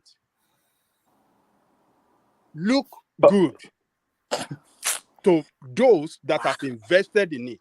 All right, I think Zita is eager to sit back, but carry on. Bring it on. Yeah. Yes, I will. No. One man, just can I say 1 minute? Hold on. Let Ajan land. Yeah. This guy lied to the nation, and he failed the nation. Let us accept it. Don't let us. Can you let him? What's going on now? Let him land. Yeah, sorry, if we cannot identify where people failed and say they failed or we fail as a nation, then we can't get our nation right. This is what this guy has done for us as a country. He failed us. A lot of money has been invested for this project. According to one man, they asked him, let us test run, let us stress run. This guy did not let them do it. So that is why he came out 3 days to the election, that the election will not be transmitted, that, because it could be a jack. Okay, that's fine. But then to send picture of result to portal, and that is a problem. And he said the thing crashed on that very day, And you guys want to say, because of the load, when they are running Obamacare, it crashed. Do you know how many millions of Americans that went on that system on that very day? Are we millions? A number of your polling booths run into millions? Let us look. This is not good for us. We shouldn't be proud of this. We should condemn it in totality. On this area where you fail, we should make it loud so that next time they will not foil us again. If we let him get away with this, he's going to do it bigly next time, and that can destroy. I don't know why they put him in charge of this one, because he failed in 2019, but then of course, this guy is capable. What he has done is capable of killing democracy in that country. One man. Can I just give a nice interpretation of what happened? so that yeah, you can get a balance. just a very brief one so that we can go back to Just a very brief one. because she's number waited one, long enough. Yeah, if they say there was no pretest, there was a pretest. The first one, there was a mock test. There was a test. If you say there is no test, stress test is wrong. It's correct. It's incorrect. There was a test actually. Now, if you are, that's the first scenario. There was a test, stress test, to see if it can be accommodated. Yes. Now, there was another scenario of a load test. Yes, and if you recall, INEC servers were not just being attacked recently towards the election. Weeks before the election, there was another scenario where tests were going on and they were getting attacks in France. The INEC chairman came and said it when the test was still going on. So if you are talking about cyber attacks, the attacker does not just plan to attack on that day of election. There is simulations that goes on and on and on and on, so that it can be perfected towards the election day. Same way INEC was also performing their own simulation side by side. So they were getting feedbacks, and if you remember that time, even it was during campaign, INEC chairman said they were getting attacks from France. Those are the simulated scenarios. Then close to the election, the attacks were increasing. So they were thinking of being able to curtail the attacks while uploading the activity will be going on. It's a different case where you assume that everything is like the case of Obamacare. It doesn't even work because nobody is really, there's a minimal intention of attack and fraud or cyber fraud towards the system. So even if if you are looking at the load test for the Obama case, you will see that, it was a pure case of many entries. But if you are looking at INEC's portal server in this point, there are two cases, extreme cases. A case of intentional cyber fraud, which is through cyber attack, and a load test. So when they came to the conclusion 3 days before the election, he informed the political parties and said, no, we can't go with this. We are not sure. Because even if we are able to carry the load test, we cannot survive both the load test and the cyber attack test at the same time. All right, don't get too technical. Can really do that. Don't get too technical because you lose the audience. But no. Yeah, round it up. I cannot be having many people in my house, and I am having many people. I cannot have a bank that I'm trying to secure, and I have many people that want to come in and use it, and I have many thieves that want to come and rob the bank at the same time. How do I manage this? And I have a treasure inside it. So that's what happened. And I believe that INEC will release a statement and we'll see everything that happens in a layman's technical. If you look at cases of Amazon, nobody's really trying. How many people are trying to conduct cyber fraud on Amazon and all these private businesses? If you are using private businesses to compare governments, I don't think, especially when it comes to elections that can decide people's choices, it is. And I'm surprised because even US, you will see the way they they do the narration. When Trump won, the way they were accusing some Russian expert of trying to were the ones that were framed the narration for Trump to win. That was after the election. So there was Nigeria. I believe that the recommendation they gave the INEC chairman was the best because at this point of Nigeria's tech space, we are not able. The government is not yet confident to be able to handle load tests and cyber attack tests. Cyber attack at the same time.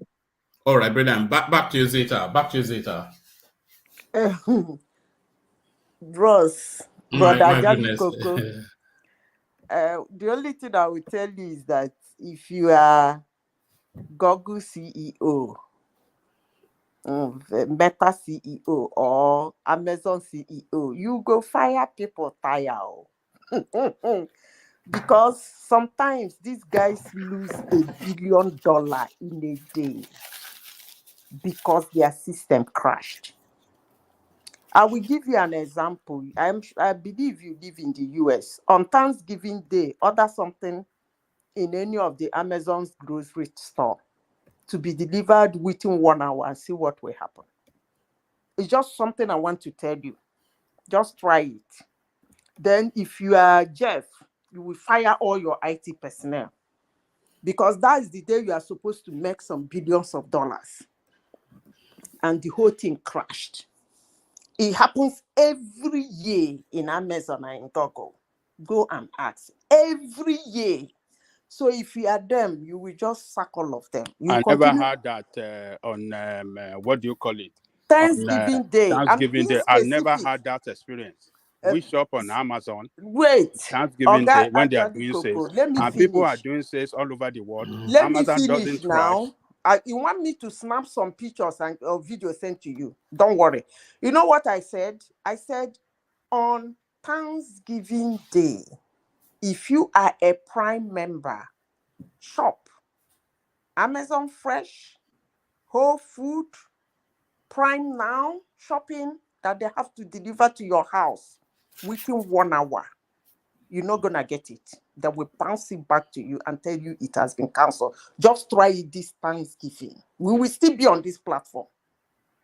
Because every year on Thanksgiving Day, their system will crash. And he never sacked anybody. Because they explained to him what usually happens. So don't worry. On Thanksgiving Day, meanwhile, he has given people up to extra hours. And he must pay them for doing nothing. He has given all his workers. It's a time and a half, and they have extra hours, plus the time and a half. So he's going to pay them. Not only that he's losing money in the business, he's losing money on man-hour. I repeat, on Thanksgiving Day, try Amazon Fresh or Whole Food Prime Now. Woman, what else do you want me to speak on? Yes, the Peter Obi, we've been waiting for pronouncements from him, but then he's now suddenly come out to tell us that he won that election and his mandate was stolen. But a lot of people were confused by that statement, of course, because from what we know, he did not meet even it did not meet any of the criteria or criterion for the elections. He did not win the majority vote. That certainly he did not win, trailing by well in excess of 3 million votes thereabout. And he certainly did not meet the benchmark of 25 in 2/3, only getting 25 in 16 states. So what we wondered was what emboldens that statement that he won the election, seeing that he was a distant third. Okay. You asked me a question, what embodied the statement? It's because the election was free and fair. The free and fairest election in the history of Nigeria since 1999. That was what embodied his confidence to say that. Then, you see, when he started his election, I keep saying it, he was running on a particular category of people. And he was talking condescendingly about Nigerians. Even when you ask him a question, you ask him, how are you going to do this? He will tell you, why would I be talking about hungry? Everybody is hungry. People are suffering. That was his whole campaign, wasn't it? Hungry. Okay. So he couldn't answer one technical question. Yes, he will say, then if you ask him how he's going to solve the security, he said is his priority. He will say he's going to take it head on. That's his answer. Now he ran on anger. He ran with it. He did not win. One man, are there people in the streets of Nigeria demonstrating? I'm not aware. They claim they are organizing a protest. I've not seen it. Okay, let them organize a protest, because what happened was after the election, they tried to make Nigerians go to the street. I think they're not going. They tried to go, they couldn't. He has come out. I even heard that didn't. Oh no, there were people on the streets. I've got a clip.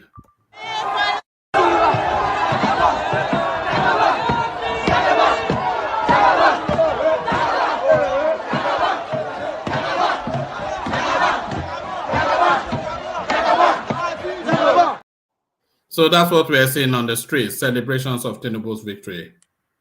You see? One man, you are a suspect. So is that a protest? Well, there it is. That's what I have seen. I've not seen Even any. the protest that they were seeing on Arise TV news, Arise TV, Fayose has debunked it that they are PDP members.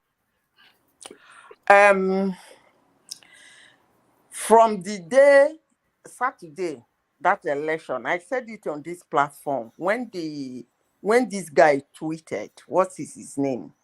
The Hapas to the other guy that has the fair guy. What's his name again? Professor Otomi. Yes.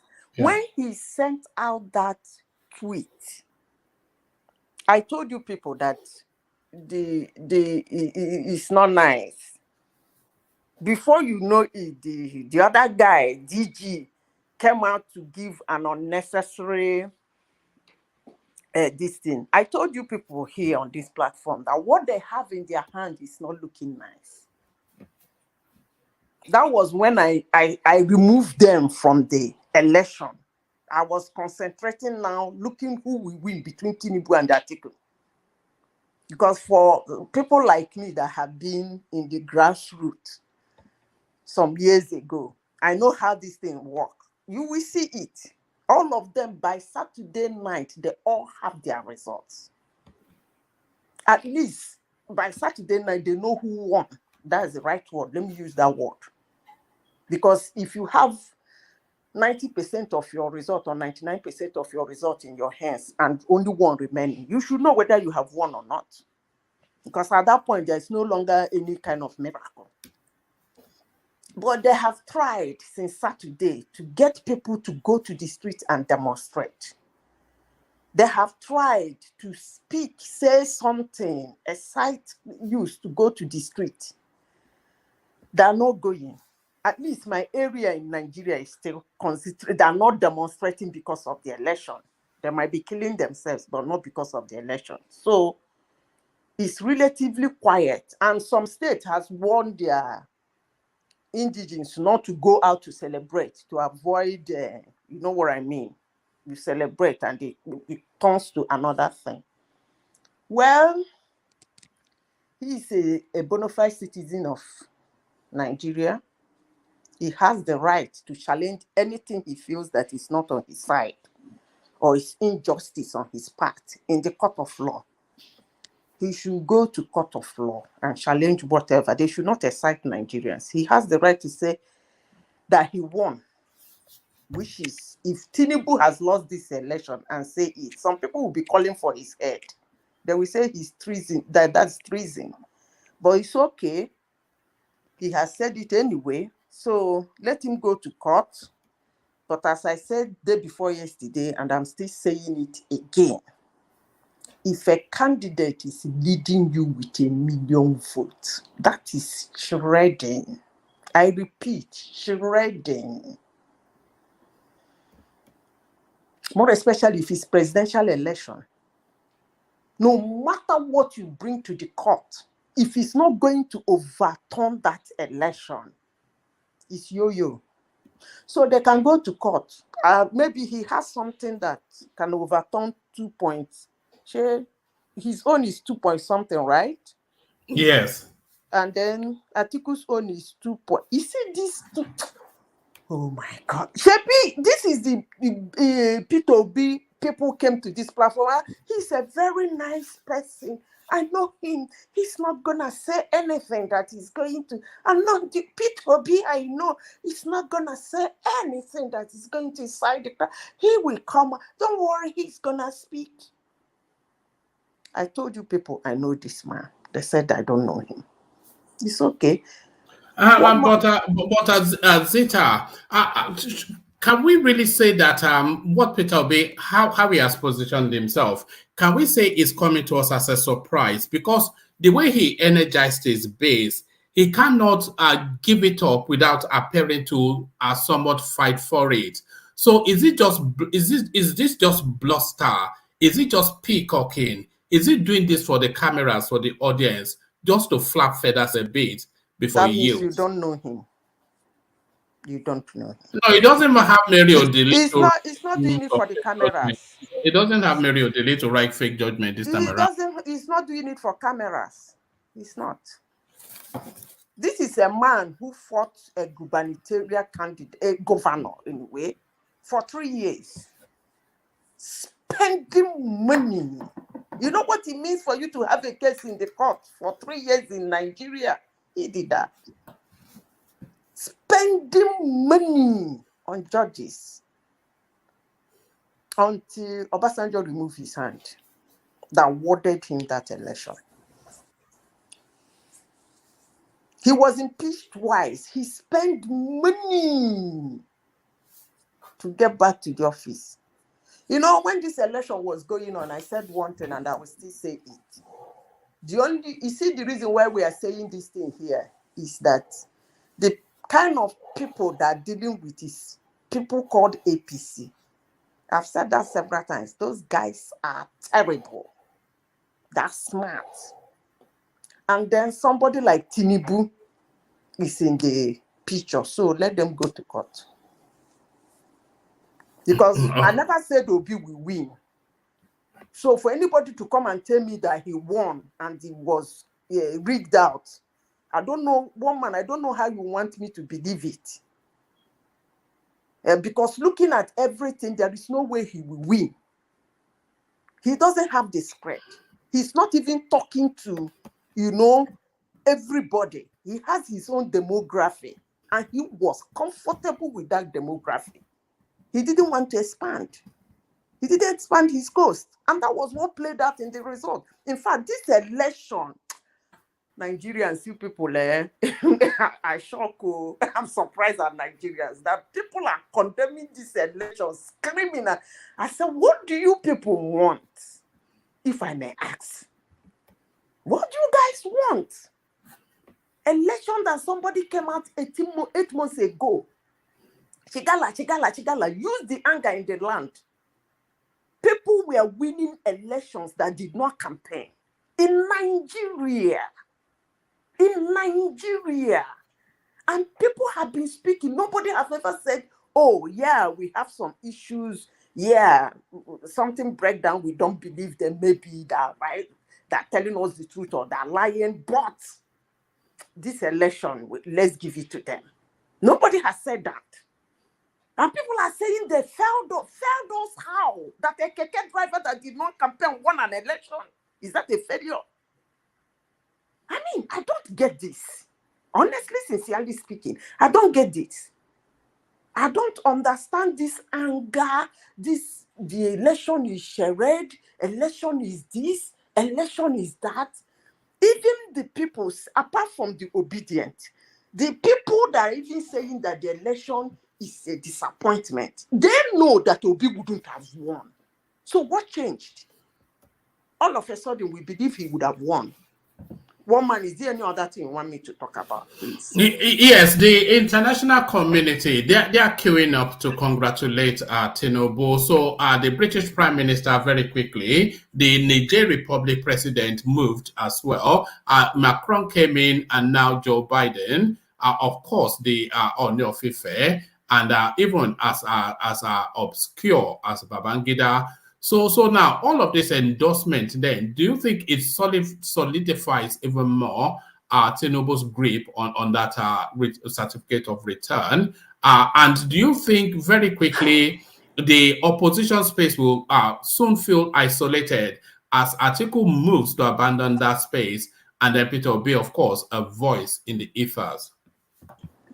Is Atiku still in Nigeria? I don't know. I don't know. Maybe I don't know who is oversighting his emirate in Abu Dhabi as is. Okay. Yeah. That being said, no, that congratulating him is that congratulating him because the law, people don't see Inec as the law in this. They are the law in this. So the law for the process have spoken. So they don't have a choice rather than to congratulate him. If the law otherwise come back to say another thing, then we congratulate the person. They are not the one holding our space. We are the ones holding our space. But I know that down deep in them, they know the election was the fairest we have ever had. They know. They all know. Is this selfish somewhat what they are doing, undermining the integrity of the electoral system just for their own purpose? Annoying. Yeah. It is, look, it is really, really annoying. Look, I don't care who won. The only person I will say I am really against him being in Aso Rock was Atiku. Honestly speaking, that's the only person I will say it's not really right. He's a Fulani man from the north. I mean, the same ethnicity, the same region, and then still come out. I said, no, it doesn't really look nice. I used to say that all of them are same 10 and 10 pence. So that was the only person, because of that, I was objecting his sitting in Aso Rock. Apart from that, I don't have any problem on anybody going in there. But that being said, it's annoying to me that people are criticizing this election. Honestly, I couldn't believe it. Why are you criticizing it? That it wasn't uploaded? I mean, I don't get it though, but to me, this is the freest and fairest election we have ever had from I don't know, before 1999. From 1999. At least we saw the numbers. Before, we used to get Kaduna 3 million, Kanu 1 million, River State 150 million, this 1 million. Never can I even imagine that in this anger, it's only this percentage will come out. I thought the whole Nigerians will, because they really, it's almost 80-something percent PVC collected, all right? I was expecting that 62% of them will come out to vote. But they were angry, they sat at home. The ones that were excited about it went and voted, and that's it. But for somebody to destroy this election and say they failed us, I don't know, in Nigeria, when not only that you're poor, not only that you did not campaign, not only that you are nameless, you'll be sitting in your house just because you bought a form in the name of a particular political party. People will just go and vote for you. In my country called Nigeria. And still, people are saying what they are saying. I don't really know what they want. But one man is their fundamental human right to go to court and challenge whatever they want to challenge. I'm not stopping them. They should go. I don't even know who basis won. Are you saying this is the fairest, yes, and freest? Yes. On what basis? On what basis? What makes it since freest 1999? I said since 1999, and I have said the basis in which I said it. That somebody who is poor in my country called Nigeria, who cannot afford to bribe anybody, who cannot even afford to campaign, just because he picked a form, he did not campaign. No. We know what was responsible for that. It was just the Obi phenomenon. People were just voting for one party, so that doesn't. Okay, you can't use and that. their vote Hold counted. on, you can't use that to describe it as the most freest. Hold on. Yes. And they voted, and their vote counted, and that person was declared winner, right? Yeah, it is not the first time people have been voting and their vote counted. A poor man since 1999. No political bigwig is sponsoring you. Look, it has happened several times. Even there since 1999. Oh yes, it has happened. There are so many candidates. No, not to this level, though. No. Hold on. Let me tell you. Let me tell you. In many states across the country, people vote for their party. They don't even know the candidate. It's just because, oh, this is our party in this state. I'm voting for the senator. I'm voting. They don't know them. They never come to them to campaign before them. But they vote for the candidate. Brother Jandy, you are missing my point. No, it's all the same. No, you are missing my point totally. It's the same thing. My point. It's the same thing. This is not No, the you are first missing time my people have point. been voting for candidates they don't No, know. you They are just missing vote. my point. Okay. You are actually missing my point. I repeat myself again. This is the fairest and freest election Nigeria has ever experienced since 1999. I'll give you my reason. I said, somebody very poor, nobody knows him, not sponsored by any political party, bought the form, did not even campaign. People voted for him and the vote counted. And he's not a member of the ruling party. Neither is he a member of the big party, but his vote, the vote they gave to him spoke. And I told Buhari, you, I'm not and done. I'm telling you, I'm not done. we Let me know finish. what was responsible for it. People are voting for a particular party. No. It's based not on the only reason of it's not candidate. only Labour Party. It's not only Labour Party that won this election, because the Can I finish? And I'm telling you that it Can I has say happened something and I go? before now. People who are voting for PDP and APC, they don't even know the candidate. They just vote for the candidate, for the party, and their vote was counted. So we can't use this that because they vote for Labour Party now, I didn't say Labour Party. It's not only Labour Party that counts the vote. And that you can use that to say hold on, everybody. Let Ekene interject for a moment. I think he's been trying to come into the conversation. Ekene, good to see you. Yeah, thank you, everyone. I want to speak as a Nigerian and as a voter, and as somebody that was on ground, and as an agent of my polling unit. So, like I said before, I'm an obedient. My prayer was for him to win. But if he doesn't win, any other person can win. I'm not concerned. What I know, we have done our work. So, but what happened is this. We voted. I would say Inec tried, but they used their hand to spoil their work, because this would have been one of the perfect elections in the history of Nigeria. But they destroyed everything with their hand. Why did I say so? In our polling unit, we voted, we counted our votes. Then let us upload. You said your server is down, this and that, you cannot upload. We insisted we must upload our result. That was the instruction given to us.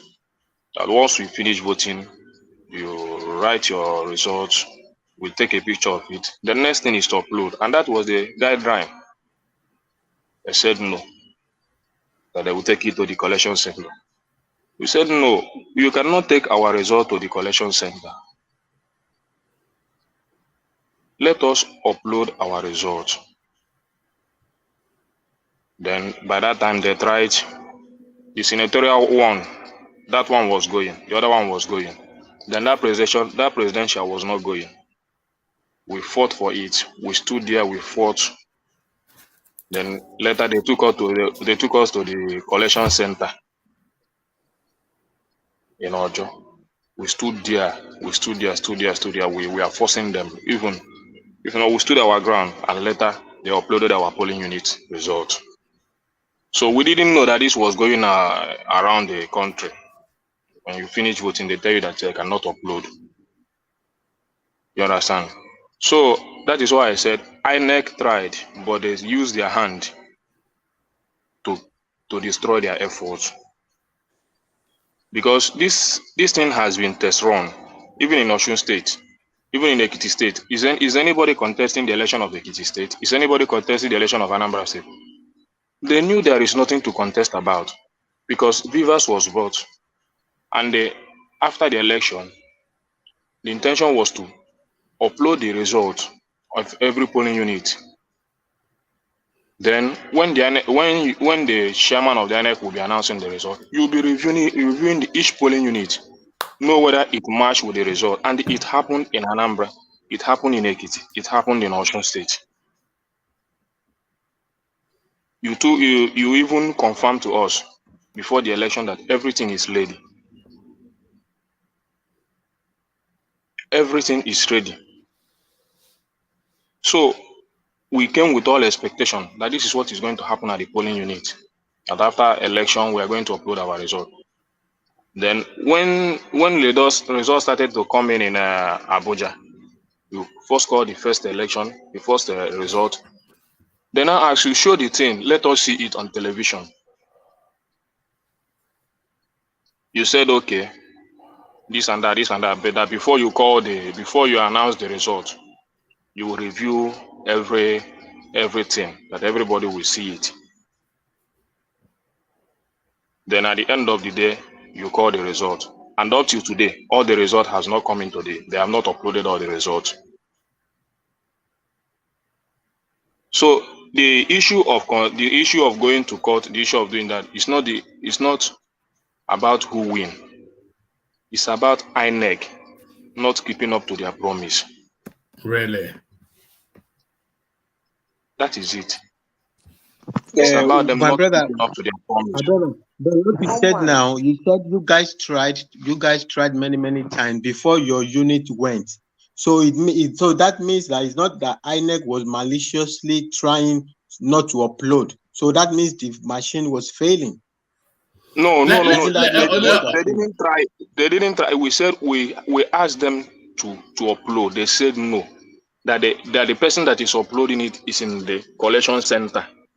Yeah, but I want the result. Hold on, Ekene. Has all the results been uploaded now? It has not been uploaded up to now. It's about 80-something% or so. It is even now they started. As of yesterday, I started uploading the thing itself. All right. After they have finished calling all of that is fine. You said you are an agent. Did the uploaded results from your unit, did it mirror what happened? We have not really viewed it, but you've not viewed it. Yes, but all we know is that no, hold on. Don't give us the. You've already faulted yourself somewhat there. You're an obedient and a polling agent, so you are doubly invested. And you were talking about that things being manipulated, that they are not being uploaded. So they have now been uploaded, but you've not even checked to see what they uploaded matches what happened. Our own that day when we uploaded, we confirmed that we uploaded our own that day after every fight and all the thing. We uploaded our own that day. You did not answer the question that they asked you. You were let me finish now. I said, hold on. You were telling us a story. You said upload. They told you guys that the server was down. You people insisted. After some maybe arguments, they started uploading. You told us on this platform that the Senate own was going, the House of Reps own was going, but the presidential, but the presidential was not going. You people insisted, and they still have to take you people to where they said you people should go the first time. And then you went there and waited, they tried and uploaded it. Yes. Is that not what you told us here? Yes. So actually, what you were telling us is that it's not that somebody did not want to upload, that the system was having issues. Confirm? Thank you, madam. Confirm? Let me add this before you hold on. Let me add this before you respond. This is the guideline for INEC. So it's 2.9.1. It says using the beavers for uploading election results to scan, using the beavers for uploading election results to scan and photograph and upload the polling unit election results. So this is the operative space that you want to see where there is network. So if there is no net, so even within the guideline, it takes into it makes that proviso that it is subject to technical difficulties.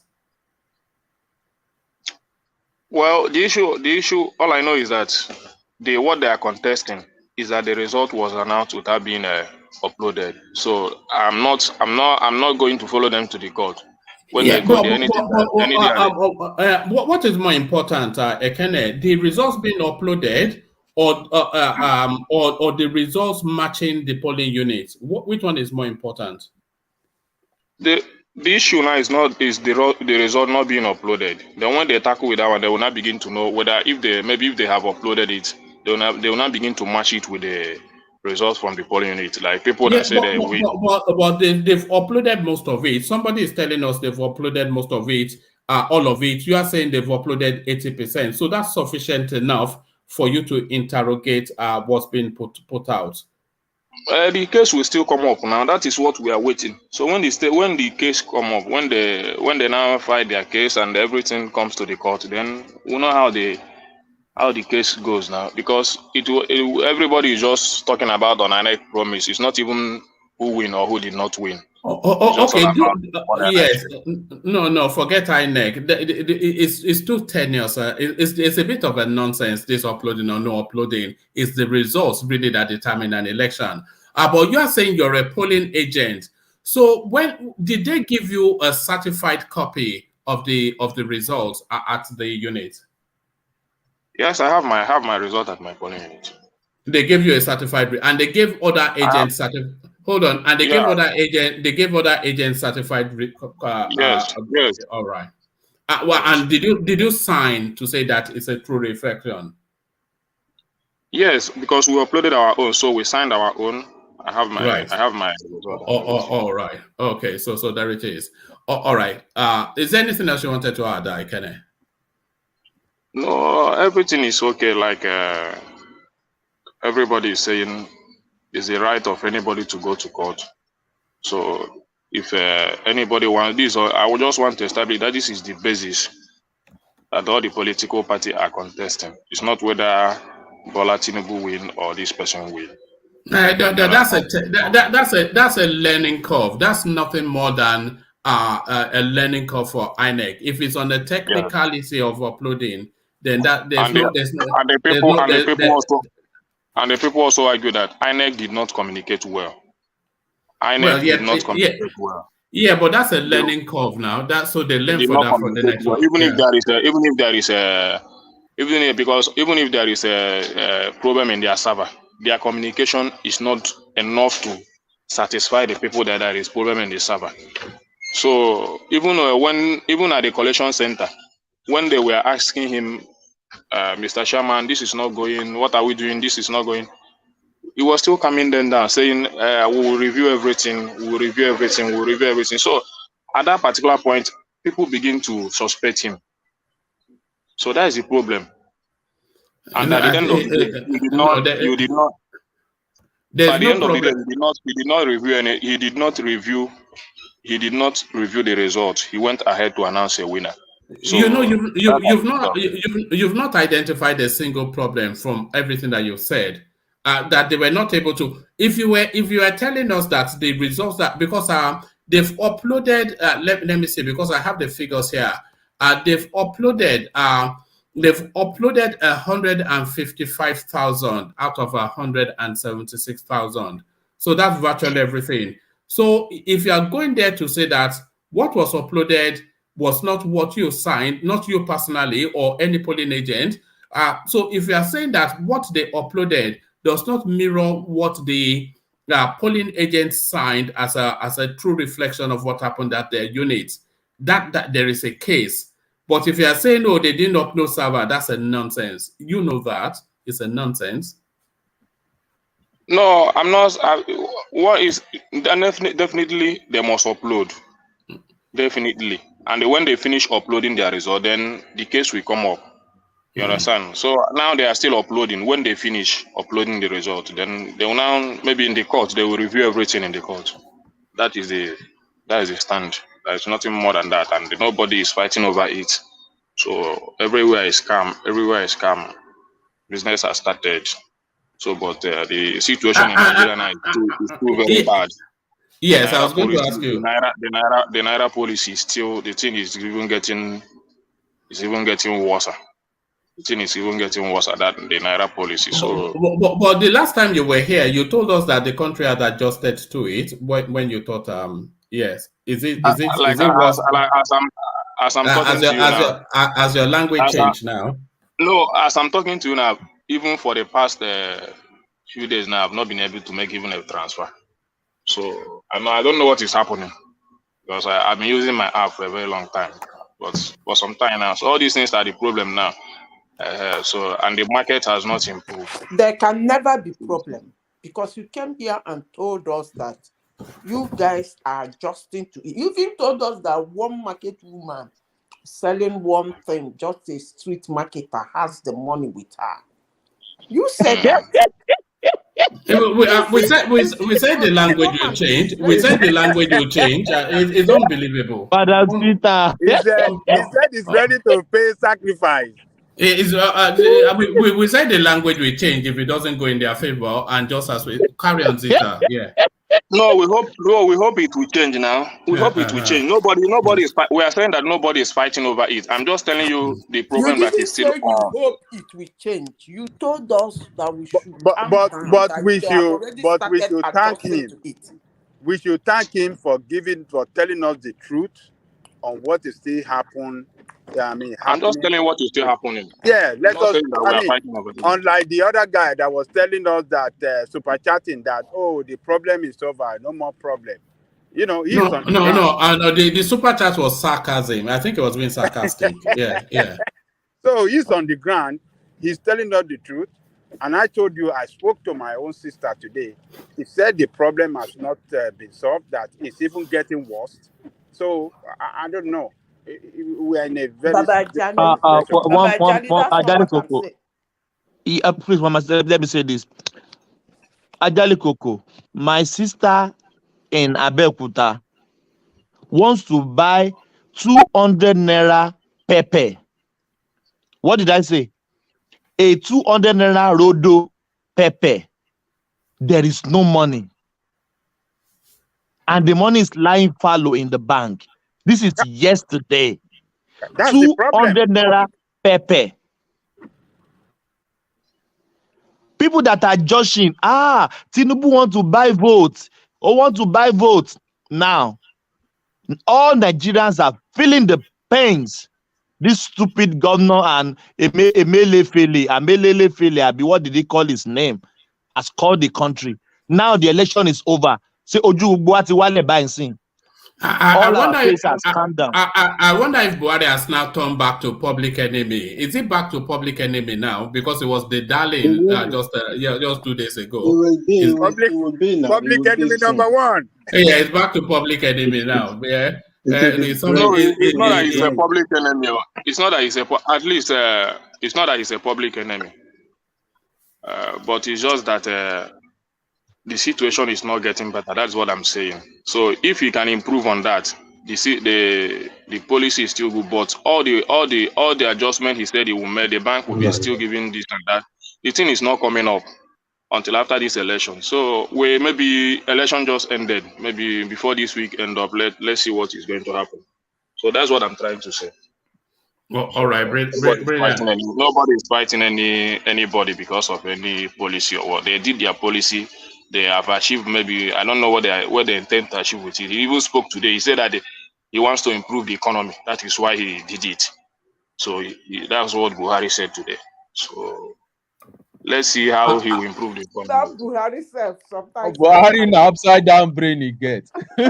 How come you're not asleep, Ikene? What are you doing up so early in the morning? I don't normally sleep like that, most times. How many hours sleep do you get? Sometimes 2 hours, sometimes 3 hours.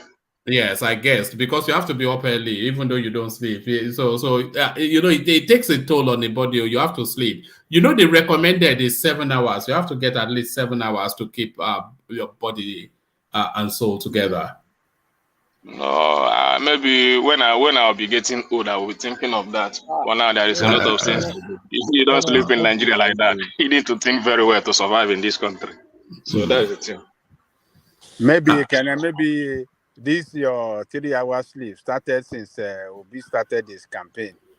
I must tell you the fact. I really campaigned for that man. That one really gave me sleepless night. I will not lie to you.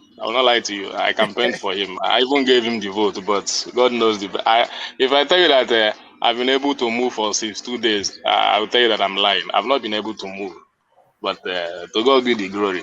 We are getting better. You guys did it. You guys did a good job. Kudos to you guys. Yes. Kudos. Yes, man. Kam jụọ gị n'Igbo. Gwa m eziokwu n'ime obi gị ka ị na-agagharị na-akwa ndị mmadụ maka Obi. Are you sure you are not selling us? Are you sure you are not selling us? Hold on, Thomas. No, carry on. No. Just don't worry. Let me talk to him. Please, excuse me, one man. Let me carry on. N'ime obi gị, obi gị otu o siri mee ugbu a, like ihe ndị o nwetara. Ọkwa mere karịa otu siri mee expect kwuo eziokwu. Ọ bụ na ige m ntị last time m kwuo okwu ebe a sị m na ọ bụgoro na Obi win ụmụ na o winụra na mụdụ ha tụrụ ifo ma achị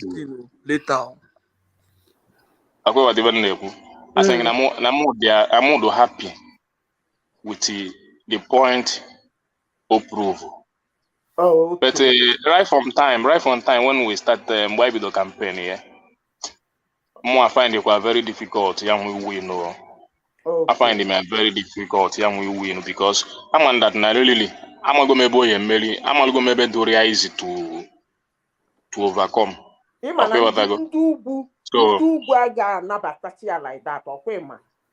that, yes, ndị ugwu anabatachara like that. Ndị ugwu anabatachara like that, and ebe the ticket in a way. Yes, and ebe the ticket in a way fell. Mgbe Kwankwaso bịa art ya somehow mgbaka the ticket in a way fell. Ọ bụ na Kwankwaso kweta right from time mtu onye ọbụla si wee dị optimistic no ekweta the ticket will ọkara ga very easily.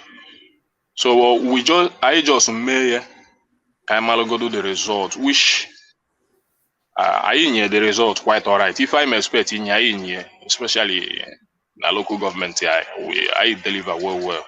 Okay. So and everybody may expect, everybody may expect no, of my respect. Even Nasarawa say for surprise him. I believe that I'm Nasarawa so but Kafaga go to court, Kafaga says yellow court, but I malifo jinaka weje because emana no yeje ko jembo batal I malifo jinaka eje yes. One man, I continue. All right, brilliant. You know, Lagos Igbo, why you mix English with your own? Zita they speak original Igbo to you. You just mix English with the yeah. Hello. Look at you just talked about Bible not understanding Yoruba, but now you saw people who are speaking Nigerian language and you want to castigate them on this platform. Thomas, be careful. I really want to talk about Vivour. I want to say something about him because I forget about that language. You see how that language they flow. Wama, do you like the beauty of that language? No. When they put that English, yes. Yeah, no, that's what I when was. When they put that English inside, like Ekene, I love it. Yeah, they will just put that English. Then go back to the language, put that English. I love the Ekene one more than the Zita one. Narration, we just put that English. I like verse original. Yeah, that you speak original language. You know, I was just about to say what you said, Thomas. I was just waiting for the window to say it. To say it. I love the sound of the Igbo language. I love it. You know, in terms of that language, for me, because I made the association. It has some sort of Germanic feel to it, just the texture of it, very solid language. If we're looking at Yoruba, I'll probably say it has more like a French texture and the northern voices somewhat like an Italian texture. But there's a strength. You see the personality of the culture in the language. I love the sound of the Igbo language. I always Mama, let me shock you. I listen to Igbo songs, Christian songs like no ever. Yeah, but that's our intro. I can sing Ankachawa song from beginning to the end. I love it. I love it. Only when you that's only after you've taken kangaroo pepper soup and Nigeria Yes. That's our introduction music now, Sunday Wendy. But Ekene, you wanted to speak to the Mazi Chinedu Rhodes-Vivour space. So give us just a brief commentary on Mazi Chinedu Rhodes-Vivour, the incoming governor of Lagos State. Well, I don't know. You people say that he didn't speak. He don't speak Yoruba very well. I don't know. But the only thing I know is that he has come on the campaign. Really, he has a real Igbo blood in him. I can confirm that. He has real Igbo blood in him because I think his mother is from somewhere either in Abia State, and he's married from Anambra State. So, and the guy. The problem he will have in this election now, many people don't want to come out again after this election. I'm just telling you the facts. Maybe somebody like me will go and vote, but that number he may be expecting from the obedient, many people are weak. I don't think he will still get that number. But let's just pray, because like some of us that understand that Obi still needs that structure. At least he still needs governors. He is getting some senators now, some House of Assembly. He still needs at least some governors, which I know that he will get some governors. He will get, but I don't know if this Lagos will be included. But as far as Abia State, Abia Plateau, these two states is where I'm optimistic that he will get some governors. So, but Lagos State, I'm not too sure. Despite what happened last Saturday. Because the spirit is down, and I don't think APC will allow that to happen again. And Showolo is still people still regard him, despite what happened in the presidential. People still regard him. So, well, let's see what happens. All right, brilliant. Ikene, you must try and get some sleep, or body no be wood, as they say in or you're laughing, body no be wood. I've never go out for since after the election. I've never go out. I'm just a lesson. But maybe from tomorrow. Did you stock up the house with food? That's what we did with my mother. We because we don't know what the streets will be like, so we bought about 3 months of food. From meat, fish, everything, just packed it in, so that you don't have to. Yeah, that's what we did here. Yes, to fill the house. Then after the election, you'll allow more to know how the environment will be. But yes, the environment is okay for now.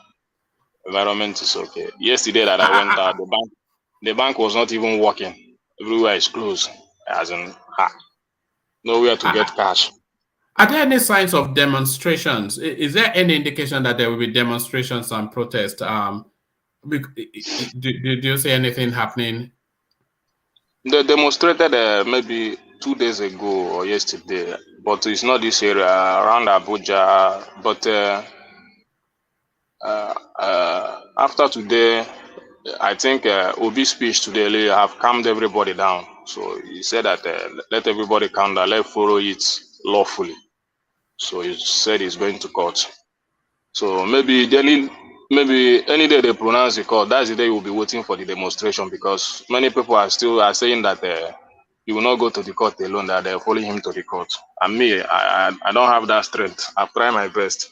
So will you be disappointed? Will you be disappointed if Obi comes out within the next 5 days and say, let it go for reasons of national unity? Because I suspect he will give a national unity speech soon. Obi will not do that, yo. I'm just telling you that one for free. You don't know, Obi. Obi will not do that. Obi will go to, even if we take him 4 years, he will go to court. I'm telling you that one for free. You don't know him. If you know him, you will not even suggest.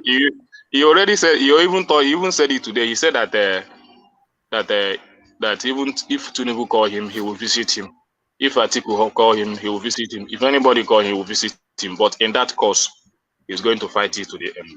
So that was his statement. Nobody's going to call him. So And let him nobody's go to court. No, yeah, he that is the should go thing. to court. Let him go. So I don't know what I want him he's to go giving to him the court. country. I want him to fight. Maybe he should go to court, and then so he can have some rest. Yeah, You know, he should go to court. and then we can all have a break from it as well. Yeah, You know, he because should go to court. Let the court prove him right or wrong. So that is the thing. But you know the funny aspect of it. Somebody went into an election. After the election, he says that he was rigged. He's going to the same law that put up the election. For when he was contesting for the election, he has so much hope on the law. He believed the law. That is him. Obi really believe in the law. That is him. Wait, now Even let me if finish. Let me finish. yes. He so much believed in the law, like Wike. Then when he lost, it's no longer a good law because he lost. He's now going to another law in that same country. He's believing that law, pretending as if everything is okay. When he go there now and come out, he will tell his supporter, if he has any, that they have robbed him legally again. We should stop all this nonsense in our country now. We should stop all this. Me, self, I don't tire for Igbo land, honestly. The number of people that are being killed in Igbo land because of what I don't know is blowing off my brain. We should stop this. Our productive age are dying. We should stop this now. All right. All right. Thank you, Zita, and thank you, Ikene. So thank you, Ikene. So Ikene, for time, let me move the conversation on from you and take it in the direction of Fatai, who waits patiently from New Zealand. So Fatai, are you still there? Fatai. Yeah. A little bit tiring, but yeah. Yeah, a little bit tiring, but yeah. Pele. Fatai, I will pour you a bucket of water, or you better wait. It's an endurance test, isn't it? Being on the one-man platform is an endurance test. But there it is. So Fatai, you're up next, and to the conversation. Then we kick it off then with the Labour Party candidate for the Lagos State seat. Your thoughts on that? Well, I think the Labour Party, I think they are hurting, right, with all these their nonsense with the rigging. Because right now it's not because first of all that's going to affect them, because you have all cried they rigged the election, so all your voters have gone to sleep, so they're not going to come out for it. If you want success in Nigerian politics, right? If you control a state like Lagos, like Delta, like Rivers, you're going to have, especially now, now with Lagos, we are not even talking when it was generating 600 million IGR per month. We're talking billions now per month, maybe 60 billion per month. If you control that state, right, you're going to be you're going to have a chance to have a leg, right? But they went on. That's their problem, right? It only gets on my skin. People that can goalpost shifting every here and there, every now and then. They went too far ahead of themselves, screaming. Oh. Okay, so half of that electorate, they will sit at home, except the ones they can mobilize that will go and vote for this guy. This guy has no chance to win, even if you take out all of these things about whether I speak Yoruba or not. Because when you cry wolf so much, right, is the crying wolf situation. You have another election coming. You are all over the place saying Inec should be burned or whatever. Inec should be thrown. It doesn't work. Okay, if I spend all my energy to vote for you, and you have been able to convince me now that the system is is a fraud, what you should think I'm going to lose my sleep the next time to go and do it and go back to this same system. Now they have to do double work now to be able to get a fraction of their voters to come back and vote again. They are not going to win that Lagos election. APC is more energized now to win the election. And another thing is that I think today, third, right, the Supreme Court is going to give a decision. I think that hopefully the Naira crunch, which depressed APC vote, right? is going to be a way. So APC will have everything to mobilize their people. Labour Party will not have, so they are going to lose the election. All right, brilliant. And to the avalanche of congratulatory messages coming from all over the world to the Tinubu space. And do you know, by the way, that Tinubu has been moved from Bodilon to the Defense House. I'm not quite sure why. Let me just Tinubu relocates to Defense House, pledges fairness. Nigeria's president-elect Bola Tinubu on Thursday relocated to the Defense Guest House in the Maitama district, Abuja, from where he will function until he's sworn in as president on May the 29th, 2023. The president-elect will be moving into Defense House in Maitama FCT, where he will spend the next couple of months, and from where he will move into the presidential villa. A tweet by the All Progressive Congress Presidential Campaign Council read on Thursday. The notice came barely 24 hours after the Independent National Electoral Commission declared Tinubu as the winner of the February 25th presidential election. He was given from the Defense House. Tinubu will receive briefings and hold key meetings as president-elect. Speaking to correspondents on Thursday, the spokesperson of the APC-PCC, Festus Keyamo, said he could not confirm the actual time the president-elect moved into his new abode. However, this is not a new development, as the current president, Buhari, also lodged at the same location months before his inauguration on May the 29th, 2015. Afterwards, he moved into his official residence at the Aso Rock Villa in Abuja. Meanwhile, President-elect on Thursday pledged to hit the ground running from his first day in office to deliver on his campaign promises, and on it goes. So it's just the machinations of state, isn't it? The process has been kicked. You know, the moment that Mahmoud Yakubu said, I hereby announce Bola Tinubu as the winner, the machineries of states, it starts to go through the processes. So this is now, this guy now is leisurely stroll into that Aso Rock Villa. It's an inevitability. So you can whip on camera if you as much as you like, and you can be some stubborn, obstinate Anambra guy, but nevertheless, that would not stop the machine of state. For Tai. Yeah, I mean, Tinubu is now a state property, right? It's no longer ordinary Tinubu he was before. No fly must touch him, right? Everything, if a fly touches him, is a national security issue. So this is usual protocol, actually. So when you become, even we saw it when Trump won in the US there, and the security service, what is Secret Service? The news that they were having, because of that, New York, his house in New York there was a little bit of an issue protecting him there. So there was a lot of news about that. So once you become president-elect, and also closeness to the arrangement with the current president, you know, the whole of the transition arrangement, but especially also, of course, also it will be, if he's living in Lagos, it was going to be costing the state a lot to manage his security arrangement. So it will be, it's not that's kind of part of course, or what's the expression? So I think it's part of a security protocol that for that. Par for course. Yeah. So that's what will happen. The international community, everybody associated with winners, right? Because there's a lot of deals to be made, right? There's a lot of things going around the world, right? You don't want to be against the incoming president, because then you want to send in your congratulatory message, because all of those will influence negotiations, right?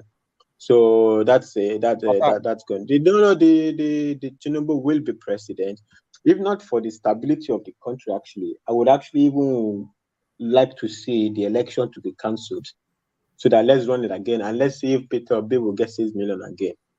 No, he will not come anywhere. People resent what he's doing. They won't get anywhere close.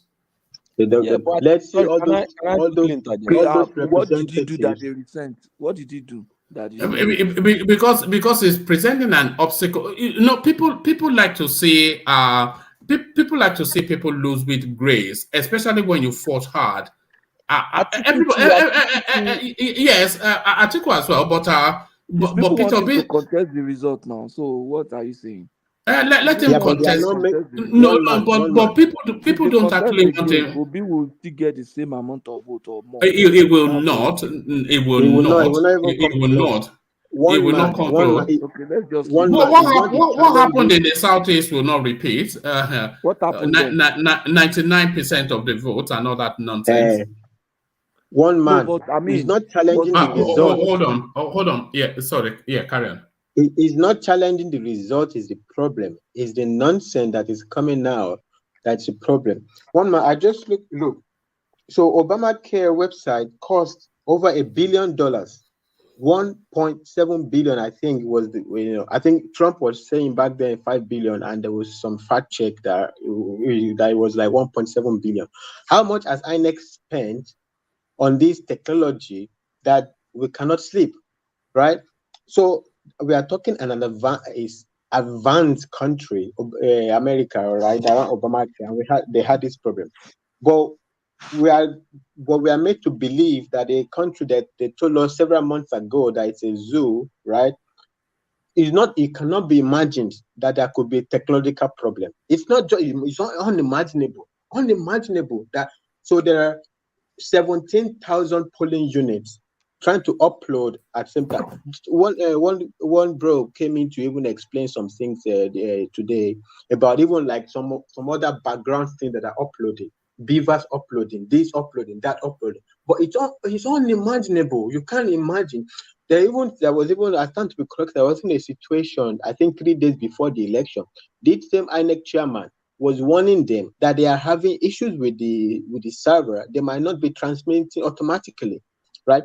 It's not even that. So when this even law was being passed, APC represent in the National Assembly, they wanted even a more robust debate about this technology. They didn't think it would be as smooth as they were being told, right? No, it's the opposition. No. We all watch in Chatham House when Tinubu was telling them, look, let's look at this thing very well. We don't know what is going on, and we are not sure, but no. He wants to rig. These same people, right?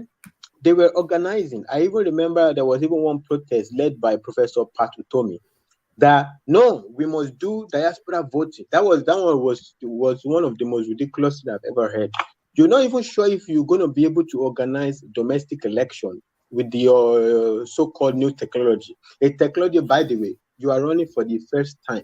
It's not like you something first time, but it's not imaginable that there could be a mistake with something you are imagining.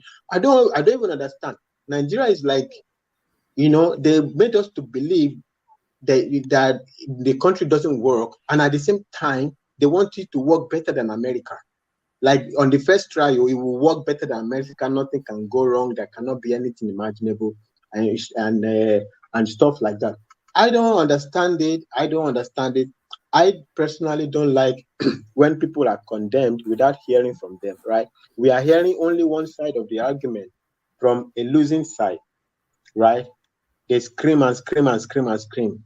We have not even heard technical details from INEC to even see whether their story will be believable or not. No, but we must skin them alive. I mean, that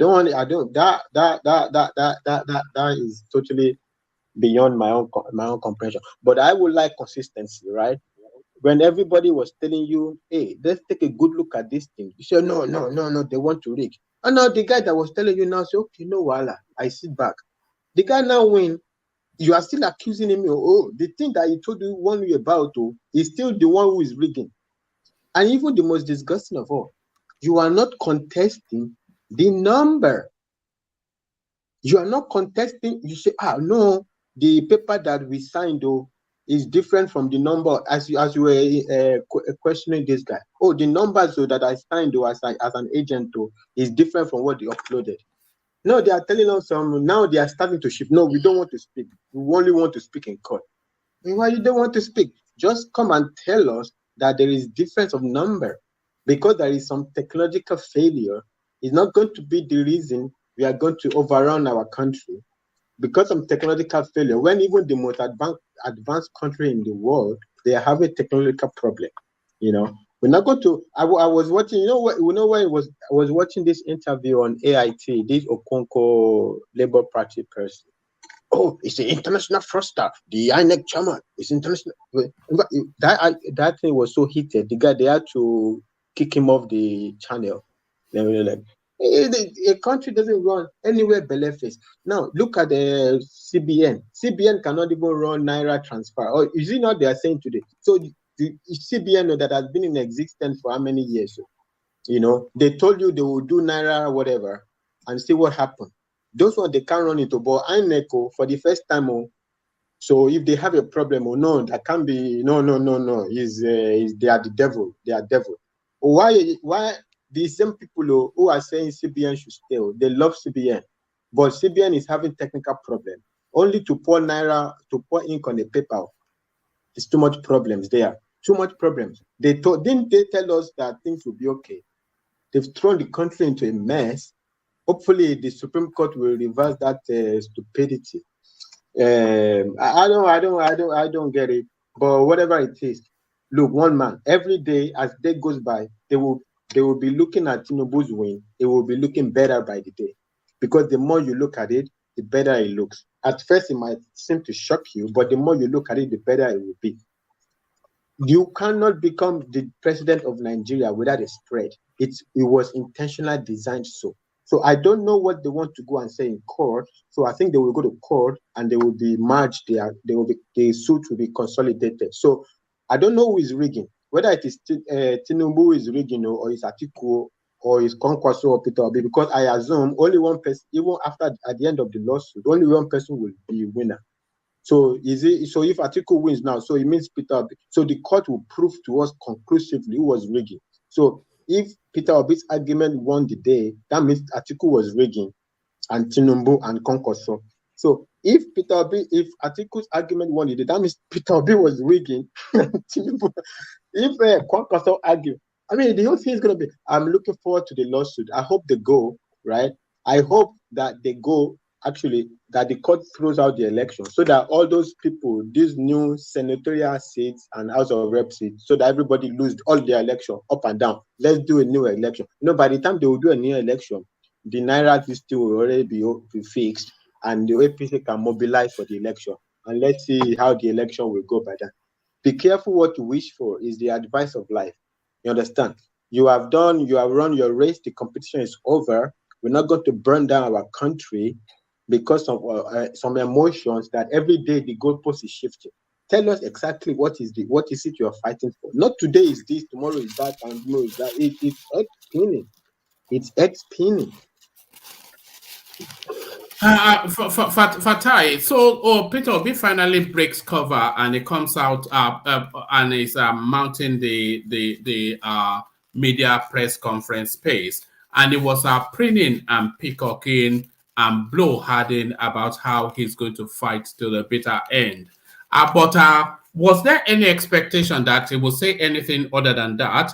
If you look at how he has energized his space and filled the heads of all these young people with all of these fallacious, fantasized narratives, there was no way he would do other than what he did. So was it somewhat predictable, the preening and peacocking that we saw from the former Anambra governor?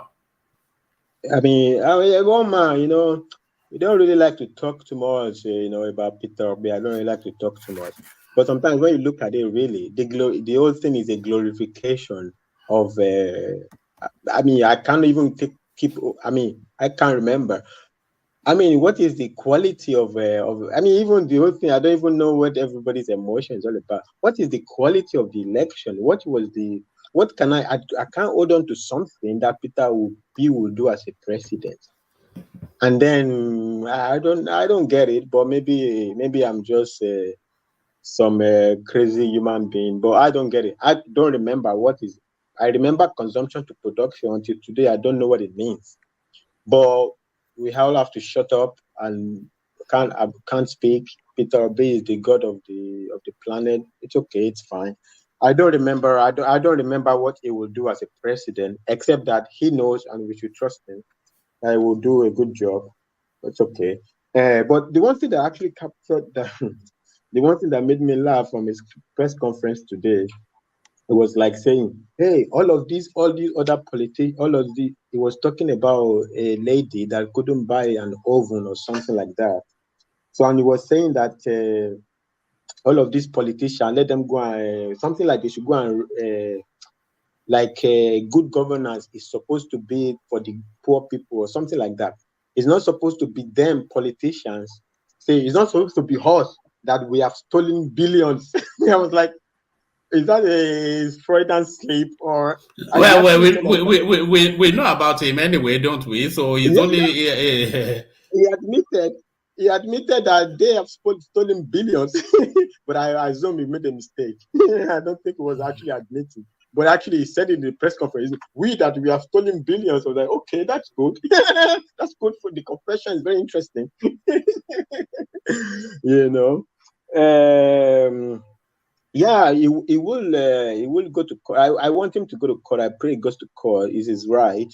He should go to court. You know. I do not see him going to court. You know, I do not. Although somebody was sending me a text that he had hired some lawyer. Let me see. Somebody sent me a text. I'll check the name. Some SAN yes, it's hired. It says Obi recruits the erudite barrister Dr. Onyechi Ikpazu SAN. The guy who performed Ikpazu, the man who performed the Anambra 2003 magic. So the same person that used to fight his impeachment, I think.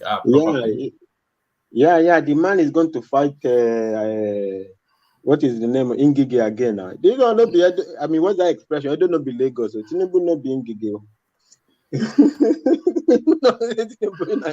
But Peter Obi has money now. He's a rich guy now. He can spend some money on lawsuit now. That's not surprising. So let him go and spend it. But me, I'm interested to see the arguments. I mean, I am so interested to see the argument.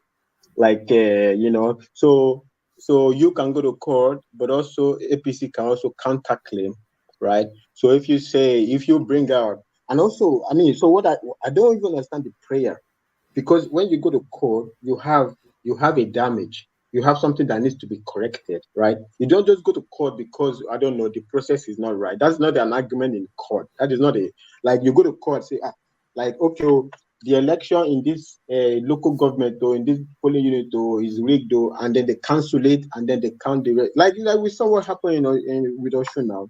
They cancel some elections, and then when they tally, the other person win, right? The law is usually like by implication, like you get it. It doesn't usually come as a command. It's not. I don't think the judiciary is going to order the executive branch to go and conduct another election, right?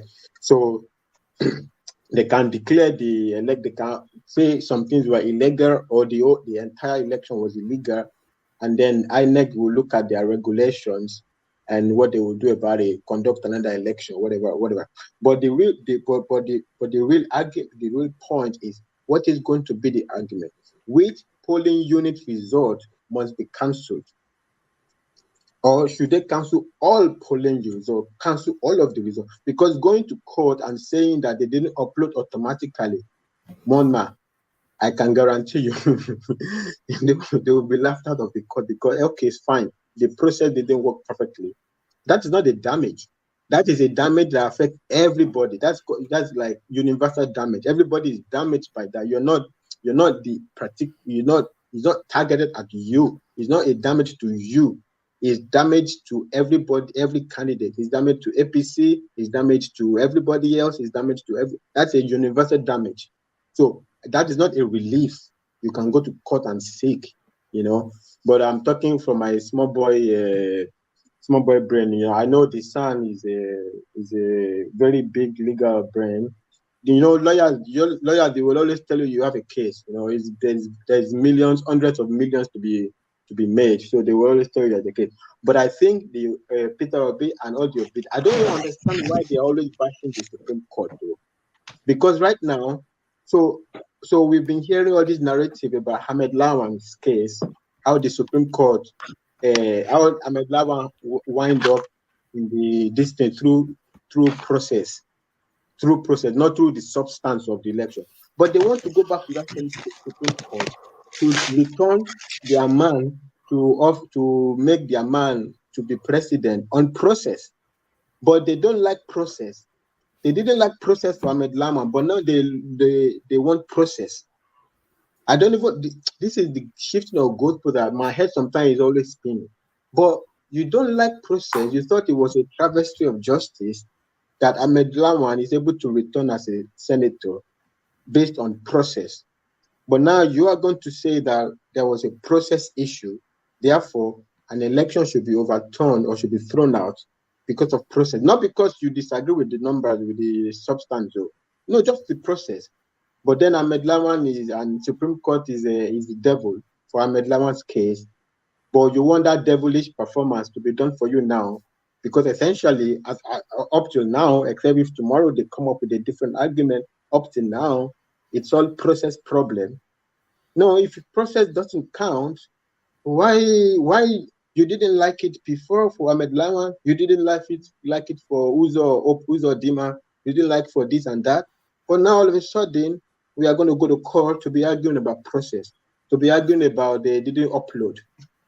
When, as we have read one man now, the law did not even say mandatorily. By the way, the law cannot mandate technical experts. It's like the law mandating a soldier shooting in the battlefield. Well, the battlefield will determine if you throw a grenade or you shoot your AK-47, because the legislature, they are not the one in the field.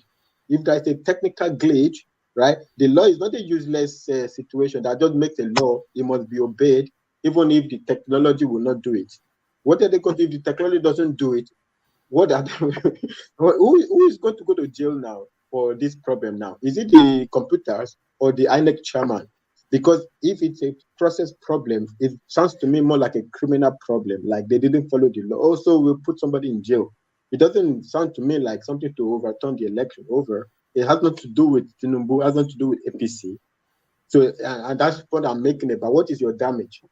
So, INEC made a mistake. Okay, it's an next problem. Let them take INEC to court, and then we will send what is the chairman? We will send him to Kuje prison. Maybe they will win that from the court. Okay. Maybe they have a chance. They have a chance there, because INEC guy is a bad guy. He's a criminal. So we send him to jail, as according to them. So let's send him to jail now. Tinubu will still continue as his presidency. Tinubu will be your president for the next 4 years. He will win again with big margin, and he will be ruled for the country for the 8 years. But anywhere Bele face, one man, it go back to my situation. The country is run like anywhere Bele face. It's not even in the mouth of the INEC chairman. He's not a technical expert to be promising anybody that everything will upload, right? I don't know. Even sometimes telephone calls don't work. Telephone, MTN, whatever, don't go through. There is possibility for technological disruption. But I'm not even saying that is what happened. Me, I'm saying I want to listen to INEC, right? I can't bear it listening to all these guys because you lost and the whole planet must crash. There is two sides of a story. We have to hear both sides and make our judgment. I'm not going to hear one side of the story and then make a conclusion that is what happened, and the other side is bad. No, I have to hear from INEC. I want them to give us an official statement. I will evaluate. I am an adult. I can read and write. I'm going to read it. I'm going to make my own inference from it. If I believe them, if I think they are telling me bullshit, okay. But I want to listen to them. I don't want to listen to only Labour Party and saying that's it. Because the Labour Party is not even telling me that the numbers are wrong. They're just telling me that it wasn't there was no automatic uploading. Okay. Maybe it could be technological problem, right? If you have ever used a phone, you know sometimes there's technological problem. So it's not a bad argument. So I want to listen to INEC. Until then, I'm not going to. A man is innocent until proven guilty. You know. All right. So Fatai, as early as yesterday, we were we were reading how Ohaneze then congratulated Tinubu, but 24 hours is a long time in politics, as you know. Ohaneze in Digbo rejects results of presidential election, says it will challenge in court. So is this a case of blood being thicker than water? Well, I think what is going on in Nigeria it's not even so much about Peter Obi. I think it's much more about the power brokers, the power blocks. There are many big boys, like struggling for power. There's a lot of things on the table now. There is subsidy to be removed. A lot of people are going to lose from that. There's a lot of things that there is an NNPC to be restructured. There's so many things in that country. There are many people that are no longer in power. They are like big boys, right? They will fight till the end, right? I don't know. I think that's probably the power, the big boys telling them, hey, are you crazy? Don't do that. Don't do that to Peter Obi. Because Ohaneze congratulating is basically it's a massive blow to Peter Obi's fight against the result. So probably some pressure put on them. But I don't know. Well, if they want it doesn't change anything. Whether they accept or they pull out, it doesn't change much, right? The country cannot be put on hold, right? Based on flimsy stuff. You understand? The country cannot be put on hold based on things. It's the love of the country. If not for the love of the country, I will go on fasting and prayer. I will go on fasting and prayer for the election to be overturned, so that we do a new election. All of the election to overturn everything, we do a new election, and then we can see again who is who again. But for the love of the country must keep going.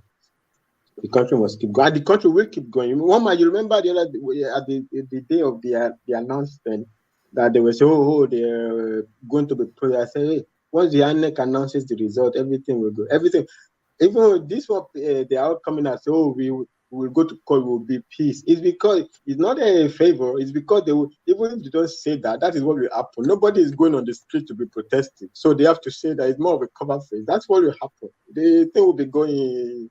The country will go. A new king has been crowned. That's it.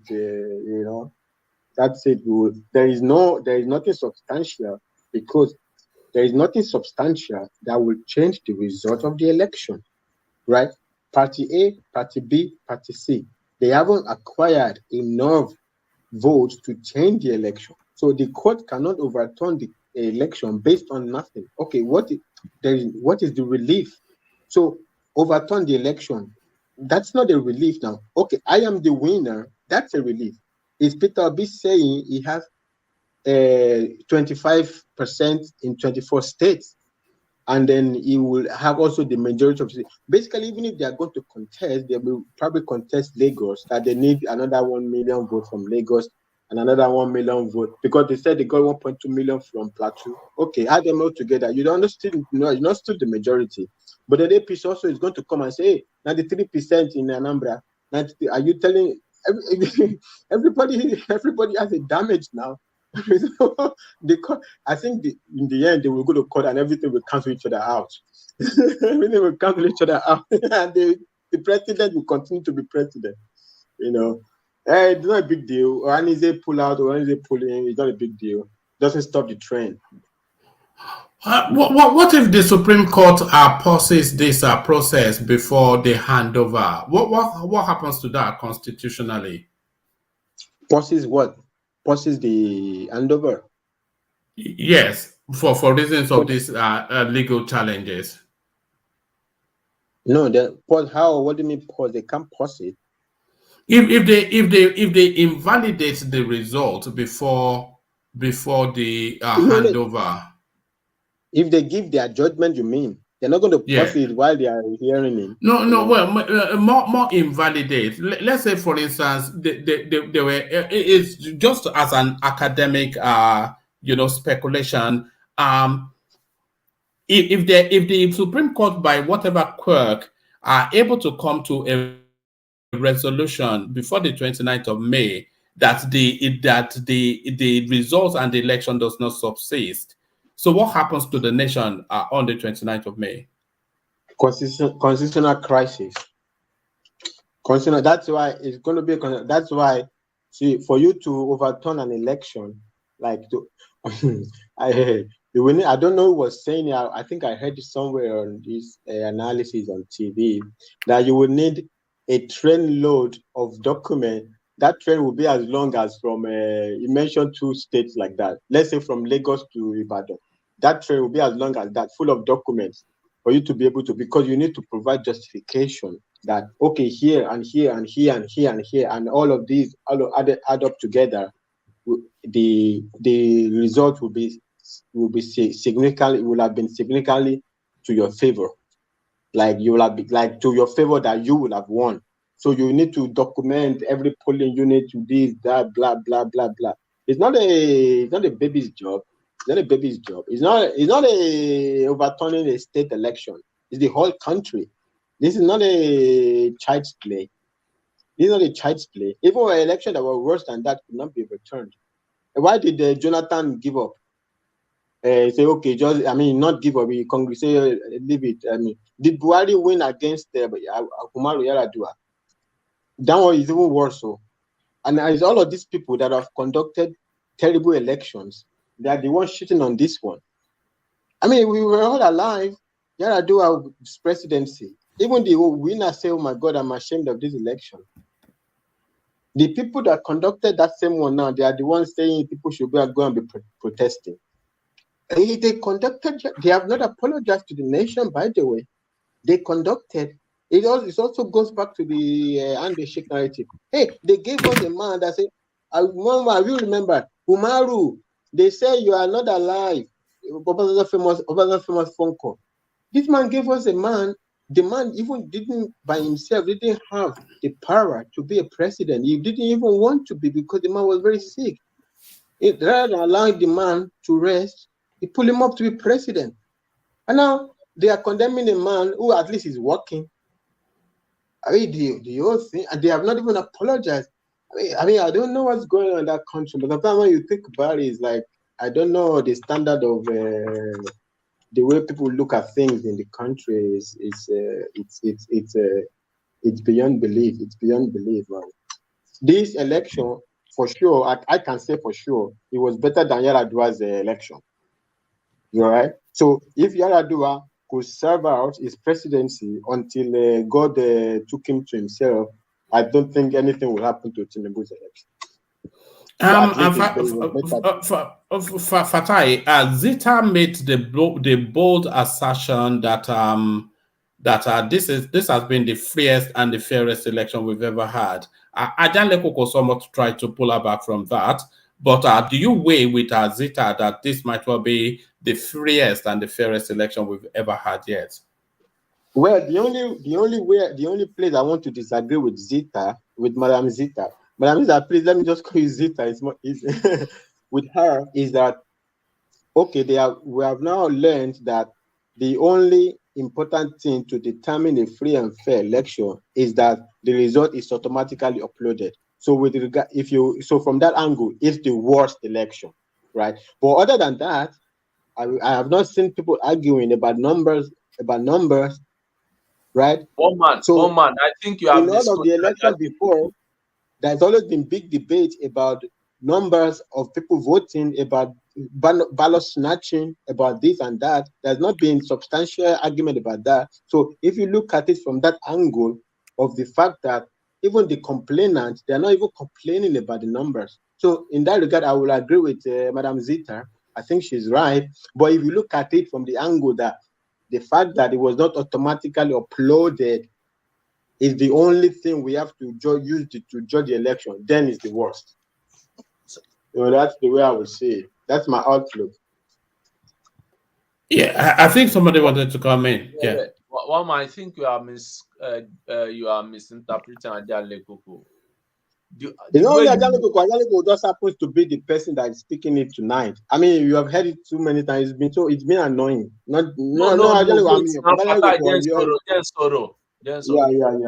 What myself and Adale Koko is saying is the fact that Obi says that he's going to court. He's right constitutionally. Nobody is debating that. Don't take it personally. Don't take it personal with him. That's what I believe. That's what myself and Adale Koko is saying. Because what's it called? The way you asked the question was like, is it that what he's doing is right or wrong? Because even when I came, I said even Omoyele Sowore too is saying the same thing. Let them go to court. Now, if they say it's not right, should we now say they should not go to court? No. So nobody has ever argued that now.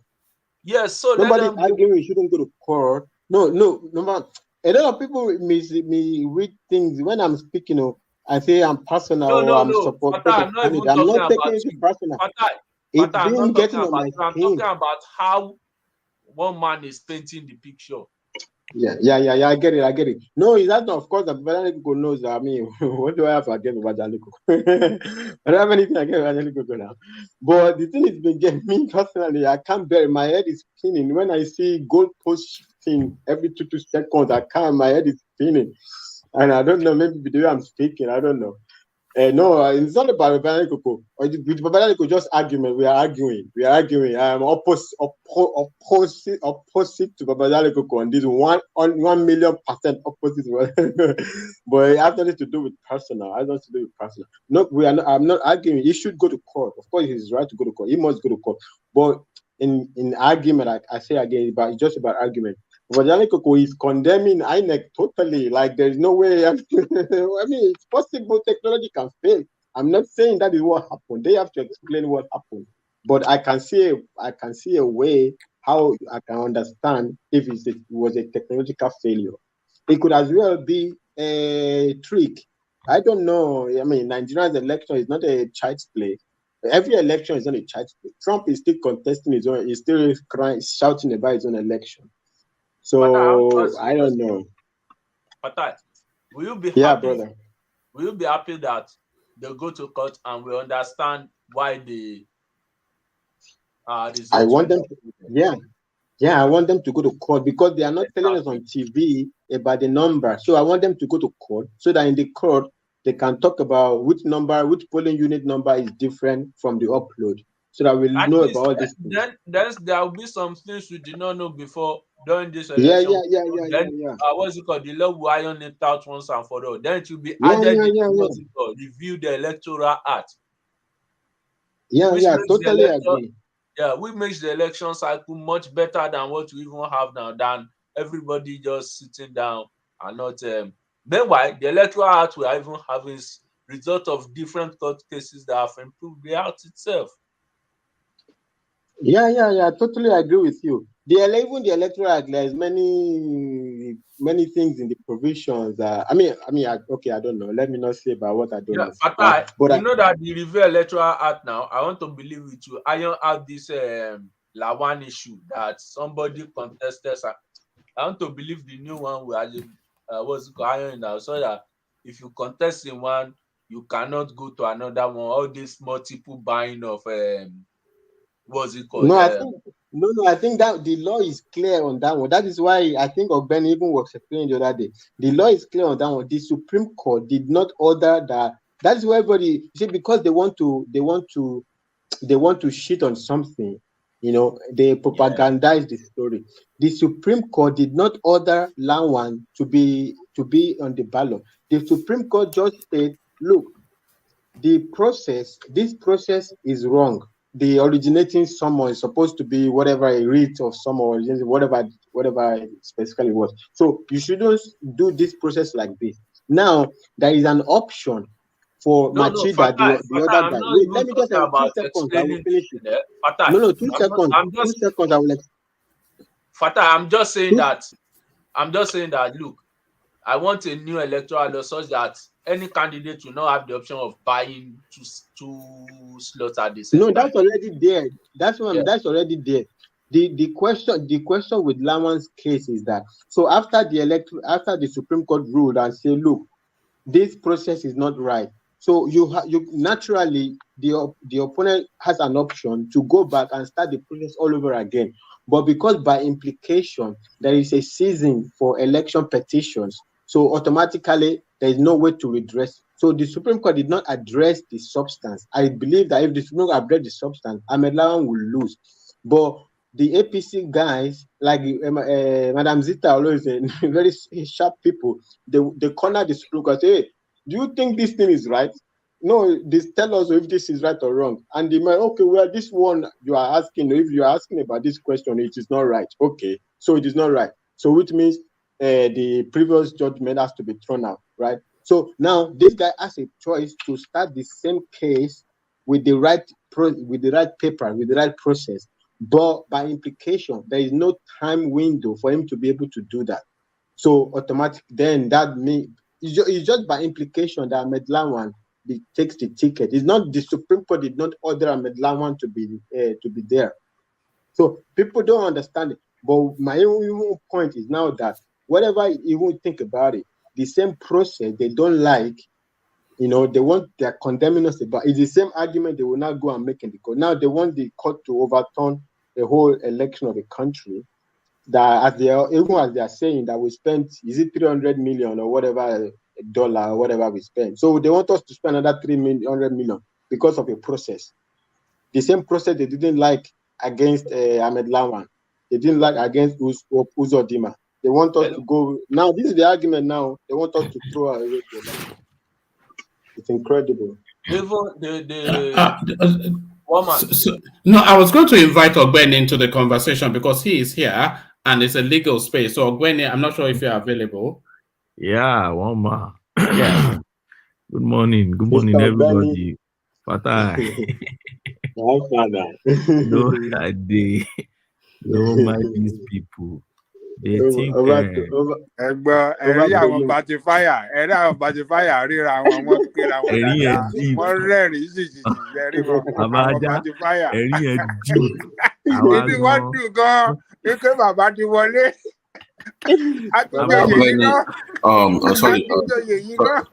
sorry Ogbeni, before you go, can we ask all these supporters to actually ask their man to withdraw from politics at this point? I think you should just do the honorable thing. Just saying. Sorry, continue. Sorry, Ogbeni. You know that you know what really made me chuckle today? Ashore called a press conference to say that he is rejecting the result of the 14,000 votes. He says that it was robbed. He should have been. He was elected. He rejected the vote. You added his vote to 16,000. 16,000. Look at that. So they gave him last time it was how much? Last time they allocated 33. Now it's 16. One man. Yes. It's even regress. It's less than half now. But back to your Ogweni. Good morning. You see, good morning. Sometimes people don't know that going to court, I've warned severally here before that court is a sacred institution that we have to be very wary or cautious when we are dealing with whatever they are dealing with. This same Labour and PDP few months ago were vilifying the same court that they are running to now. They asked Atiku in his conference, they asked him one question, and he was saying that during his time, he sued Obasanjo 16 times. I don't know if you watched that conference. Yes, and he said they won a lot of them. Yeah, that he won without seeing a single judge. That what is fair is he doesn't know if that same court is the court now, but he's running to that court. So what message are you sending to the public? You're sending a message to the public to tell them that the court has changed or judiciary has changed? I don't understand. Let's leave that space. Look at Labour. The same Obi that keeps saying, oh, I've gone to court severally, I've been winning in court. Anyway, the note I have to send to Obi is that he should understand Jagaban is not Ngige. And he should understand that the reason why he won his case back then, during Ngige time, in 2006, was because Obasanjo was already preparing to leave the seat by 2007. But it's different this time around. This time around, you have Jagaban, who has been testing our constitution since 1999. Jagaban is not new to that terrain at all. So I expect a serious legal battle in court. I know that, he may want to go for Ikpeazu son, one of the finest sons I respect so much. But don't forget that Ikpeazu also is not winning his case 100%. No lawyer wins case 100%. Same Ikpeazu was in Oshun and lost. This President Oshun is the one who lost. So it's not a magic wand. Now, where I want us to look at, because I love this platform. It's a platform for enlightenment. And I always come there, at least because I know people are listening to us. Let's do a little, what I can call legal training here. See, there are grounds upon which you can go to court to contend a result of an election. Section 134 of the Electoral Act. If you go outside that, forget it. You file your petition outside that, it's nonsense. They will throw it away. And what does it say? See, these are the grounds. Number one, that you are saying that the person they return, okay, as elected, was not qualified to contest. That's not their issue here. But do you know that that could be the issue APC will be raising? The reason is that APC have said it before. I think Keyamo or one of them, I listened to that. That Peter Obi is not even qualified to contest. And what was their issue? Their issue was that he's not a member of a political party in Nigeria. They said that at the time he moved to Labour Party, that Labour Party has already completed the registered members and sent it to Inec. So he didn't join Labour Party and he's not a member of Labour Party. That said, so the only person who can challenge anybody's qualification, and don't forget, when you file your petition, you give room for other parties to file what they call cross petition. So cross petition is like a petition, it stands on its own. It means as you are questioning, I'm also questioning you, I will hit you. But leave that alone. Now, where Obi will be coming from is that because there are three grounds. The second ground is that you are saying that the election was invalid by reason of corrupt practices or non-compliance with the Electoral Act. Mark the two elements in this ground. You are saying they should invalidate, okay, the election. That's the entire election now. You are not saying return me. Don't forget to invalidate that election because the election is marred with corrupt practices. And what are the corrupt practices? I've explained here before when I tried to draw the difference between rigging and this and that. Corrupt practices are practices that are mostly criminal in nature. Somebody intimidating you, somebody snatch ballot balls and all those things. Then you now have non-compliance with the Electoral Act. I want to emphasize the Electoral Act. It's not saying non-compliance with guidelines. It's not saying non-compliance with the promise of Yakubu. It's not saying non-compliance with Yakubu's press statement on NTA. It's not saying non-compliance with what Yakubu told them in Chatham House. He's saying non-compliance with the Electoral Act. And what does the Electoral Act say? Electoral Act does not tell them to use beavers. You won't even see the word beavers in the Electoral Act. Right? You will see beavers in the guideline. Okay? So, and that's why sometimes I look at, it's easy for Aisha, Yezufu, and all those ones, to jump out at. But what pains me sometimes when I see lawyers also following all these social media babies and they say youths going around to be peddling this narrative of because they did not upload. I've sent the guidelines to you now. See what that section 2.9.1 says. He's talking about what a polling unit officer must do or should do at the polling unit. And it says, look at it. The heading is using the beavers for uploading election results to. So what the polling officer should do is start from that to. The polling officer should or to scan photograph and upload the polling unit election result where there is network. Where there is network. That's what the guideline says. So if you can't find network to upload, then you go back to the collation center. Will you sleep there? No. So when the man promised them that don't worry, they will upload, even if he promised them that we would upload simultaneously with the filling of that form, it's his own promise. It's not what the Electoral Act says. And the guidelines, which is secondary to the Electoral Act, now says that, okay, we will do this thing where there is network. So I don't understand what the Peter Obi team are talking about.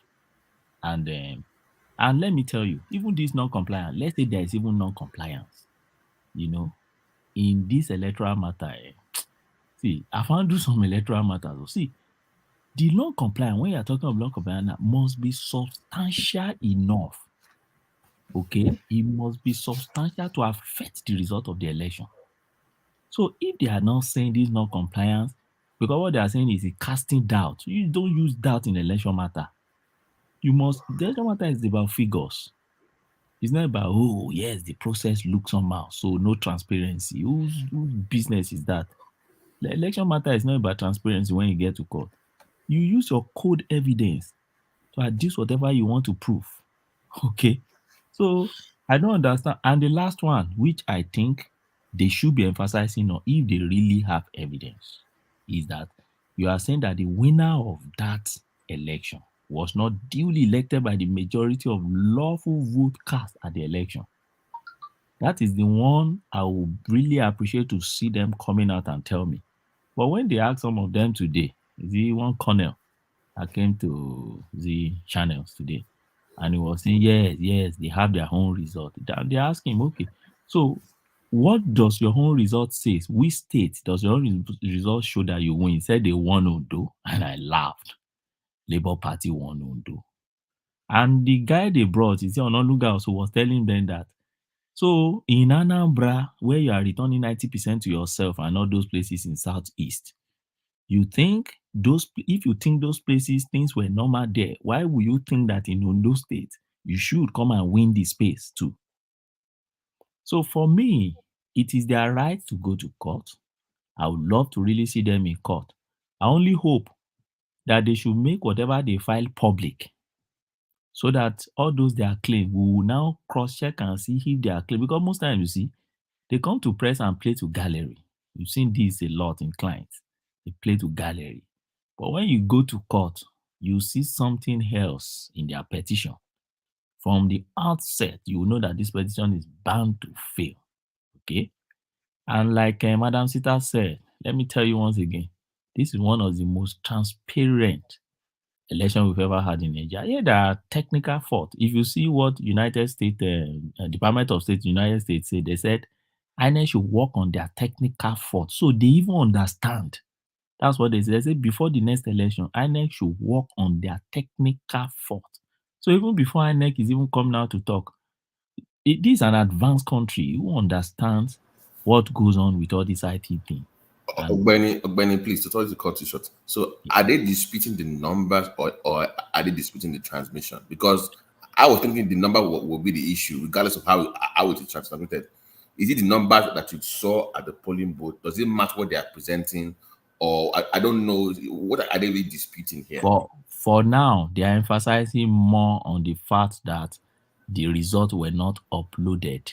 But they should be disputing the result itself. That would be a credible argument, not how it was transmitted. So when they asked them further, they said yes, they have their own result too, which, well, if you calculate it, it will give you the final result that shows that they won. Bring out the result. They say, okay, they will meet in court. And no, well, I will be waiting for me. I'll be waiting for their petition. Then that means that they have to defend all this ridiculous 95% in Anambra, and they have to defend that then, because that's what they want to play. Because I find it very difficult to understand how you get 97.5 in Enugu.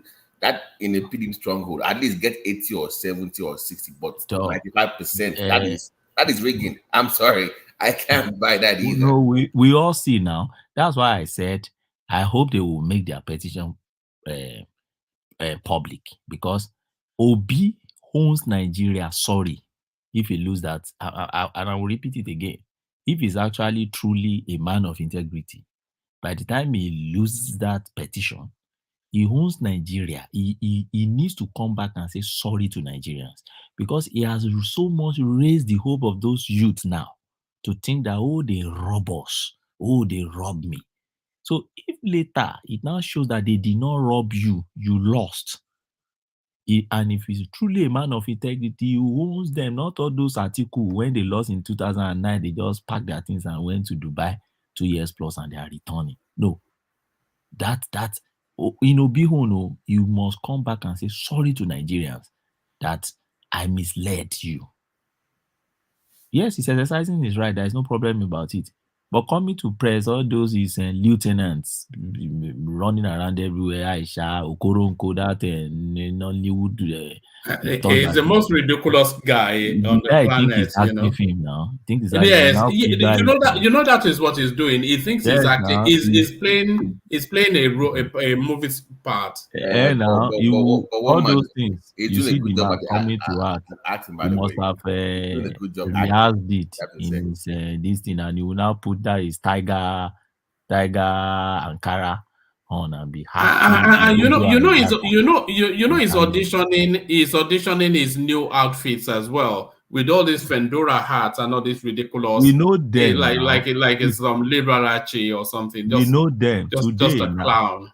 We know them. You see, let me tell you, not all lawyers handle selection petition, and somebody like Okoronko, I just think he should still be under one lawyer and be learning. Okay. Oh, sorry. One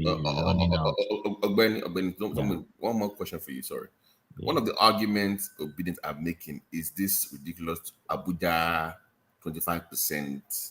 I don't know how we got it to suggest that the vote in Abuja some kind of weighs more than everywhere else in Nigeria. And that's one of the arguments they've been making, that some way, somehow, you must win Abuja or else you can't become president. Can you speak to that, please, just to clarify, because you are the expert here? That's not true. That's not true, because when you look at that, there are presidents in Nigeria that have won without winning Abuja, right? And nobody raised that issue. Now, Abuja has been over years fighting to gain the statushood or status of a state in Nigeria, and they've not granted it. There is this guy, what's his name? This Abuja indigene. The guy is always in court. Let me give you an instance. All the ministers that when Buhari picked his ministers, Buhari didn't pick an Abuja indigene. Okay? And the constitution says that he must spread it by federal character and pick per state. So a man went to court. I forgot his name now. One indigenous is this Ngede man. He's a lawyer. I think he's even their first lawyer. He's the first lawyer coming from Abuja indigenes. I used to meet him in court. One guy like that. He went to court now against Buhari, Federal High Court. Justice, I think Ademola also, before they sack Ademola. And he went there to go and claim that Abuja is a state in Nigeria. And if Abuja is a state in Nigeria, then Buhari is duty bound by the constitution to pick at least one minister from Abuja. They dismiss the matter on the fact that Abuja is not a state. Abuja has a special status, okay, but it's not a state. And whenever the constitution mentioned state and now said an FCT, that's where you now equate it with a state. But ordinarily, Abuja is not a state, it stands on its own. So when you look at it, what you need, what that section say you need, the section mentions states, two-thirds of total states in Nigeria. So let them go to court and trash that, and let's see the court that will say, what's the vote coming from Abuja? Is it up to 200,000 votes? Abuja was about less than 200,000 votes. So you now use that to obtain how many? Ogbeni. All right. So sorry. No, you can ask, but I was just about to leave to hand over to Thomas, so I just wanted to say my goodbyes. But before I do that, let me acknowledge Joel of Nashville's super chat, which is actually pointing at Ogbeni as well. It says, then produce the results from the polling units. I will be on the show tomorrow. Yes, Tinubu and in Gige. But he just lost Lagos. See you guys tomorrow. Stop the lies. So that's Joel of Nashville poking at the space as usual. So, gentlemen, let me take my leave to hand over to the more able hand. That is Thomas. No. Oh my man, the best host. Because that's the reason why I came. I came for the after hour show. That's the best. Yes. You know, great mind think alike. I was thinking I'll be referencing it as after hours with Thomas. Yeah. So after hours with Thomas. Let me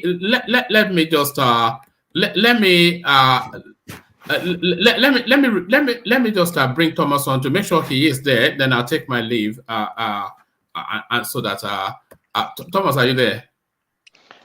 Yes, please. Oh, all right, thank you. So Thomas, over to you. Be nice to him. Yeah. Before you go, let's report Thomas because something happened on the after hours yesterday. Thomas left his mic on for like 30 minutes, and it was not 30 minutes. The raw. It was interesting one man. For that, like, oh my god, what's going on? It was raw uncut. I'm like, tell Mama to cut that part out though. He needs to remove that and cut out in case we don't want to hear that again. It was interesting, so just in case. All right, Thomas. I'm trusting you. You know this is my legacy space. So I trust it in your hands. So Thomas, to you. I'm more settled now. I'm at home. I didn't work today, so I'm set. I'm at home today. Yeah. Apologies for that.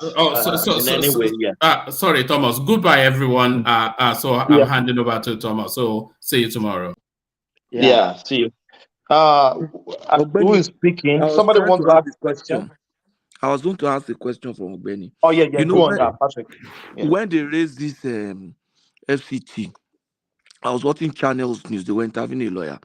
When they raised this 36 state and FCT, so the lawyer was telling them that Abuja should be considered like a state in that context, and that it should be 37.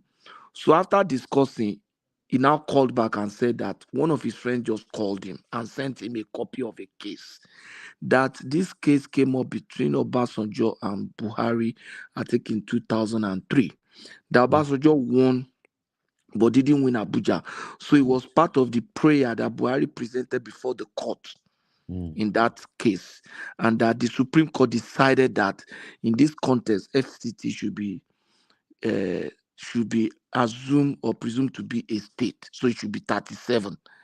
So there was already a case, a judgment of the Supreme Court on this matter. So I'm wondering, and the man read it out. You understand? So I'm wondering why some lawyers didn't pick that. Those lawyers trying to bring it up now.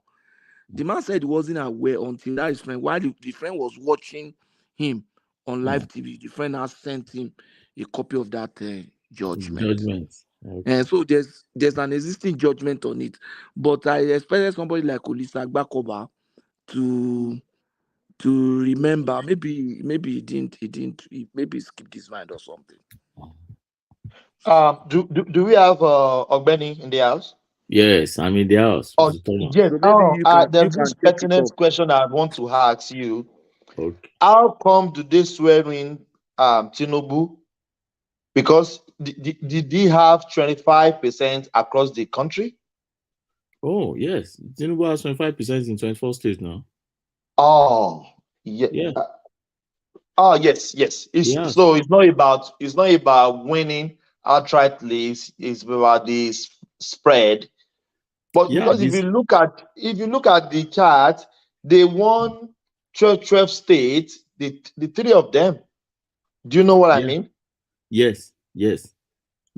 But you will now calculate the rest states if they have 25% in the other states. Yeah, which yes. Now I understand it now. That's the constitutional benchmark. So he made the constitutional benchmark. I think about 27 states safe. You said? I think he has 25%, about 27 Yeah. states. So what they are talking about that FCT is that you must win FCT, or you must have 25. You must have 25% in FCT. I don't think so, because to win. I know of a judgment, not that Supreme Court judgment. I'll go and check that Supreme Court judgment. That will be But people argued this thing yesterday. You must win FCT, and some people said no. You don't have to win FCT because Obasanjo didn't win FCT, and he was in the president. 2003. Yeah. Yeah. He didn't. He was the didn't win president. FCT. He did not. Yeah, of course, he didn't. I know. So can I what Thomas, when are you going to speak on what's it called, the Lagos Vivour? I really want to have my time on that. Yes. I'll bring you in the after. Actually, who hasn't spoken? Who has? Then Thomas. Yeah. I don't Yes, know if please. Ola is still on. Is Ola still on? Ola is on the screen, but I don't know. Maybe yeah. Ola is in a very good position to speak about that server issue. But can I just say something briefly before you guys go ahead? You understand? Stuff. Yeah. Let's have Babati, hang on.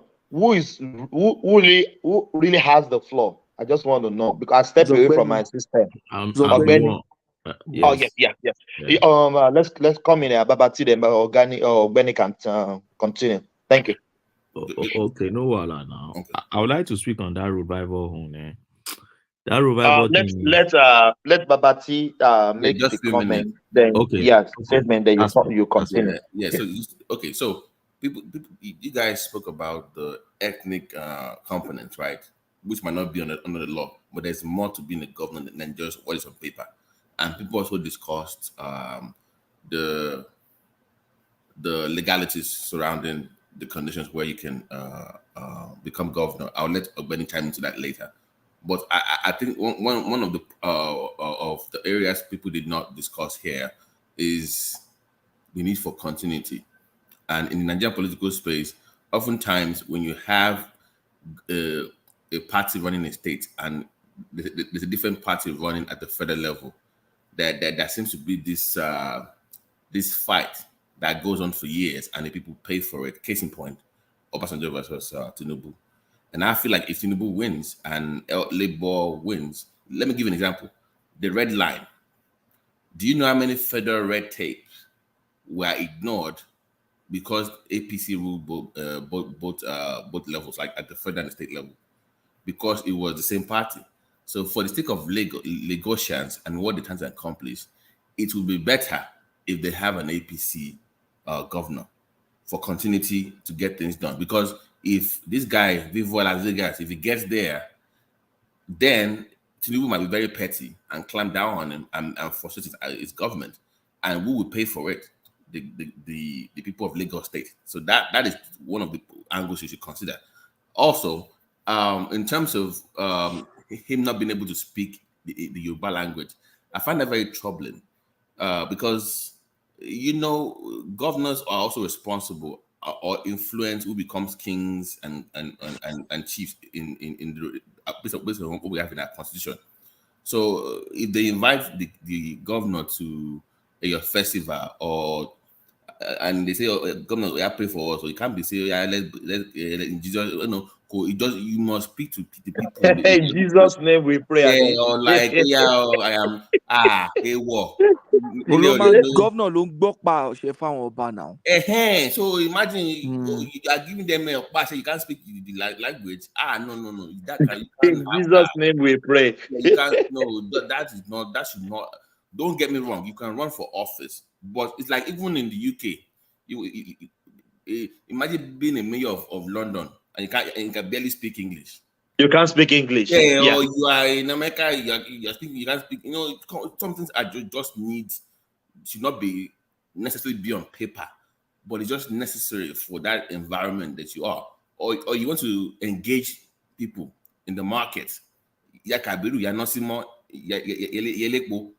say good morning. That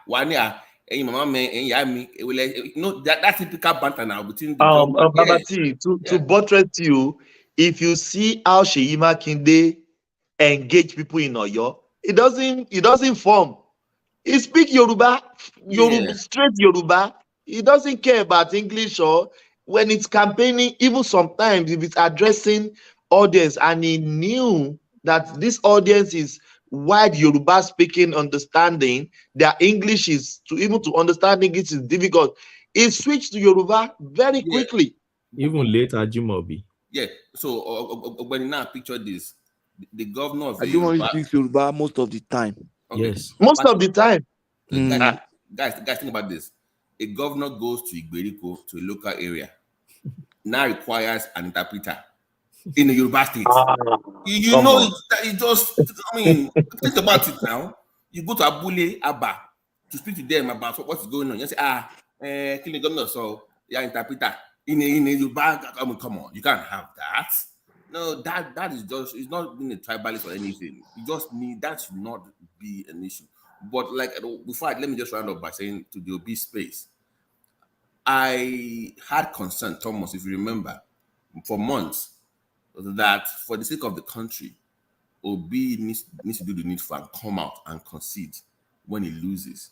That, listen, guys, we tried, just to dampen the tension. I've said that here. But I was shocked the direction that he took, coming out to say that we literally stole the mandate from him. Like they stole his mandate. That was the way it was sounded, like he won and they stole it from him. I'm like, what are you doing? This is not going to invite, because this guy, I'm sorry to say, he doesn't have genuine interest of the country. Yeah, because Patrick, he tests the fortitude of the Yoruba culture, because like I always say, culture in the Yoruba land supersedes religion. And for the first time, we came close to switching that over because he pushed us.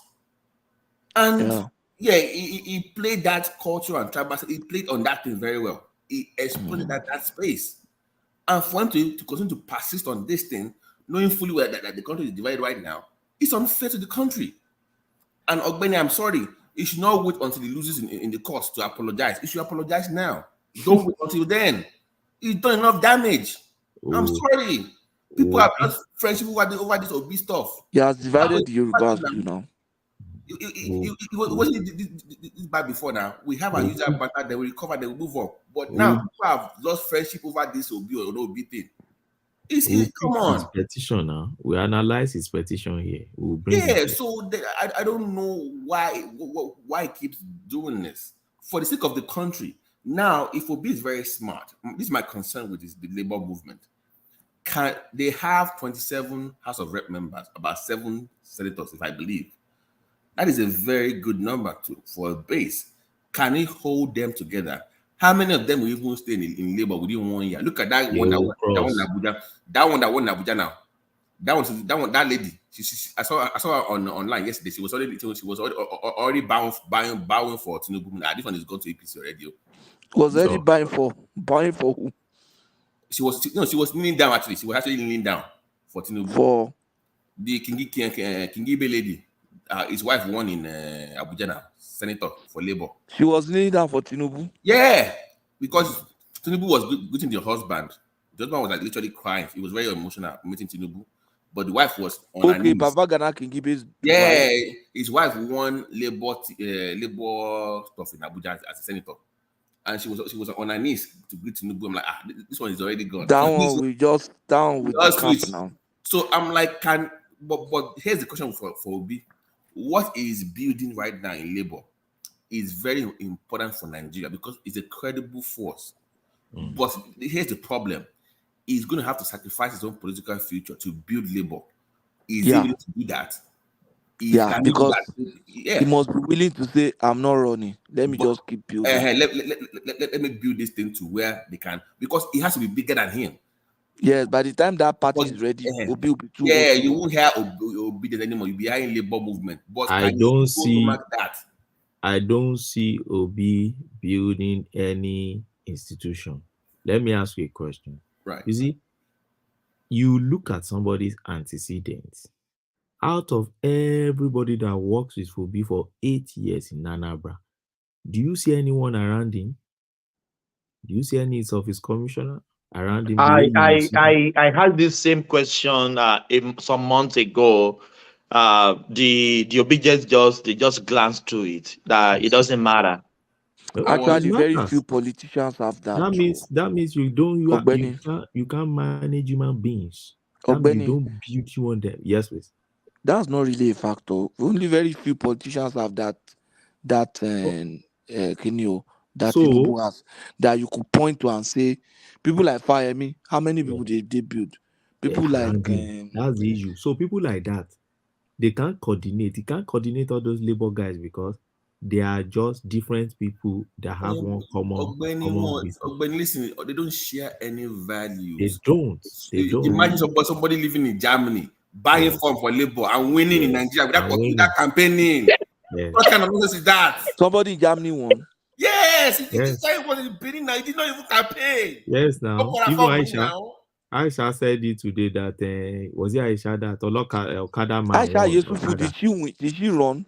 No, she did not. But I'm saying that lady would have won if she has run. Aisha Yesufu, that lady that is following. No, she didn't run. She won because said she's an activist. But guys, wait. Imagine in Ethiopia. No, that one an opportunist. Wait now. In Bank W has poured his heart out there for 4 to 5 years, campaigning with you guys. All you doing everything necessary to campaign with you guys.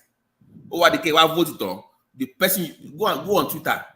They were even asking Lenny who is the guy we even voted for. They didn't even know the name of the guy they voted for. They don't know. They're waiting for blind vote. And the guy's been whether there the guy they voted for was an armed robber before.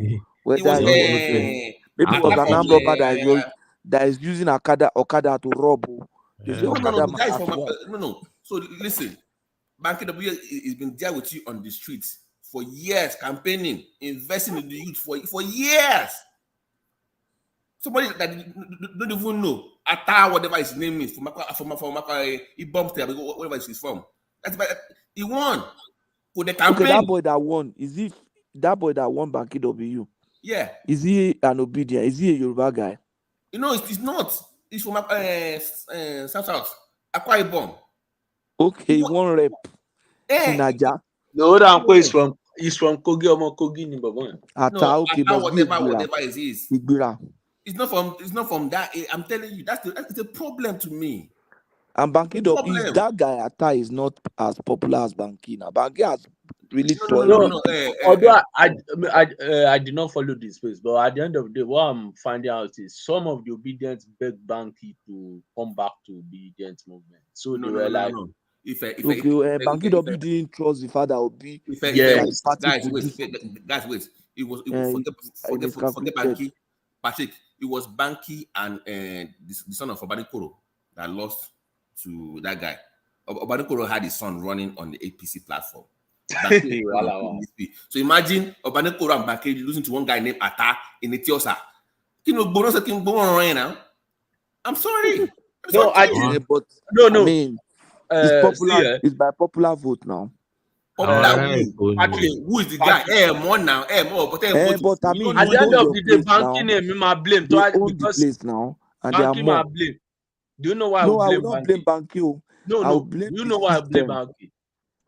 Guys, one after the other, please. One after the other. Yeah, if they come in, yeah. Do you know why I blame Banky? Island politics. That was what happened there. Obanikoro has blocked you because he's a stakeholder in APC, right? Now you had the option of either PDP or LP. Now, if he's politically smart, he has seen that Etiosa is an Igbo, also I think Igbo dominated area, and any Igbo dominated area in Lagos State is always PDP area. One. Secondly, now they now have a president, an Igbo Obi, who is from that extraction. So he's going to ginger that space. I will go back to LP. And as at that time, they actually called him come back to LP. But he was feeling okay, PDP was still unknown to him. He just swept the whole place for them, you know. So that was what happened to him. Yes, can we go back to Ogbeni, please? Yeah. Okay. Ogbeni, take your. So how many will remain in Labour is the question. So for me, On the You space were of speaking to we were speaking about Vivo guy. yeah, Rhodes-Vivour guy. So Yeah, I also want to speak on Vivo. yeah, Yes, I'll for bring me, you in later. Let's Ogbeni finish, please. Yeah, so go for on. me, first, eligibility to contest gubernatorial position in Nigeria. There are about, I think, 4 or 5. So first, you must be a citizen of Nigeria by birth. One. So that's one. So secondly, you must be, I think, at least 35 years of age. That's at least, Two. that's the least you can be. And then you must be a member of a political party and sponsored by that same political party, you know. Three. The office. I think that's all. So That's all. yes, that's all. And you must. But You must. Ogbeni, what I'm pushing against, I'm not pushing against the guy is not qualified. He's actually qualified. But can we push against a little bit? Can have Igbo person or No, you can't say maybe half. Don't use that language. It's not good. It's not good. no, I say it's You are half. simply saying, wait, no, don't call No, somebody Patrick. Igbo, half Yoruba. By Nigerian country, by your wait now, by Yoruba culture. No, Now Patrick. let me say the reason. Let me say the reason. Yes, yeah. In abroad, you have half caste. In abroad, you have by Yoruba culture. It is the father that determines whether somebody is Yoruba. If your father is a Yoruba man, let your mother be white. Thank you. You are not even called half caste. But how can you not be able to speak? But I can dismiss you. What of the DNA? What comprise of DNA? No, wait. No, what comprise of DNA of a human being? I will answer that now. You see, you can't dismiss that because the culture will counter you. You are not the authority to determine that. It is the culture that determines that. You understand? You, Thomas, you are not the culture. You are subjected to that culture. The culture Yoruba says, once the father is a Yoruba man and is not an Omale, you cannot say Ele Onshomole. That's the father. A patrilineal lineage. Let me tell you, if the mother is a Yoruba man and the father is not, Yoruba culture will say no, he's not a Yoruba man. You agree with me now? Now. What comprise of human being and DNA? If you are a medical person. DNA. Culturally, how do we forget DNA? Patrick, let me help Thomas. Thomas, on in your back culture, who owns the child? The father. I know that. So they're speaking to the cultural part of the argument. But I'm going with the DNA. He has the DNA of his mother and his father. Does Yoruba have a DNA? Yoruba culture does not know. So Yoruba don't have DNA.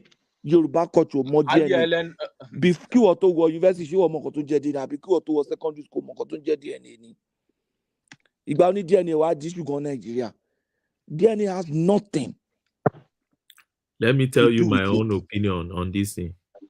You know, I've told you the constitutional requirements. Yes. Now, for me, I think conventionally or silently in Nigeria, there is cultural development.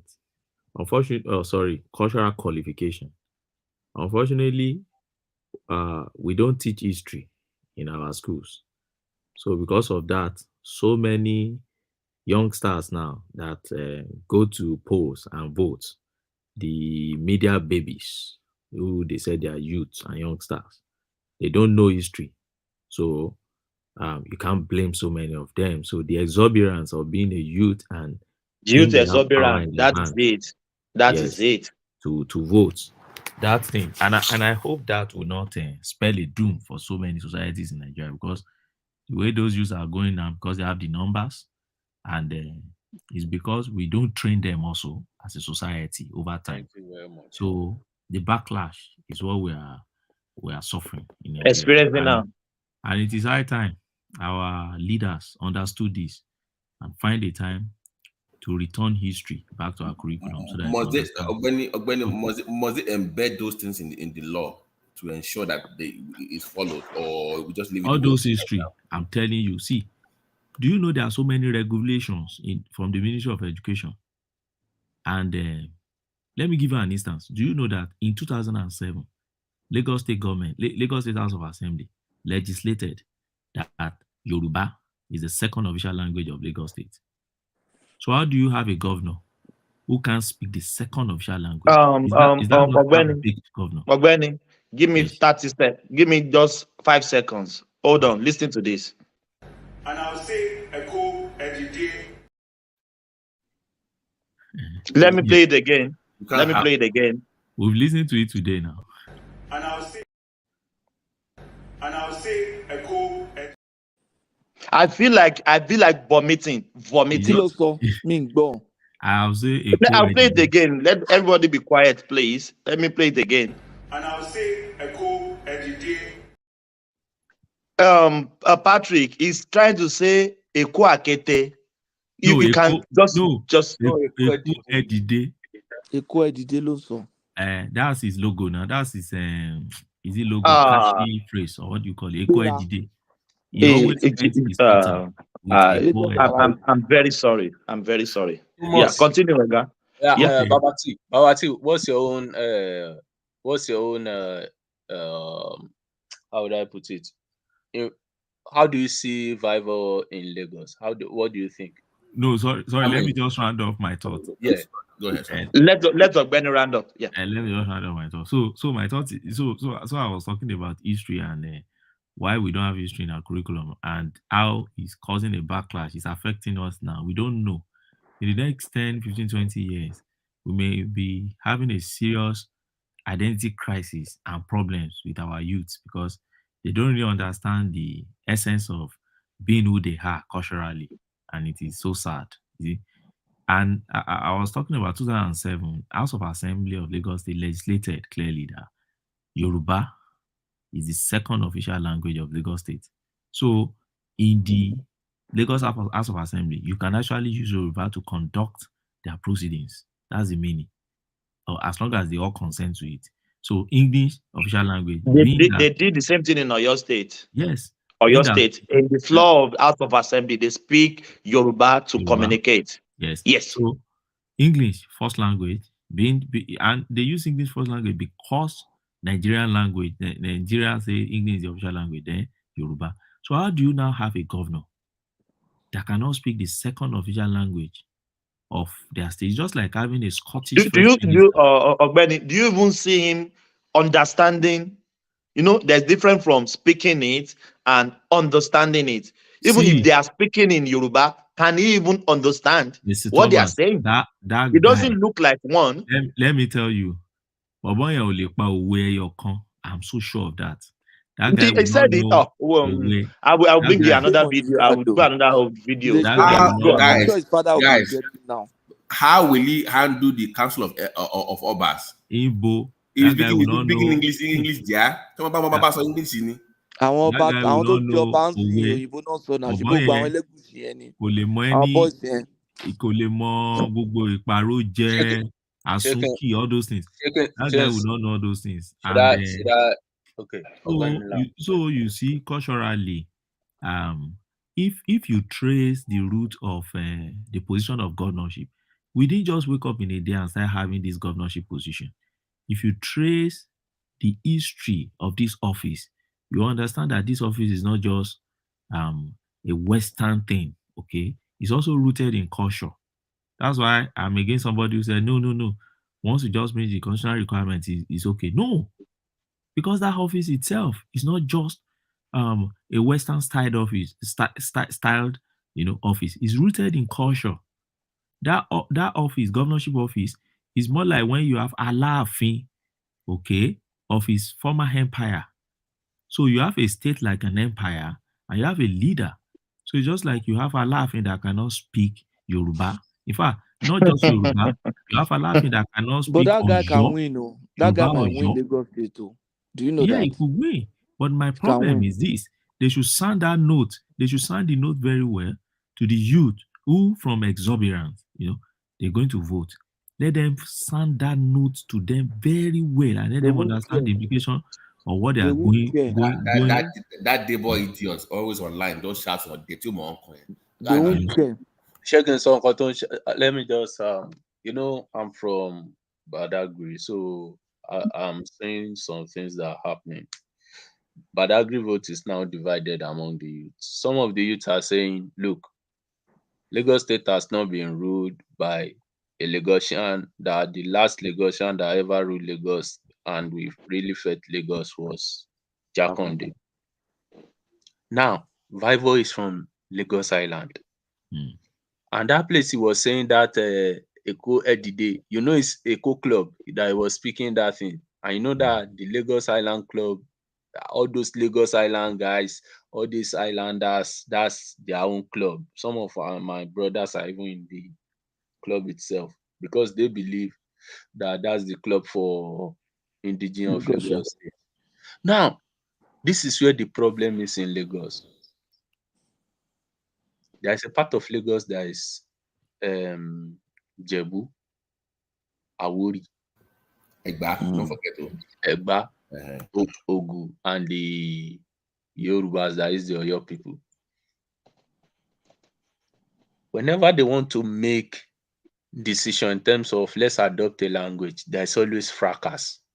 Some say no. But one thing is, assuming they have put it into constitution and legislate such that every indigenous child in Lagos will be able to speak Yoruba, it would have been better. Those of us in Badagry that we are even Ogu, we understand Yoruba.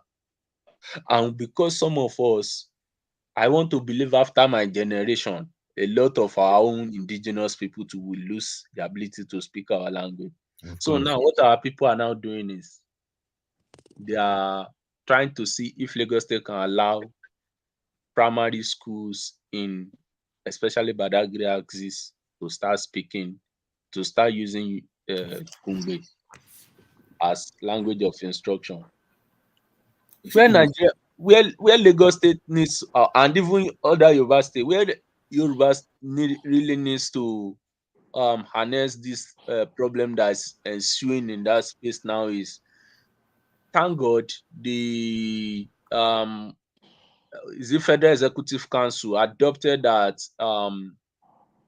indigenous language can now be used as language of instruction. Can the states start building schools to that effect so that you have people that I will not be surprised if they say, okay, this school is only Yoruba we want to be using for language of if they have if our schools now, give me 30 seconds. Let me explain to you. You see, when I was in school, the language of instruction in my primary school was Yoruba. Wow. You understand? In 1976, 77, in Banyen. Vernacular, they will beat you now. It's not even it was when I now started schooling in Cross River. I now heard the word vernacular for the first time. I didn't even know.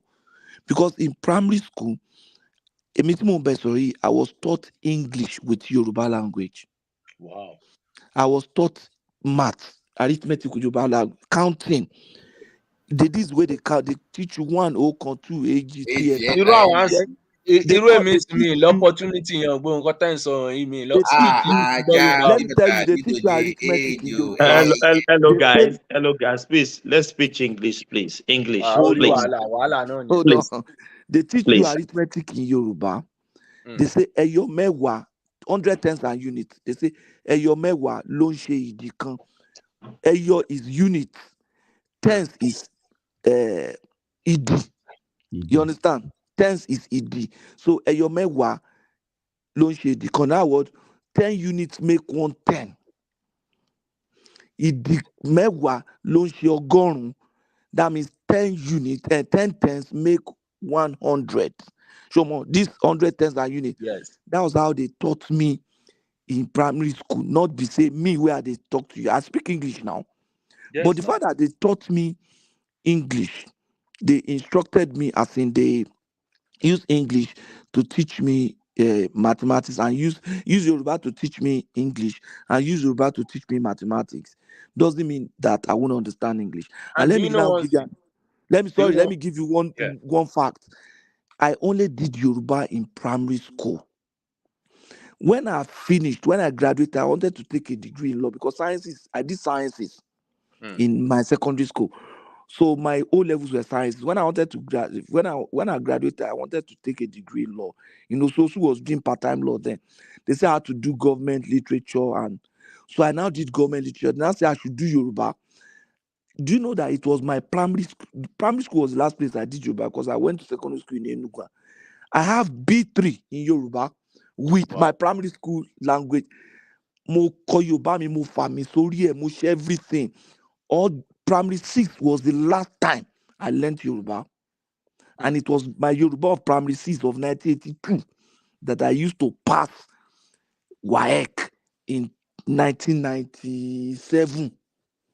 Wow. Now, so to tell you that it is really good and useful, as I'm speaking with you, I can write a book in Yoruba language. If I want to write a book in Yoruba, I will write it. I can interpret it. I can translate a whole book into Yoruba language. With Just the because army, it's with the primary. army. Yes, with the army. If you give me any word in Yoruba language, I'll put army. For me now, the use of army is something I will struggle with. I'll be sincere with you. Easy, pa. Easy now. Do re mi. All It's not you that just hard. need to It's do do re is mi sound now. it. Sound it in your mind. And then, well, fine. But that does not mean I will not speak Yoruba on the street. That does not mean if I take a Yoruba. If I wait, it's called Afeyin Fetepe. Afetonokpe. It's not that difficult. It's very, I'm telling you, simple. It's very simple. Just sound it in your mind. So this is where Vivour issue comes from. You know that Vivour is more of the Saros and Agudas, right? So if Vivour is Saros and Agudas, the problem Lagos had was, and I want to blame. It's not good to blame older people.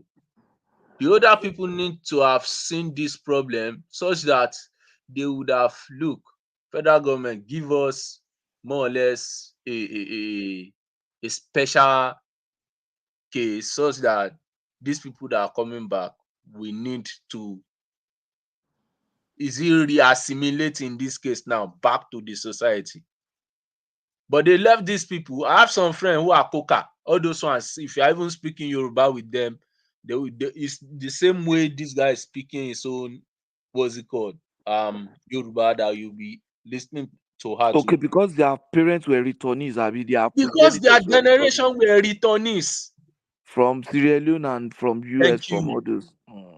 So it really affected their own family house in Ireland. So, but the problem is, if you want to push that narrative, Lagosians will not allow it, and Islanders will not allow it. And if you push it, this guy will turn to head with what's it called? With why is he pushing that IPOP narrative? Though all these truth that he's putting out there, kind of anti-Yoruba rhetoric, that's the way it's perceived. So why is he doing that? Because he's not helping his case. That can be used. Are you sure they are not? Are you sure might be his opponents that are doing all that too? Oh no, that's why I think too. Because at some point he granted an interview and was saying that anybody that's saying Lagos is no man's land is actually insulting Lagosians. He granted that interview. Yeah, maybe his opponents are the one doing that. But they look at Tinubu now. That's my wala issue with him. Tinubu now clearly after he has won. Patrick, do you notice that? Patrick is going to be the only governor that is Labour, probably, and you have an APC in Abuja. I don't want that for Lagosians. That would be likely to happen. They will force. You know how it goes now. Unfortunately, that's likely to happen. Remember how because the bad thing about this thing, if please, it's already a Lagosian. It's not can we please listen to this, please? Yeah. The APC government have come again to be talking about how Yoruba should run, making the Labour Party victory in Lagos State seemingly a tribal affair. But I'm here to say a big thank you to the mainly Yoruba people that voted for His Excellency. Did you hear that? The first sentence. Thomas. Yeah. I went to Lagos State University. What did he say? I didn't even get Babati. You wanted to say Yoruba, Yoruba Yoruba, Yoruba, no. Thomas, we already know It's that an now. insult to Yorubas. It's an insult. We already know that he can't speak Yoruba. Exactly. It will not be the first. It will not be the first Yoruba son that can't speak the language. Exactly. Most of the children in that generation cannot speak that language now. Your children now, do you speak Yoruba to them? They speak Yoruba fluently. Yeah. If you had made that mistake of not speaking Yoruba to them, you have a problem. My kids cannot really speak Yoruba. Patrick, sorry for cutting you. I will be a bastard for my kids not to speak Yoruba. I will be a bastard. My kids don't speak Yoruba, but I'm not a bastard. That's you now. Australia now. Sure, they don't pass or Yoruba. That's you now. With time they speak to their parents. Why not? We have Yoruba community here. By the time they enter high school, hang on. Let me bust your bubbles, guys. Yoruba in Melbourne, they have Yoruba class every month, once a month. They go for classes. We don't have such here in Calgary. And we don't have in the UK too. We have here. They go to Yoruba class once a month. In that space now. You are lucky. Wait. Look at Indians, Mexicans. Why do you think their kids by 6 they're already speaking 3 languages fluently? My brother. It's all these classes that they take now. They don't have this stuff. They do. My brother, and in it's this possible. Indians are many in so many places. They are everywhere. But Nigerians are not everywhere. The closest Yoruba person to me is my friend. We are lucky because we don't live. I'm saying that at that age, they use the parents. You'll be the one speak because you must. You'll be speaking now. For example, some of us, I'm married to a Yoruba person, but in some cases there are people whose wife is from Igbo, Hausa, or even white or American. Exactly. So the world is changing. All of us are shouting globalization. Those are the effects of globalization. This boy will not be the first person not to speak Yoruba. And who is a Lagosian? And who is Martins, Coca. He can be from anywhere now. Is he not the first person not to speak Yoruba? That's the point now. So, Yoruba me. Boy, Igeduma, that guy that acts, that Igbo guy.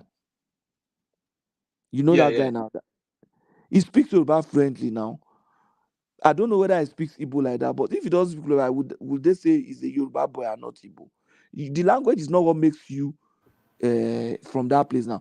Will you say that Igeduma can now contest just because he can speak Yoruba? It's not the language that makes you now. You are there. You are a Lagosian because you were born a Lagosian. You're Omo Yoruba by Yoruba culture, Omo Yoruba if your father is a Yoruba man. If your mother is a Yoruba man and your father is not a Yoruba man and you are born in Lagos, you are not a Yoruba man by Yoruba definition of culture. Because you are right. You're right. I concur with you. You are right. That boy is a Yoruba man. I don't know, Patrick. I am not quivering that. He's a Yoruba man. He's also a Lagosian. He's not Lagosian.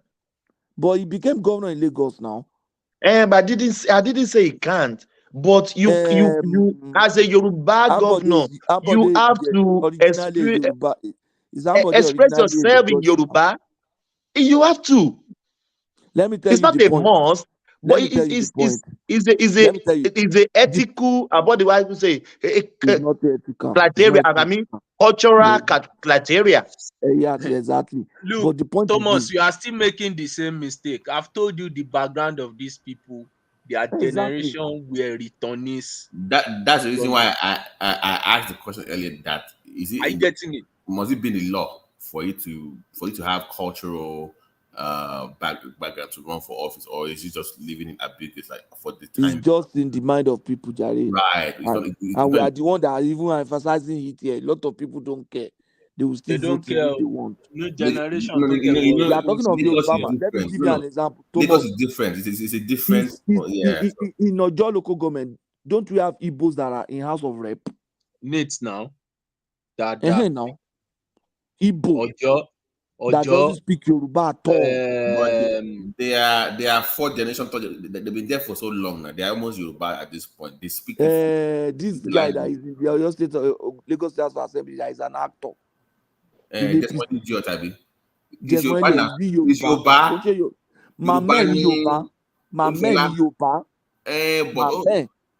So by Yoruba definition, he is not a Yoruba boy. Even have you heard that Smiley speak Yoruba before? The way he speaks no. Yoruba. How did it sound? English type of Yoruba, that's the type of Yoruba he speaks. So. Can you but it's not worse than this guy. And how do you define what is worse? It's even worse because his father is not Yoruba. It's his mother that is Yoruba. But Patrick, they asked this guy just one Oriki. No, forget that one. He can't even give one Oriki. One. Some guys. I have a question for you. Thomas, you are from Oyo. He's from Lagos. Is a different. He's from Lagos. Thomas. Are we not all Yorubas? Are we not all Yorubas? Thomas, I have a question for you. You are from which part of Yoruba land? I am from Okeogun. Oh yeah, so Ibolo to Okeogun gogan. Okeo, precisely. Okay. Oh yeah, Fumilori ìdílé yín lókè o. Come on, Patrick. You want to push my button? I don't want to. Why would I know my Oriki? No, I don't want to say it, but I know my Oriki. I know my Oriki, to be candid. No, I don't want to say it. Okay, You now. No, I'm not going to say anything, but I know my Oriki. You are not going to push my button. No. They may not know it, but I know it. They are not likely to know it. There's no Oriki in Lagos. Oriki will not. Yeah, we have Oriki. If I call my mom now, the first thing he will do. Different kind of Yoruba. You can't equate it to your own kind of Yoruba. Babati, let me tell you how sound I'm cultural. If I call my mom and my dad now, the first thing is Oriki. That's what they first of all greet me with. Yes, that is the first language. When I'm dropping the call, Omo dandogo, omo shekini ko ba mo deru dandogo. That is what they first of all greet me with. Yes, that means we are sure family. I'm a proper 100% Yoruba boy. My mom is from Ekiti State. Sorry. I know the meaning of Oriki now. I just gave you some now. I know the meaning. Yes, I know. It's a culture. It depends. It's not everybody that will know that. Patrick, I am not dilute Yoruba boy. I'm culturally, I'm sound.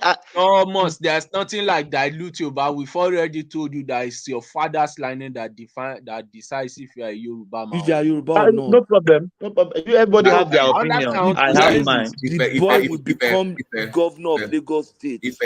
Let's be honest. Nothing will happen. Let's be honest. Do you know the issue here? It's the name, the Vivour thing. If it was Olusola something, it would have been better. That name itself is not even helping his case. The Vivour, Las Vegas, whatever. That Vivour's name, it sounds that foreign Vivour's itself. name shows that he's really a Lagosian. I know. For Lagosian. No, people be a your parents. If you have like Yoruba mother, they will give you, for example, you know me, I'm from Edo, but I was born in Ikire. I grew up in Yoruba land. So my middle name is Yoruba. My middle name is Ojo. People just give you that name. People around. So it's like that. Just to say, let me put in this name here. Now, all these my children, because I'm from Edo and their mom is Yoruba, my wife tried to say, okay, let us give them Yoruba middle name. So my first son and my daughter has Yoruba middle name. It's only all of them seem to have Yoruba middle name, except my first son. Yeah, but they don't use it, so it doesn't matter. Chinedu is in Nigeria now, but that boy is a Lagosian. Exactly now. It's He a just can't Lagosian speak fine, the but language. hold He will on, not be there the are some first person. Patrick. There are, and that's why I'm okay. For example, let me give you let me give you a name in Badagry, a typical name in Badagry, Ogumbiyi Selome. Okay. Ogumbiyi Selome. So Ogumbiyi àwọn Republic gan lè tún jẹ́ orúkọ yẹn. Neat. Egun nìyẹn now. Ṣebí egun nìyẹn. Egun ni, but àwọn Yorùbá Benin Republic náà tún máa ń jẹ́ Wọ́n orúkọ jẹ́ Selome. Mo lọ́rẹ̀ẹ́ kan Setonji ló ń jẹ́ ọmọ Badagry ni. Setonji. Patrick English, please. English for the audience. I have a friend. He's from Badagry. His name is Setonji. I'm sure that people in Benin Republic also bear Setonji. Yes. You understand what I'm saying? So are you now saying that because somebody is here bearing Ogumbiyi, okay, let us even use that your Ogumbiyi, or somebody is even, for example, the person representing Badagry constituency 1 at Lagos State House of something like is called Setonji David. Now, are you going to say he's not a Lagosian because he does not have any Yoruba name? It's ridiculous. If the way Lagos is going in the next 10 years, I'm flabbergasted with what I'm hearing from you guys. No, you cannot be flabbergasted because you don't know the constituents of Lagos State. Thomas, in the next 10 or 15 years, you will have Chinedu Nwankwo will become governor of Lagos with the full. Yes, now because of the I reject it in Jesus' name. What do you mean? No. That's a good sign. That's a good sign. What are you talking about? It's going to happen now. Look at the landscape. It's almost happened now. Zeke first won in Lagos State. Zeke, I was listening to Ajani yesterday, and I couldn't come in. Zeke won. Kulata was the one that was giving the correct history. That history that Ajani gave was wrong. You should go and look it up. It was Zeke that won. It was not because of Babat Macaulay. They voted for Zeke in Lagos State. Awolowo had to arrange for a cross carpet. They were shocked. Zeke won in Lagos. That's because the country was still together. It's people is place of residence now. Some of us are here. Some of you, your children will become governors in the US. Patrick, Governor Shukudi. Yes, in Oklahoma. Thomas will pass out. No. I would just let me say this. They should just that can happen in Lagos, but in my own or you are laughing. It will evolve with time. That will not happen. That will not happen. With time. No, I reject it. Let me give you another example. Do you know how bad this thing is? So let's say we have children here now, Your child, because he was not giving birth to in Nigeria now, he cannot represent Nigeria at the world stage for football. Can you imagine? Now, he can't speak Yoruba. You now say because he can't speak. He cannot represent in Olympics. Cannot represent Nigeria. Let me give you another example. This one that I say in Oyo. Thomas, do you know Femi Emmanuel? There's one pastor called Femi Emmanuel. The pastor, yes, living the one. Do you know that the man one was in deputy speaker in Songo? of Oyo? Do you know he was deputy speaker of Oyo State? I know. Yes, I know him. Yeah, I went to his church. Man? Do you know he's an Asian man? I know. You know he's not a Yoruba man. Yes, I attended his church when I was in Poli Ibadan. Thomas, he was the secretary. The woman from Kogi, she's not half Russian, Apotia, whatever. But she won. And she married a Delta person. So Femi Emmanuel is an Asian man from Asia. I know him. I've met him one-on-one before. I know him very well. Assembly. Yeah. Then he was the president. He was the vice president for your state is going to happen. I reject that in Jesus' name. Let me even bust your. You know, that time when Brafemi that Pastor Femi was a brother in my fellowship. Then we used to call him Brafemi. When Brafemi was became deputy speaker, there's one guy, Mokola Oja. The guy was sewing bags. He used to sew bags. He's an Igbo guy. That guy was our councillor in Mokola. He was an Igbo guy. You see the Close way to we campaign now. roundabout. Yeah, maybe Mokola, just close to Makola, I know her. Yes. That Igbo guy was the councillor of our place. See the way we all were dancing when he became till from that Mokola to Gbadebo to Alafia to close to veterinary. The guy was, everybody loved the guy. I'm talking of 1993, that June 12, 92, 93 side. That was how Igbo became a councillor. So I don't know. Suddenly we just started hating ourselves. That's the problem.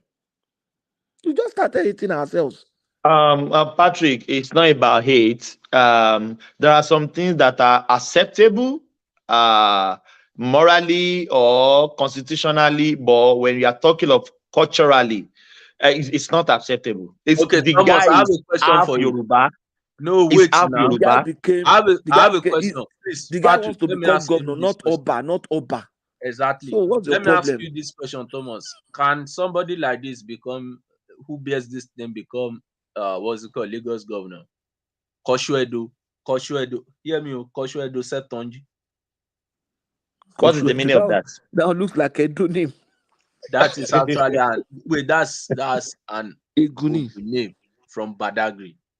And this Koshuedo Setonji. He was a former House of Rep member representing Badagry local government. Those are the kind of people that should be governor in Lagos because they are so go and check the recent one now. The recent one now, let me even check his name. The one that won this one now, on APC ticket. I'll get the name for you. I'm sorry if I didn't hear Ogundele, Babajide, Tunde. That's discrimination. Thomas, why are you being a tribalist at this point? That second G, if you can speak, everybody know me. They call me tribalist, and I accept it. Thomas, I don't care.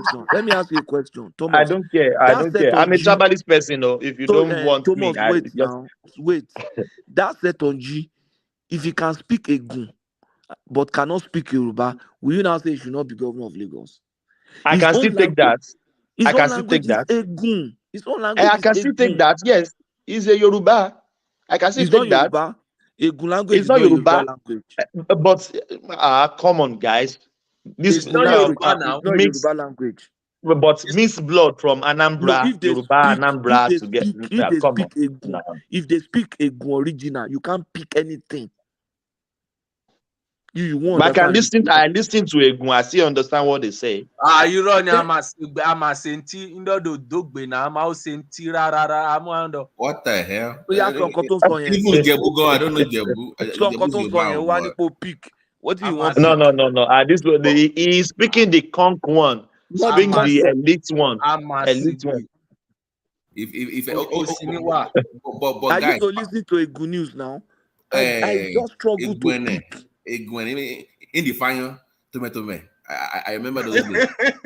So you now tell them, you now say because he doesn't speak Yoruba, he can't become. No. Patrick, his language is Egun, not Yoruba. Patrick, wait, let's dwell on the politics for a second. Picture a Lagos that has LP as a governor and the federal APC. Now, that means he's the only labor, then he has to fund the party. You know how it works in Nigeria. If you're the governor and you're the only guy, you must kind of but Lagos was like that now for a long time now. But I'm saying that, but now Tinubu is now on top. It's different now. He's gone through that before. So he knows how to push, but and I don't want that for Lagosians. I don't that division, that thing will be worse. So for the sake of actually, this is the time Lagos is really supposed to enjoy. APC, all those things that we've been fighting for years. All the things they've suffered, because now Tinubu that power, they had that power line now, that power thing that they were paying for back in Tinubu days. That power, because Babati, everybody, please, Patrick, let's flip this coin to the other side. Can the same thing happen in the East? No. Will they accept it in the East? Let me tell you. No, Patrick, please, let me say this. I want you to be honest with this question. Can we flip it to Anambra? A person on the same scenario, you know what I mean? Yeah, just answer that, The please. father is from Anambra, but the mother is Yoruba. Yoruba, yes. And he can't speak, he can't even speak Igbo as this guy. If the father is Anambra and the mother is Yoruba, and he struggled to speak Igbo, he might win. They will not reject him and say he's not Igbo. Really? Yes, they will not reject him. If he has Igbo name, and he can't speak Igbo fluently. No. They will not reject him outright. Let's say he has a middle name of Shegun. He has Yoruba middle name, but he has Igbo first name. He has Igbo last name. They will not reject him. No, Vivo Chinedu Adetola. He has Azikiwe Adebayo Tochukwu. And can't speak Igbo. And he can't speak Igbo. Party, he struggled to speak Igbo. Come on now. We know them now. Okay, but let me tell you another thing. Let me tell you another thing. They should not define us. But Patrick, do you still have it in your mind? We are tribalist country. That's a wrong Everybody thing. owe their tribe like tribalist country. That's a vice, not a virtue. Thomas is projecting. No. Thomas is projecting his tribal. This one you just said. I'm a tribalistic person. Patrick, Thomas, let me tell you. You see, tribalism is a vice. For example, somebody say, "I am a chief. I am this." You can't proudly say, "I'm a tribal person." It's a vice. It's not a virtue. It's not something you should say. But I'm proud to say it. I am a tribal person. You are not supposed to be proud to say that you are. No. We have opinions like now. Vice, like we adultery, can choose anything in life. Like adultery, like fornication is a vice. What are you saying? What are you saying? You say I'm a tribal person. I'm ethnic person. Can I say that? You can say ethnic. Everybody is ethnic. Yes, I'm ethnic person. Everybody belongs to one me. Ethnic group or the other. Let me say this. If you remember, I am ethnically sentimentally driven person. Patrick, I don't know, maybe you've joined us when I make this statement. If it's possible for a Yoruba man to be in president for life, I like that. Everybody will fight for their own. And they correct you. No, I don't. I can't change my perspective about that. That's a very terrible perspective. That is you. I hold my Yoruba family, and I know Igbos hold their family. The Hausas do. You should go to Yoruba Nation. Thomas. Hopefully, that Yoruba Nation. I don't want to hear it at all. Someday, but you want to be in power to rule other people for life. Thomas. If it is possible. Look at that. You see, that's why it's a vice and not a virtue. Someday, yes, please. Someday, I hope that someday we can have a Muslim Fulani governor of Anambra. A Muslim. That is the hope. Thomas, that is the hope of the. Seriously, that is the hope that I want. That someday we can have a Christian governor, like those kind of things should happen eventually. I ain't going to happen. I ain't going to happen. Yes, so America. I want to quickly interject too. Look, because of the Lagos Lagoon too, that Lagos Lagoon has also changed the dynamics of how Lagos State is. For example, in Badagry, there are white cap chiefs. During the olden days, when there used to be warring faction within the kings on the island, some of them normally come to Badagry for more like refuge. And from history, even most of people who are on the island, they have some of their grandparents who are from Badagry area. So, look, there is always this saying that if you want to dabble into Lagos State and you don't know the history behind Lagos State, you are the one that will more or less hit yourself in the leg. That's why it's a space one just needs to be very, very careful of when you are more or less trying to politicize it too much, because like I said earlier, I've gotten the name of the what's it called House of Rep from Badagry. His name is Sesi Wigan. Honorable Sesi Wigan. Does that sound a Yoruba name to you? It doesn't. So No. What about the House of Rep guy that won in Tinosa? Is he a Yoruba man? No, it's not. Where is it from? It's Ata something. Where is it from? No, that's something. Where is it from? Akwa Ibom. I think Akwa Ibom. Who told you from Akwa Ibom? I'm not sure. Think it's from Kogi now. Who told you it's from Kogi? I don't know. So you can find time to look for Vivos. He's not Yoruba man. But the guy that won in your nose, you can paint it with one brush. Igbira. He's not even Igbira. He's an Auchi boy. Ata, okay, yeah. Ata could be Auchi too. He's an Auchi boy. He's one looking after my brother's land. What piece of yelling now? Relax. No, I'm talking now. That's my voice. I have it. Calm down. But why your energy is kind of off? Okay, you calm down. I've been listening to you guys for 7 hours. Come with hold peace on now. Okay, hold on. Relax. Sorry, let me bring my voice down. Let me bring my voice down. I don't mess War Piece because War Piece will be say you don't get all your children for area now. They won't come from Nigeria. You guys, can't talk say they no be Benin, they no be Nigeria. Yeah, I've been looking to you guys all over, and we are saying that Fulani or Johari is a tribal man, nepotism and all that, and you are doing the same to this young fellow man as a Lagosian. The Nigeria Constitution is in Mr. Patrick. Is Nigeria divided in ethnic? Is Nigeria? Nobody was disputing that the law. You missed the point. Nobody said that. No, we are talking about the cultural ethical, cultural. I know. Cultural. Hold on. I'm not missing the point.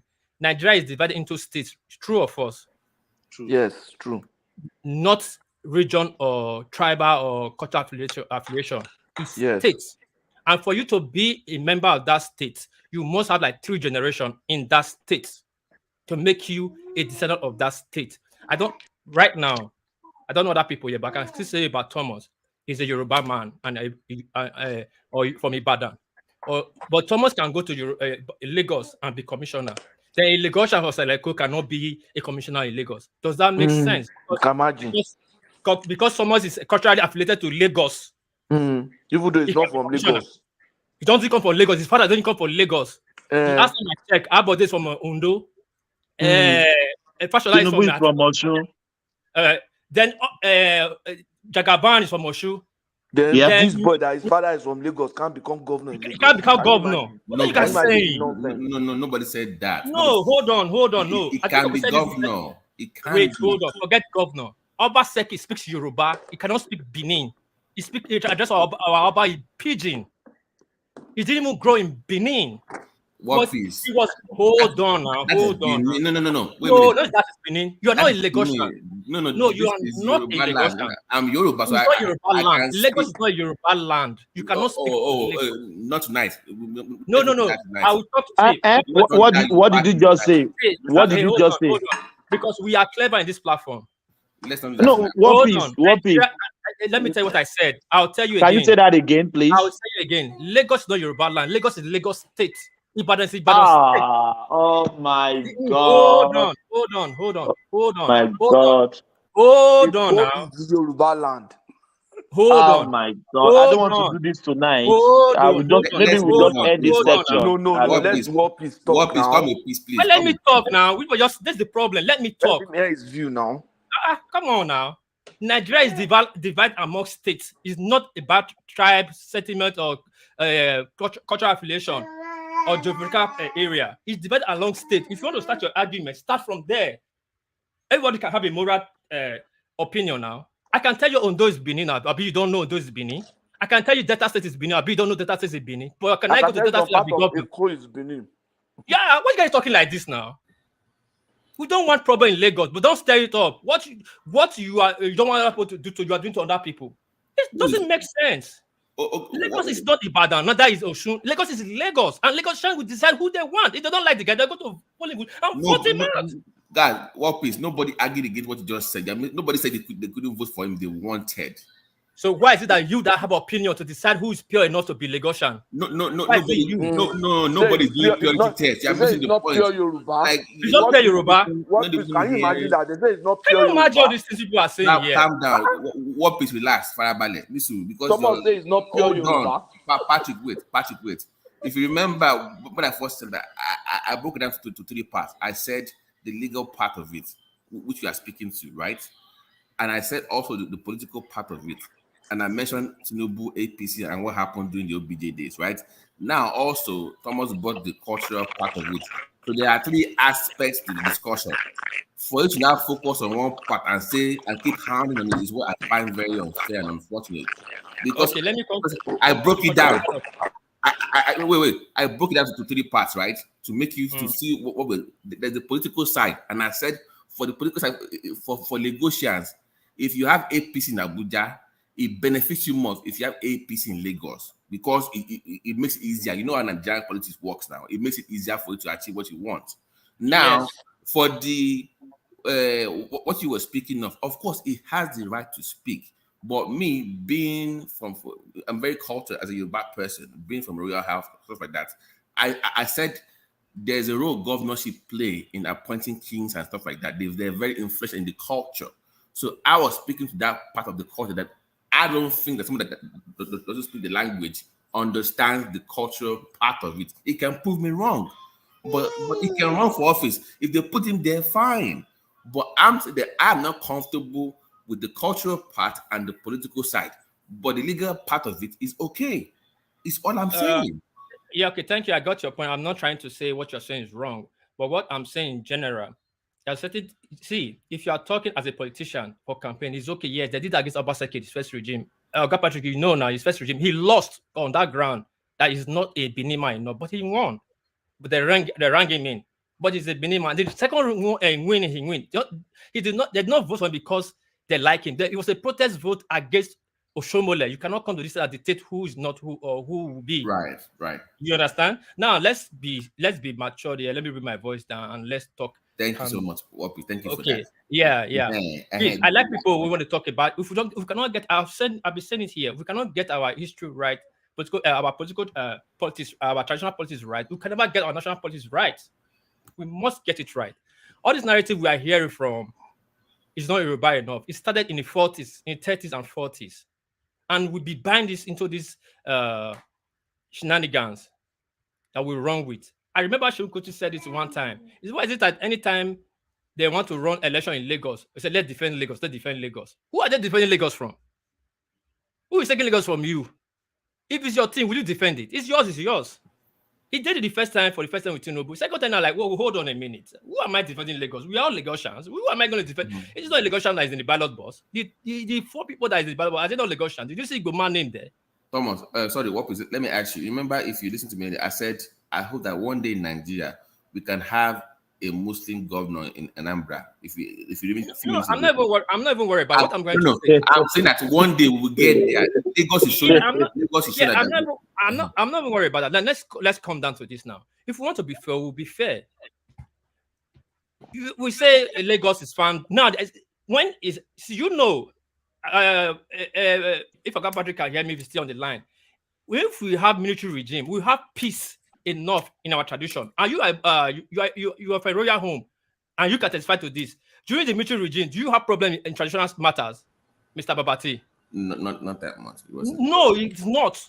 But when it comes to politics, democracy, there's lies everywhere because of political interest. They start writing different of history to suit their narrative to get votes. We are destroying our tradition because of politics, because of politicians. Okay, so what is now? So you believe that? Okay, so are you hoping that the guy wins? Do you want him to win, the Labour guy? Listen, first of all, let me see the point I'm coming from. Please get my angle. I'm not here just shouting because I'm going somewhere with the question. I know you're going somewhere with me. I want to go somewhere with you. Yeah.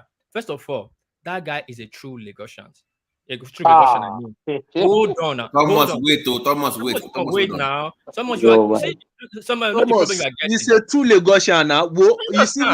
Look at when we are talking about Lagos. Wait, hold on. Let me school Thomas a little bit. Someone is missing culture, tribal man for a true indigenous person. That was your mistake. So much you are getting. They say true legation is supposed to be like one of your man that speak or your Ibadan very well. Get my word I said, or your Ibadan, or speak Anago, or speak Ife. That's how we know them before I will go brought everybody together and make everybody call everybody Yoruba. So why must you tag that man in as a Lagosian? His state is called Lagos, and he's a Lagosian. You say he's not Lagosian enough because he cannot speak the type of Yoruba you speak in Oyo. For that reason, he's not entitled to contest. But you can't even speak Yoruba at all. Even Lagos Yoruba.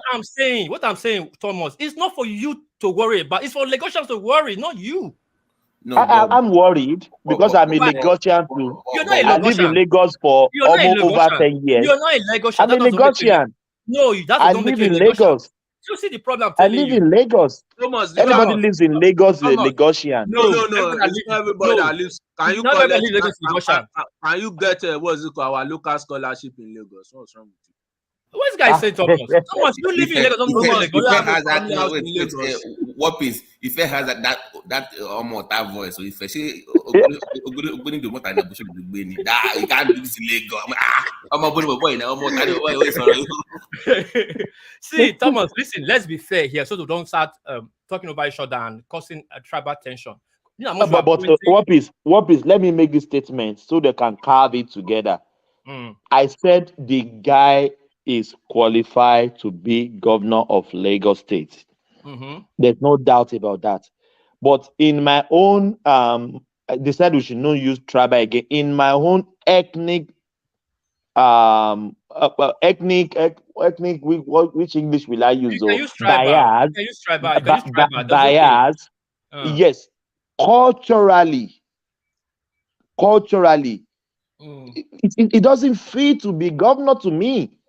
Culturally, okay, I'm very sorry. Let me ask Thomas this question.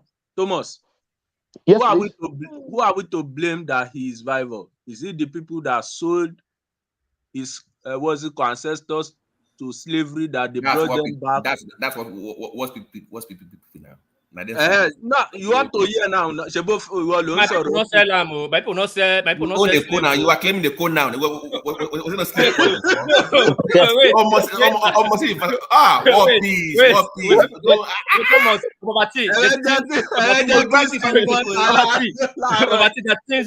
I want to talk about here. No. It's not to slime. Hold on. Wait. You said you own Lagos. It was a port for slaves to a hand. Now claim it now. I know they disagree. Don't wait now. I disagree now. But at what point was the slave port? So we'll get to there. But this wait now.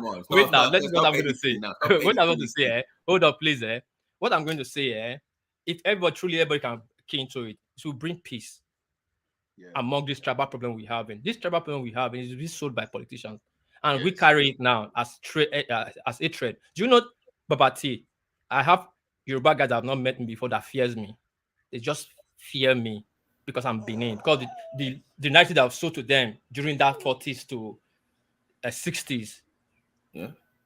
You understand? I schooled in Singapore. I went to Commerce College. I was in the room. You know, if everybody has stayed in Singapore, housing is very difficult. I was in a room it was a 3-bedroom flat with about 12 Yoruba people, but different end of Yoruba. Our Egbon is a ballet in Ibadan. I don't want to mention his name. His elder brother is in Canada. I'm closer to him than any other person in Yoruba land. That's the first time, because we're so close. That's the first time they make me know. Ondo people they don't regard Ondo people as Yoruba people. I was fighting that. They don't fight as a punch. Wait, not be fight as a punch. It was an argument. To clarify, Yoruba word itself is more of an Oyo thing. Yoruba, so it's Oyo in the context. So if you have Egba or they're not really Yorubas per se, but they merged earlier under one banner. So, okay, and that's why I'm coming. I'm coming. I get issue. I get your point. I know. I'm coming. I was fighting with them. We were talking because we were too close. We were afraid. Don't stay with me when I was in Lagos. It was with me. We talk every day in Japan. We talk. When sometimes people are talking, I just look at people, I laugh. The struggle of artifact to come to Nigeria, there are more Yoruba people inside it. The struggle of making Nigeria cultural stand again. There are more people inside it with the Benin than people that is rolling around this politician's narrative. We are solely hatred to ourselves. He told me when he was talking, it doesn't happen. Not be Bini, not be now be progression of Oduduwa. Because we are too close, and he opened up and he was talking about narrative. I know what he said at the end of the day. He spoke Yoruba, now it's not translated. He said all these things that we know. It was our politicians that saw those things to us. Actually, we are all brothers. It doesn't mean we are blood brothers. We are brothers. We don't need to be fighting. We just change narrative because you want to get to office. You just change narrative because you want to get this. It's wrong. Okay. Yeah, hold on. Benin people were in Lagos, and their traditional system is still visible there. What yes, I worry. I get you, but let's not do that historical thing tonight. No, I'm not the historical thing. No, I'm not the historical thing. I worry people were there, and they're still saying they are still there. Fine, and even though they said the nuke base were there and some other Fulani are there. Now, when it comes to election, boom, they will just say, no, you're not Lagos enough. You don't own Lagos. Let's protect Lagos. Who are you protecting Lagos for? Who is stealing Lagos from you? If any other person can come to Lagos and contest and be commissioner and be governor, why can't Lagosians contest on any ground? If he lose, let him lose. No, they can contest. Nobody's arguing that. If you want to contest, will you win is one thing, because they will always use these sentiments against him, regardless. That's just the reality of how we operate in Nigeria, fair or unfair. All I'm saying is this. I don't want, I want the same party running the same thing. I don't want Labour, Lagos, and Abuja APC. Which is your own right, and it's politically right. I think it's better for Lagos to have. Yes, it's good. Yes, it's good. It will cause stability. It will cause stability. But what me are saying that no, if you're not from Lagos, if you're not an indigenous of Lagos, you have two generation family in Lagos, you don't have the right to tell the Lagosians who is more Lagosian, not Yoruba, who is more Lagosian than the other. And your Lumo here, they say it's from Benin, but it can handle a position. It can take a juicy position in Lagos. So why can't a Lagosian take that position? Why is that every other people can come to Lagos and benefit, and Lagosian cannot benefit from it? It's their land. It's the milk honey of that land. It's their land. I'm not even saying the Benin center that's there. They are Benin. They are Lagosians.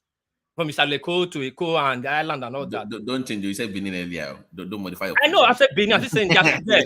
They are still there. The Salekos and the island, they are still there. Yeah. The borders are still there. Sorry to cut you short, brother. You see this thing where would they do so? Right? This thing we are doing now. I think we have allowed politicians to come among us because I said this last time. If you remember when they were doing the primaries, there was never a Milocon until things John will start to mature. Then you hear our Locon, a Milocon. Straight away, politicians will go into that area when they know that is the only card they have to play. This is what they do. Even but the worst part of it is that we are now started to buy into these things. If you remember when I had this same problem in a different platform months ago, when there was this Edo lady that Obaseki appointed as a commissioner. All air went broke. All air went loose. Oh, she does not even speak the language. She's not even abroad. Yeah, the girl was living in abroad. She's not from our place. But this girl's father was even a former senator in Edo North. You understand? Then who is now using who now have the meter to measure who is more Edo, who is more Yoruba than the other? I don't get it. Who make you the judge of who give you that the judging right to determine who is more of an indigene than any other person is? Why are we doing this? We don't need all of this. We all look at us today. We're all having children abroad. All of these things, my fear is that all of these things will happen to us. Look at what happened to Kemi Adeosun. Look at how they throw that woman to the wolf. As brilliant as she is. As soon as that woman left as Minister of Finance, that country's economy started collapsing straight away. That was more that had to do with tribe. It was more of collocation that they used against her. It was nothing to do with West. I know. I'm just saying. But if she was somebody who because she was not streetwise like every one of us, They throw into the wolf. She was misled. Let us get that fact right. She was misled. She's too butter. She's not street enough. She's too butter. She's not street. She's not street. Now you see, that's what I'm saying. And we have children who are going to be like her one day, and then the same thing will happen to our own children. This is not. We don't have to go through that route, man. Progressive. In the US here, we have Nigerian born, not even raised in America, mayors now in America now. Nigerian mayors in the House of Rep, in the court system. We are trying to create representative where we live right now. Okay, in the communities where we live, we are trying to create representative that, okay, you know what, our own people are running for elections. We are trying to support them, you know. But then, even in our own home where we come from, our own country where we come from, we are still trying to have this measurement: who is more a Yoruba than the other, who is more an Igbo than the other. We don't need it, man.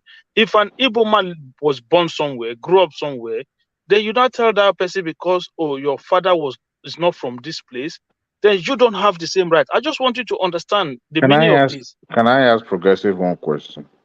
Yeah. Why is it that wherever you go, whether you are seeking for government assistance or one thing or the other, your state of origin is always asked for? That is one of the debates they're having, that state of origin should be taken out of it, that we don't need it. Should be a state of residence, state of origin. So as long as we have that, put there. Okay, go ahead. Let me know. As long as we have that, there will always going to be question and disparity and all that we're arguing about. The question about the owner of or who is more qualified to be called a Lagos. Do you know Ambode is not actually from Lagos? His mother's from Ekpe. Okay. But then he identified as a Lagosian, right? Yeah. But you know the funniest thing is that Lagosian knows themselves. As you are now, you can't go to Ekpe to sell the land. You can't go to even in Bejileki right there to sell the land. The king and all the families own the land. They're the ones selling the land.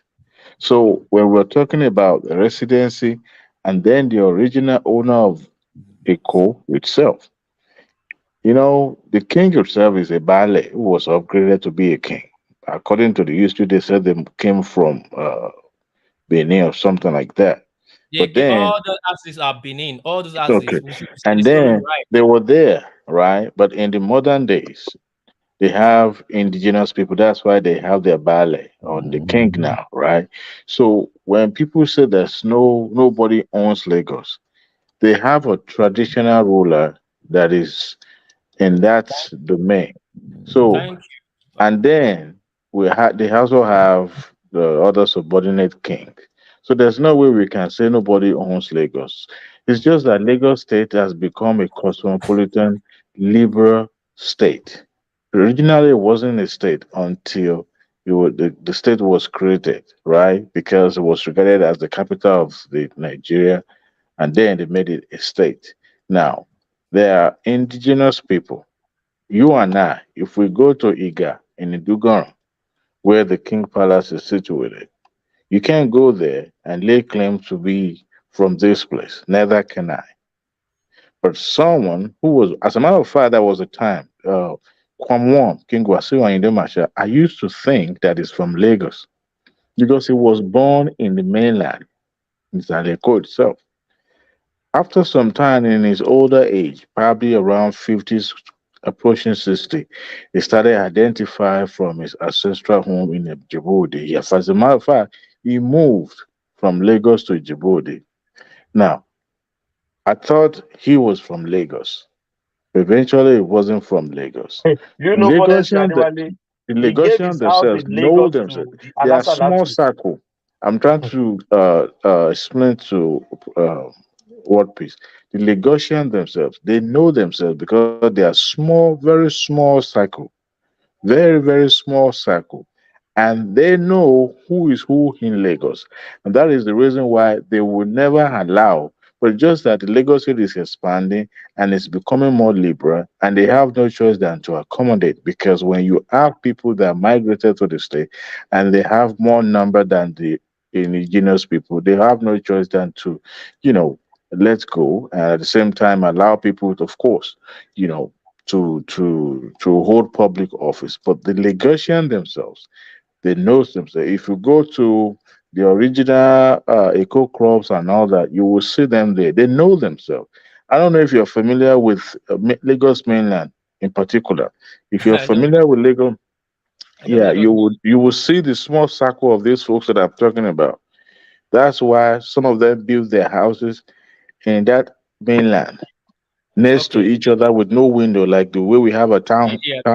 town hall house here. About that, Those Wale, are let me say something. Sorry to cut you short. When you came just now, you said something about state of origin, right? Right? Okay, Wale, you said something. It makes some. You yes. said I something. just mute myself so that yes. Yeah, okay, now I want you to reply me when I'm talking so that we'll have a conversation. State of origin, this is what I was saying. When you say state of origin, these people, this guy, his parents, he had like 3 generational parents in Lagos. That make him a state of origin of Lagos. My whole point is, I don't Are you want talking somebody. about Rhodes-Vivour, right? Yeah. He has 3 generational people there. His grandfather was a chief. His father is a judge. I think his grandfather was a chief judge. They were all born in Lagos. They have like 250 years in history over there. Now, what my own take is why is it that is the Oyo man or Ibadan man or Osun man that would be telling that Vivo is not indigenous enough to run as a Lagosian? That's my own take. In as much that guy have a generational lineage for 3 generations, that qualify him to be a Lagosian, not the person that is closer to Lagos because of cultural or geographical region. Do you understand what I'm trying to say? I do. Yeah, if so, me, Ondo, me, Delta, I bet they don't know it's Benin, Ado Ekiti. They don't know it's Benin, but we cannot go there and get the councillor. Let me tell you guys here, you will listen. Akure and Edo is just a progress. I beg tell them.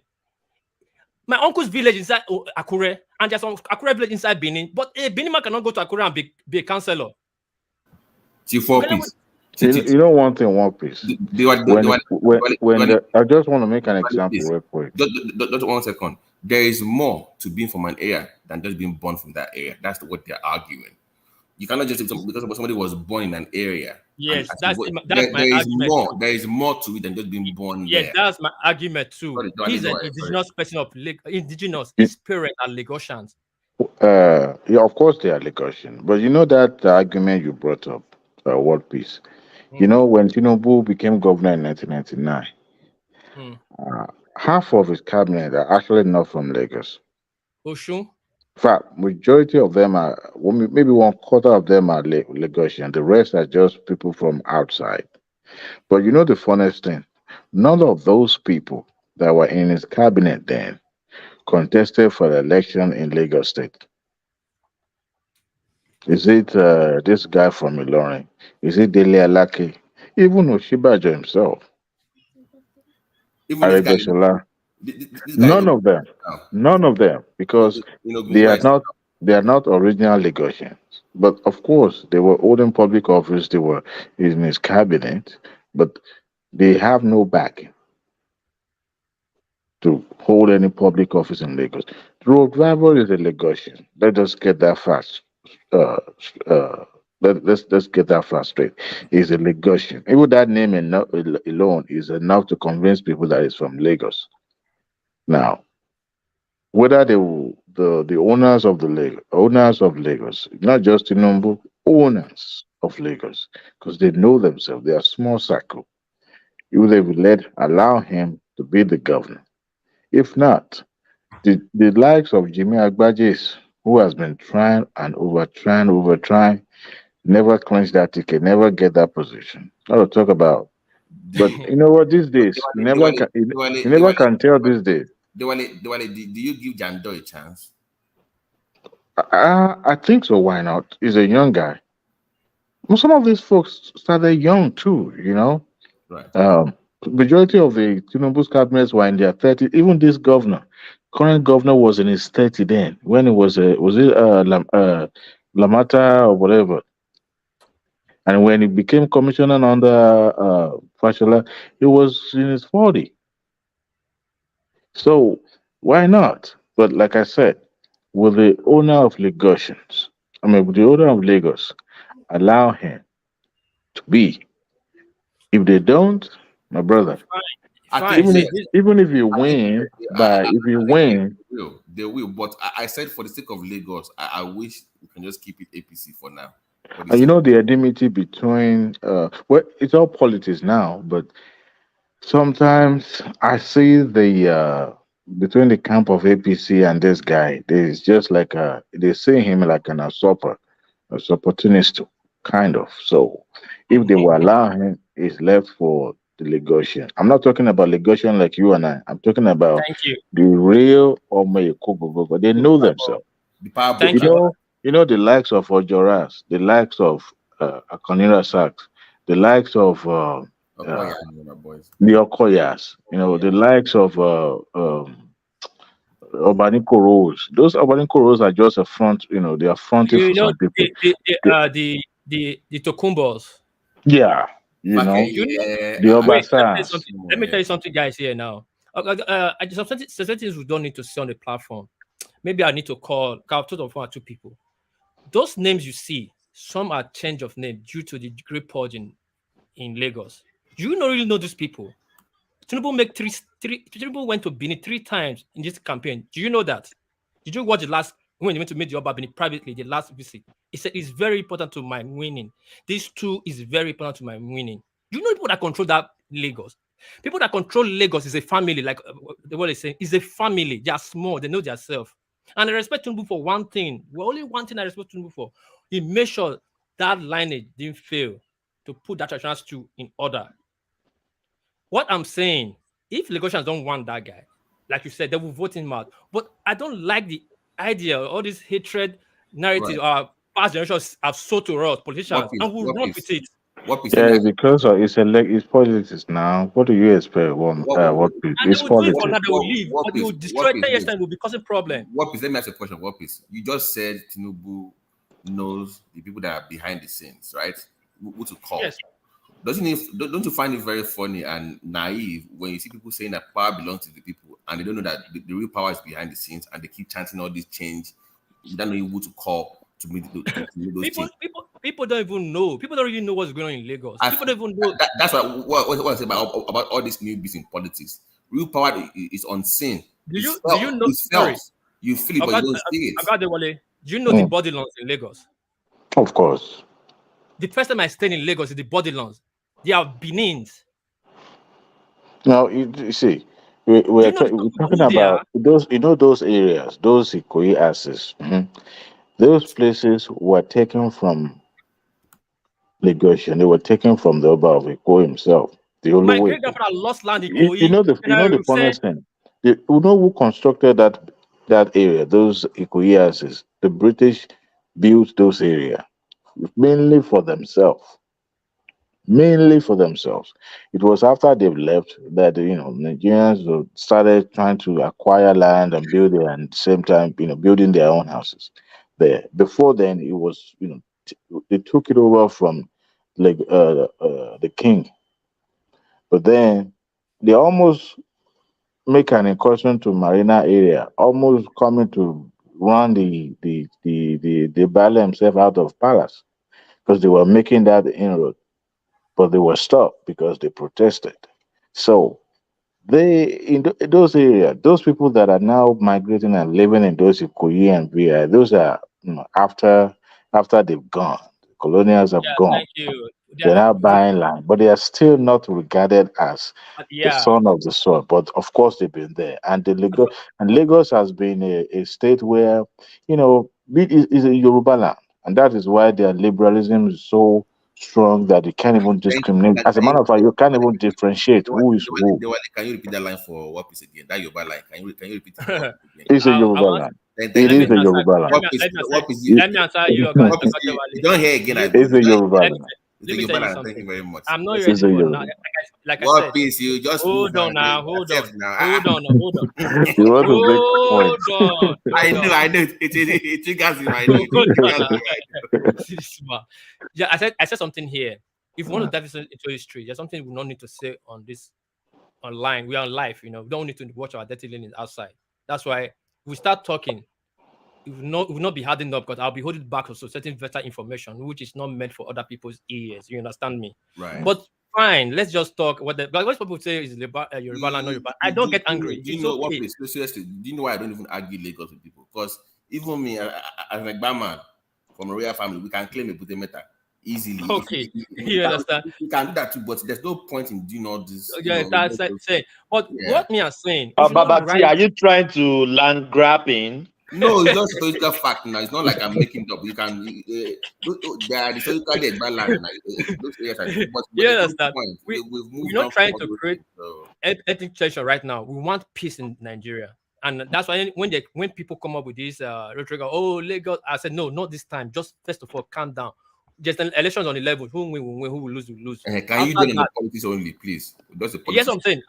After that, we can say another thing. Forget all these who own Lagos, who doesn't own Lagos. You start causing. Then what is? Another thing is this: the more they push that Vivour that is not as what's it called, Lagos enough, the more the Lagosians will be like. Thank you, thank you. You know, equally Wally.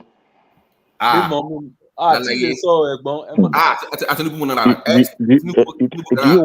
you want to bet it?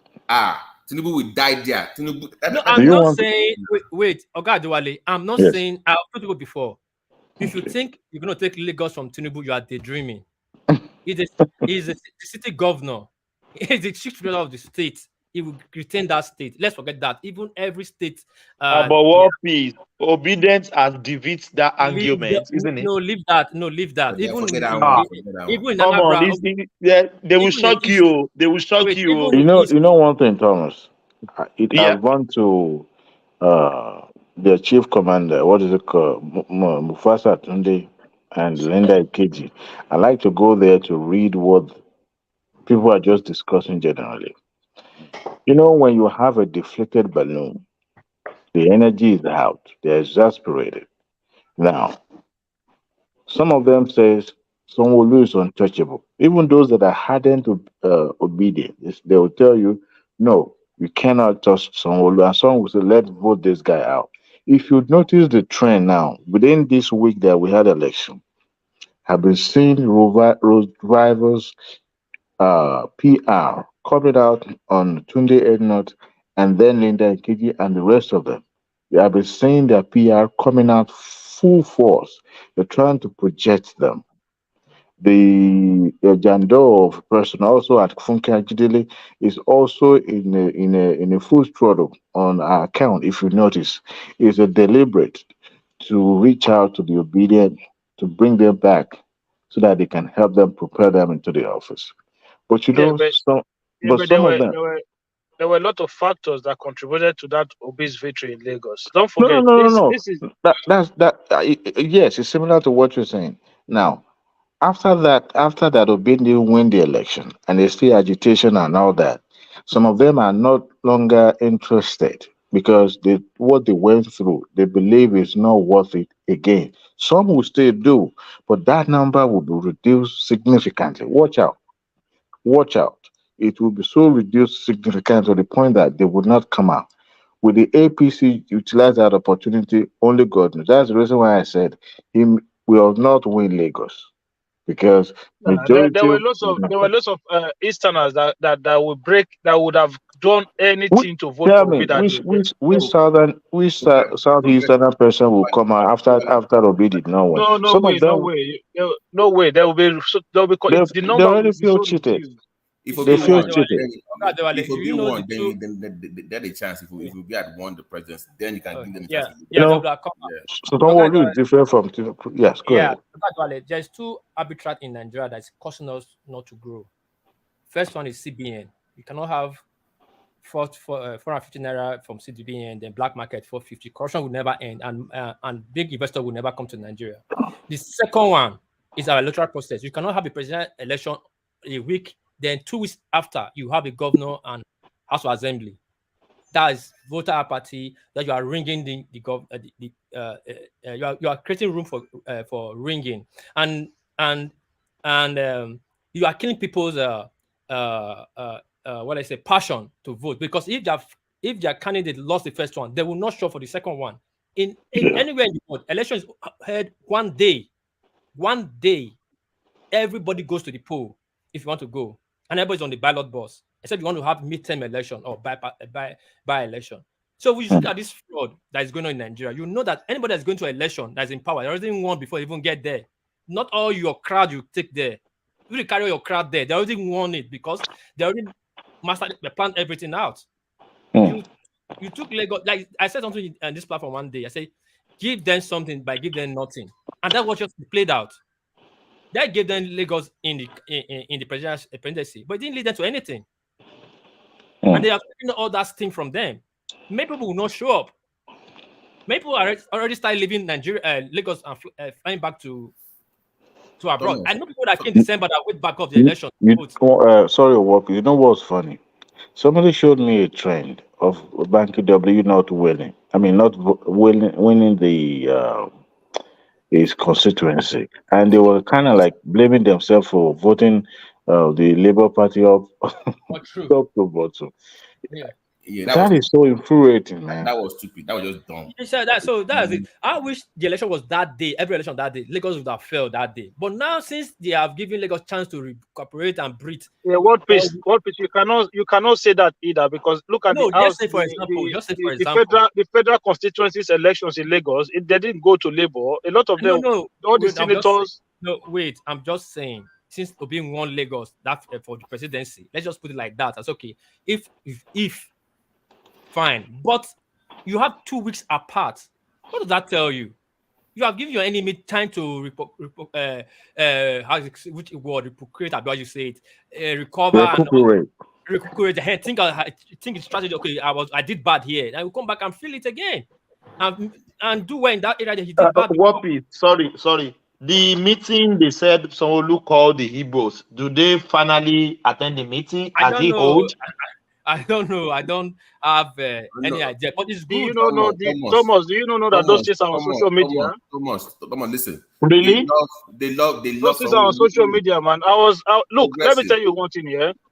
I saw a result from Plateau State for Obi. My head was like, what? 1 point something million votes Obi got from Plateau State. Only for Inec to declare result, it was 130,000. Oh,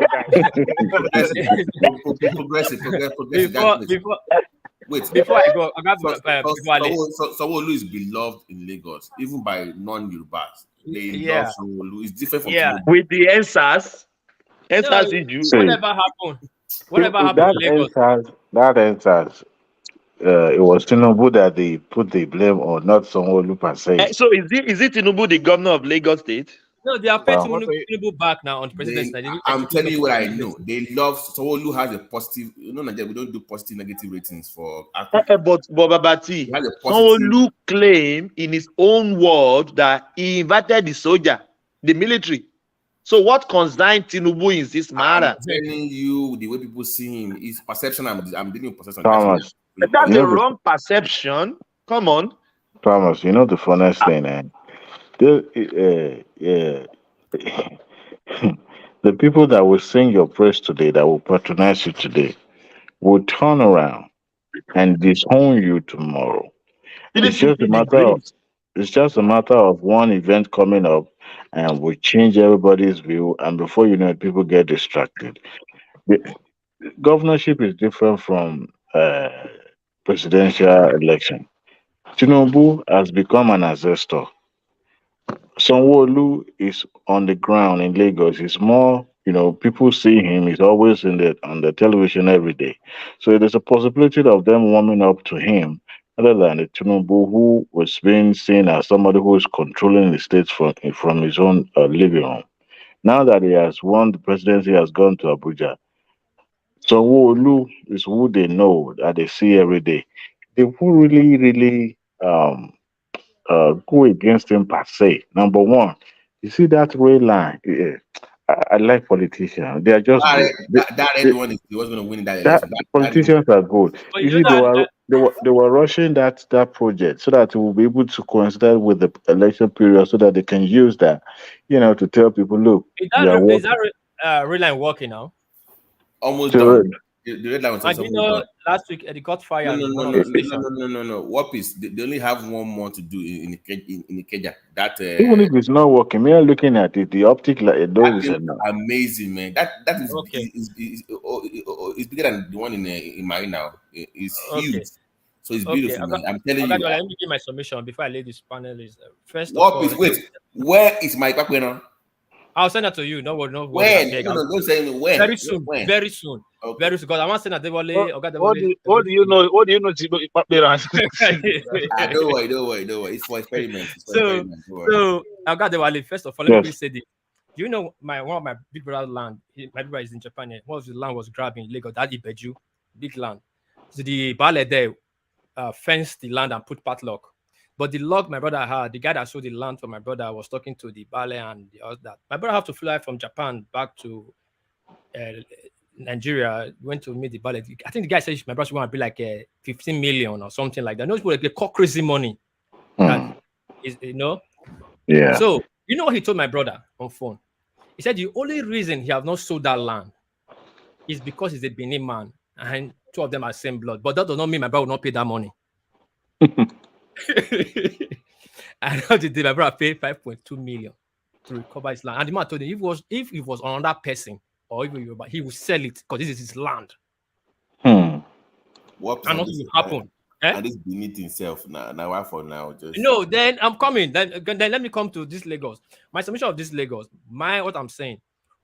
Last time I checked Nigeria Constitution, Lagos is a state. It's not a region. It's not a tribal affiliate place. It's a state. And the people responsible for their governor at the legation, they pick and choose who will rule them. If they pick an Igbo man, fine. If they pick a legation, fine. If they pick a Ibadan man, fine. But my submission is this: we outside Lagos cannot pick and choose who's legation, and people outside Lagos cannot. How will I say? Identify with how will I say? Can we use the word Urubanize Lagos because Lagos is a region in a western region. For that reason, is a Yoruba state. There's nothing like Yoruba state in our constitution. It's Lagos, Ibadan, Ogun, Ekiti, Ondo. For the fact they have similar languages or the similar language, does not make you. Sorry, hold on. Now. Does not make it a Yoruba state, or neither make it a Awori state or a Benin state. It's a Lagos state and ruled by Lagosians. Because they are still people don't even know Fulani have heritage in that Lagos, but though their community is small there, they are there.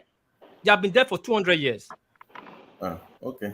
It's like me going to Wari and say, look, I am a Delta now, even though my name is Adewale. But I came because I've been living so long in the Wari and I say, you know what, I must just I'm not talking about people living there. I'm not talking about people living there for because you live there for a long time or later. I'm talking about the indigenous people of that land. They are Yorubas. They are the likes of their warriors you just mentioned. Wait, hold on. You know the problem? The word Yorubas is just 60 years ago or 70 years ago, but Wologo to unite that area. Now, hold on. Please, what? Hold on. They will just leave one piece alone with this. It's gonna No, not that. I'm not saying that word Yoruba not be existing. In the old, those areas are identified by or your individualist communities or your Ife, Anago, Again, or Ogun. But when the politics start, they have to identify under one umbrella. No, that's a wrong history, brother. Yorubas have known themselves way before the colonial people came to the shore of this country. Yoruba them. You know the funniest thing, Ekiti State is one of the, or should I say the only homogeneous state in Lagos, in Nigeria, that even before the Ekiti State was created, they've been naming each town Ekiti. Every time you mention a town, they always have a hyphen to it as Ekiti, Ado Ekiti, Iloro Ekiti, because Ado Ekiti has always been the center of Ekiti. So in the Yoruba land, they've always known, even way before the colonials, came into the shore of Nigeria, they've always assembled themselves, identified themselves as Yorubas. Dewale, do you know why I said don't bother? Because if you not go to Odua now, in fact, So Benin Odua. I'm not going to Odua. during the struggle for I know you're gonna go to Odua. during the struggle for nationhood, during the struggle for nationhood, they were able to identify a leader among them. And Awolowo, not just Awolowo, the likes of Abat Macaulay, who will be an English name, but it's a Yoruba man from Lagos, originally Gaussian. Now, we have the likes of other in the Yoruba land now came up and started forming political parties and attending meetings. But the politics being introduced now make it more stronger, and then you're able to identify every ethnics in Yoruba land. So we can't say because Do you know there's fat archives, manuscripts. Egba was the last to join that union, Yoruba Union. You know the position Egba takes in Yoruba land, my brother. Hold on now. So if when I talk now, you feel I cannot speak for Yorubas as their culture. No, I'm not speaking about the culture or their tradition. I have no right to speak about it, and I have no right to tell you who is Yoruba, who is not Yoruba. But what I'm telling you, I'm not saying that word Yoruba is not Yoruba word. I'm saying that word Yoruba now to identify to call all those regions to identify under one name came in recently. I did not say they're not Yoruba, but before they were identifying themselves individually, like now state, like Oyo Ibadan, Egba. You are right. You are right, Obi'S. They never identified themselves. They never identified themselves as Yoruba. They never called them Yoruba. Ife people was called Ife people in Benin. They come to be Ife. Akure. Oh, do you know what Ogu people call Yoruba language? No. Nagugbe. Yes, that's what we call Anago. If you go to Republic of Benin, if you say Yoruba, they will say no, you are Nagogbe. If you go to Togo, Nagogbe. If you go to what's it called, Ghana, Ewe, Nagogbe. Now, if you come to Badagry again, even in that Nago people, you still hear Ayonu. Guys, wait, sorry to digress, please. If Wapis, maybe you can educate us, please. I was watching something recently. Some kings, the Ghana president was praising Ooni of Ife, saying that his people came from Yoruba people. I was listening to the former president, that the big guy with the glasses. He said that his people came from that Ooni is their head, is their spiritual head. That kind of surprised me a little bit. I never really knew that. I was surprised. Let me speak to that. Listen, let me speak to that. The Gap people, if people are saying that people migrate for Egypt or wherever Sudan, we can give it or line to the Gap people because they have their historical route they followed. They stopped in Benin. The only reason they hold so much would be not all the they have different groups inside Ga. They have a. I was praising on how did he get to hold on now, calm down. Don't use one brush to paint everything. I'll come down to that place. When they came to Benin, they stayed 250 years in Benin. And they left in 12th century, date marked everything. Between the 12th century, during that Oromia time when they came trying to settle in, the Ogiame was fighting them, the land was not peaceful, so they decided to continue to migrate. The first people that left was the old and the pregnant, and those people landed in Ife. They stayed in Ife. The second people that left was the warriors, the able ones, the women. Those ones moved. They followed through the Benin, part of Benin. If you follow that part of Benin, it takes you all the way, follow to Benin Republic, Togo, Ghana, and so forth. That's why you see the Egba people are along that coast. If you look that coast, they're all along that coast. Now they landed in those Ghana, Togo, and Benin Republic as is, Then I think after 50 years, or I think it's about 15 or 50, but in the space of 5, it could be 15 or 50. The other one that was in Ife moved and joined their brother in Benin and Ghana. So you see, most of the Ewa people that is closer to Yoruba, they are more dominant in Benin. And those Ewa people that is closer to Benin, they are more dominant in Ghana and Togo. Now, they have a ceremony they call Obenishimo.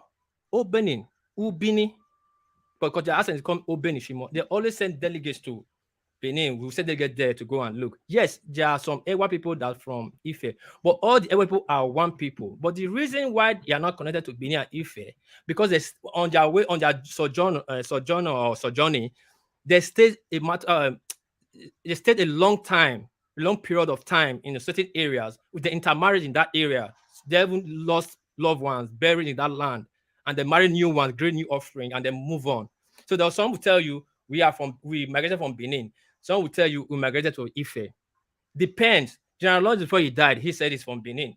This new one, he said he's from Ife. You cannot take it from him because maybe the inside is from the one that moved from Ife. Do you understand me?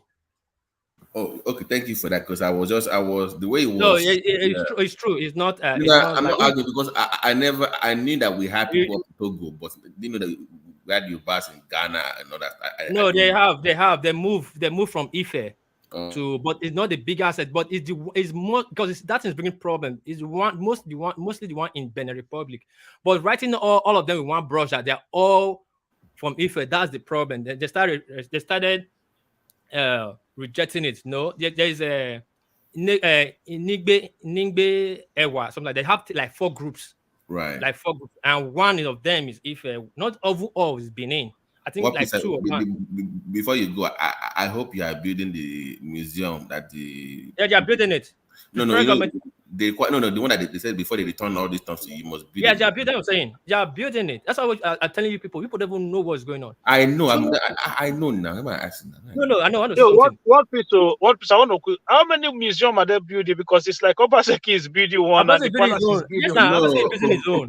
Progressive. They said that before they can return all those artifacts from the museum, they must build something that we can preserve those things. That's what they. They are building. But you see these stupid people that will steal your thing and then give you condition as to how they will return it. This is some of the stupidness I don't understand. After you steal something from me, then you're not giving me condition under which you can return my own property. Just return it. Let us. If we go to keep it inside toilet, let us go and keep it inside toilet. That is not your business. Just return the thing. Simple as that. Progressive. That one's even better. Go and listen to the Portuguese and the French. The way they were, their requirements is even ridiculous. Let me tell you guys something. You must demonstrate. Let me tell you something real quick. Managing the insult. I'm like, look at this stupid French woman. Let me tell you something real quick. That's not even the insult.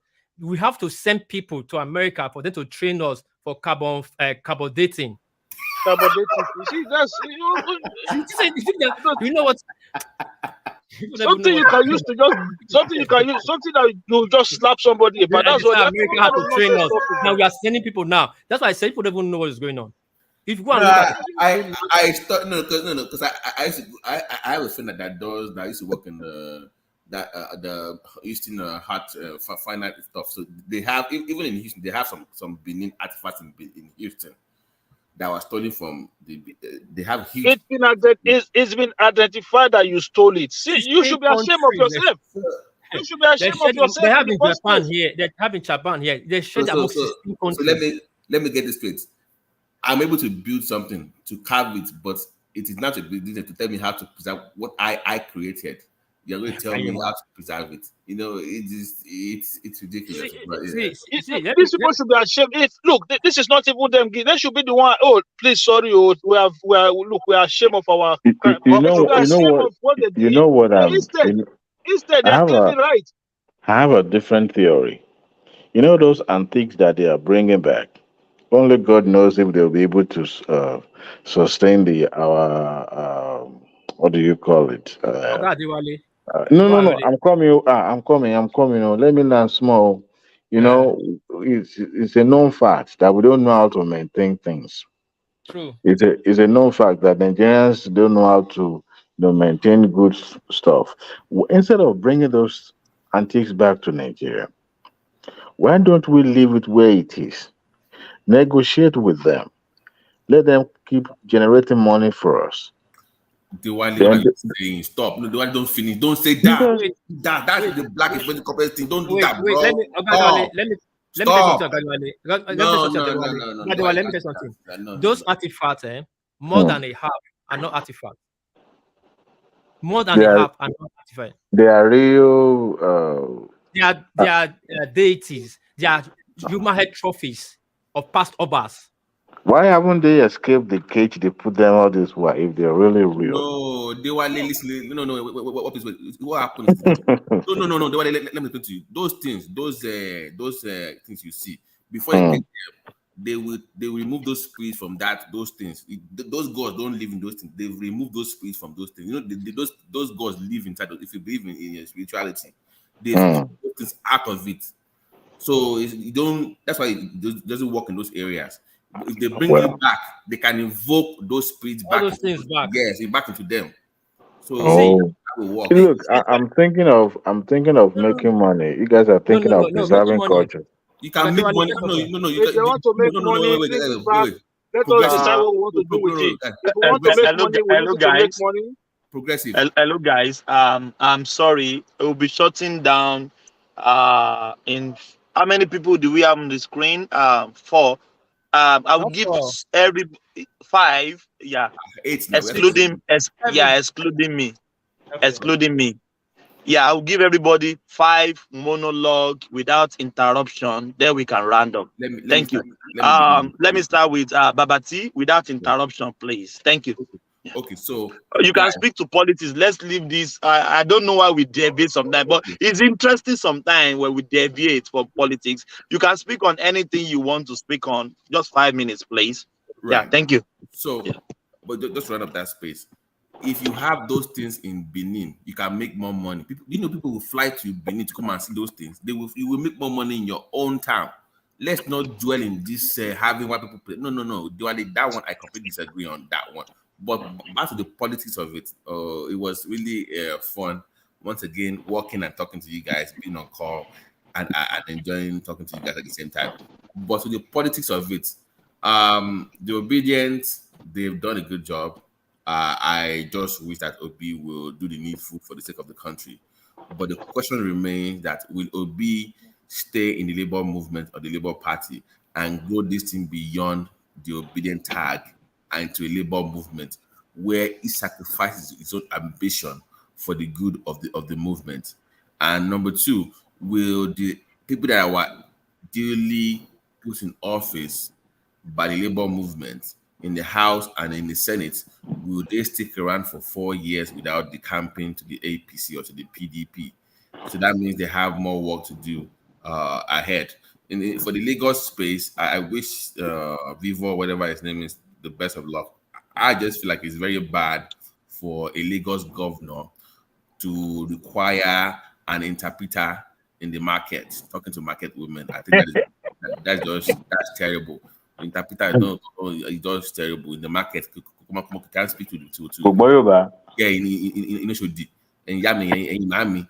You must be I can be come on, mommy, you must be able to do that as a governor. So and to Even require Ogboyoba. so that I mean Ah, you there can't be you are. saying you can't say you have a governor in Lagos State going to the market in Oshodi requiring an interpreter. It just doesn't. Hey, where has he been living all this while? I don't know. Your call, I don't know. So I Hello, don't. ẹ̀gbọ́n Adéwálé, àwọn èèyàn wá pọ̀ ní island wọn yẹn tó If gbédè. ọmọ gbóni bóyá wọ́n sọ ọmọ Oshodi give me your voice gan bí ọmọ Babati, the guy sound like somebody living in abroad. It doesn't sound Nigeria Àwọn at pọ̀ all. gan, àwọn ọmọ àwọn ọmọ nkú mi wà ní lẹ́ẹ̀kọ́ yẹn tó gbọ́ Yorùbá o. But I'm saying a governor. Okay, let me give you something now. Okay, No. You let are me looking tell at you. it as an isolated case. No, it's No, a problem on the island. if I wait in the Yoruba area, there are things that you are required to do as a governor that I can't really say online. What people might know some things that I'm referring to. Once you're in that position, you are required to do it, even though it might not be on paper. And I don't feel like he meets that kind of requirement. Vival wà náà ó lè mọ̀ ó wà láàárín àwọn Èkó club. Because of his parents, I can tell. Don't let me see it online, but you know what I mean. Yeah. You must do some things to at that level for the optics. Could look good, no, but it's okay. But I want someone look because okay. let me be honest with you guys. I like Sanwo-Olu. I like his politics. I like the way he communicates. You know, they used to like Tinubu like that before too. But before they snapped on him, but Sanwo-Olu, he just the way he talks about his policies, the way it's very futuristic.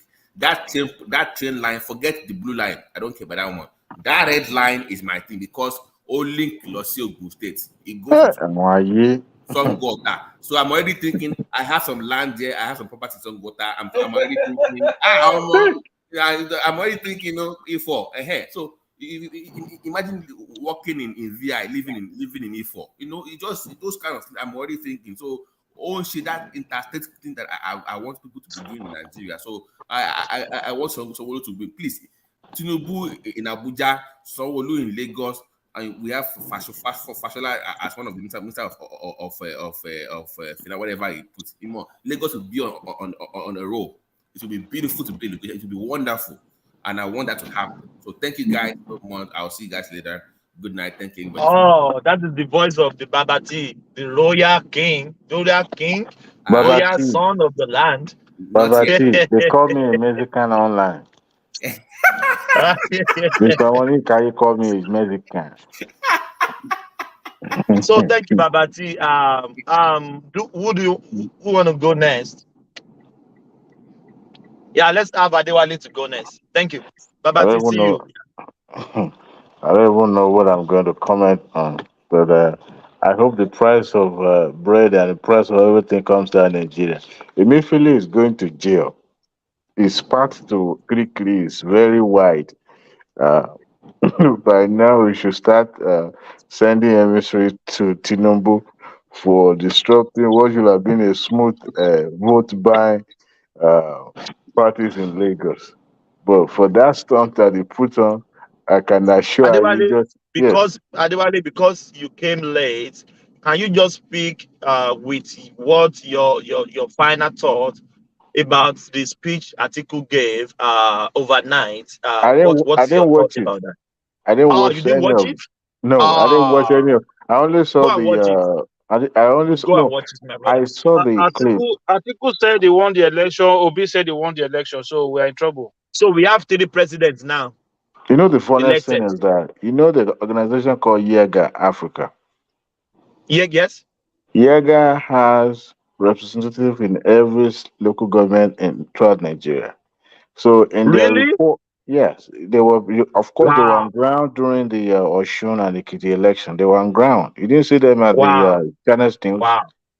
So they were following, just like when you have a parallel monitoring group. They were also following every polling booth results. They were compiling and everything. And their final analysis, they awarded APC 34%, PDP 24%, and what you call Labour Party 14%. That's how they awarded all the votes to them like that. So if both of them are claiming that they won the election, then that is a very, very interesting topic when it landed in the court, because we want to see how everybody comes to that. Adewale, do you know how ridiculous it was yesterday? Dino Milaye declared Atiku the president of Nigeria. He should go and get his own returning ticket now. Certificate now. It's not that hard. Contact INEC to give you. INEC. It's as simple as that. So if you don't have the returning certificate, then that means you are not an president-elect. But it's a very clearly contested election. That's why all of them polled 12 states. That tells you that it's a very, very close, and but with a margin of 2 million votes, by the time they do some subtraction and addition with every vote, what will be left is still going to, I believe, we're still going to shoot Tinubu to the edge. To the top. So exactly. That would be it. Because even if they rig, they were able to allocate themselves huge number. So that will be able to use as a advantage when they get to the court, because the chances of discovering those numbers that were altered. Adewale, 2 million votes is not a joke, man. No, not at all. It's It's not. not a But then, joke. and I think they're going to concentrate more on the Ekiti, and they're going to concentrate more on states like Edo. They're going to concentrate more on a state like they won't concentrate on Kwara, but they will concentrate more on which state did they win in? I think it won Nasarawa, right? Yeah, he won Nasarawa, yes. Yeah, at least. So they will try to find somewhere that is closer to the middle belt or to the southwest, so that that's where they will make their claim. They won't really go up to the north. Now, Atiku will go to the north. Everything that he won in the north, he was trying to upturn and open every book. That's what Atiku is going to lay claim on. But then we'll see how it pan out in the court. But I have never seen it since 1999. Any competent jurisdiction that will flip the result of INEC and said belongs to another party. I mean, another person.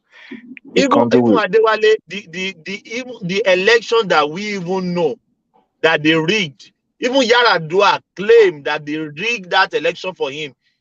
and yet, They didn't turn it off. No. nah, it remains No. because Yoruba will say "Atito Jibolo Shalawo."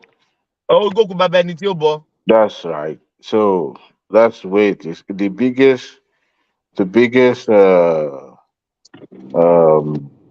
rigger wins the election. It's as simple as that. Everybody rigs, but the biggest rigger is able to rig everybody out and lay claim to the mantle. So, but let's see how it goes. I didn't watch the interview. I only saw the clips where Governor Obi was, You need to go and watch the and when he was asked the question, you need to go and watch it.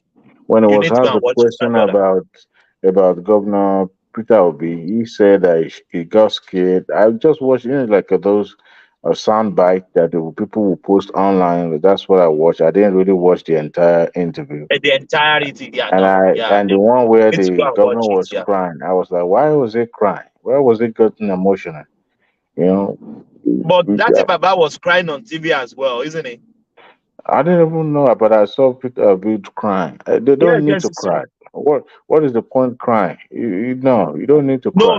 No. He's trying to get the sympathy of the nation so that they No, can, yes, they can go into the I governorship mean, and the House of Assembly, that they rig him out. So I think that is no. what he's trying to do. You know what I think is going to happen? Every this candidate that comes under Labour Party will becomes an independent and trying to move with the bigger party. That's what I foresee going on. They Going will to happen. defect, my brother. They will defect. It's going They to said happen. one of the They will day turn we to. saw one of the There might be one or two that will renegade that will try to stand out, but money is necessary evil.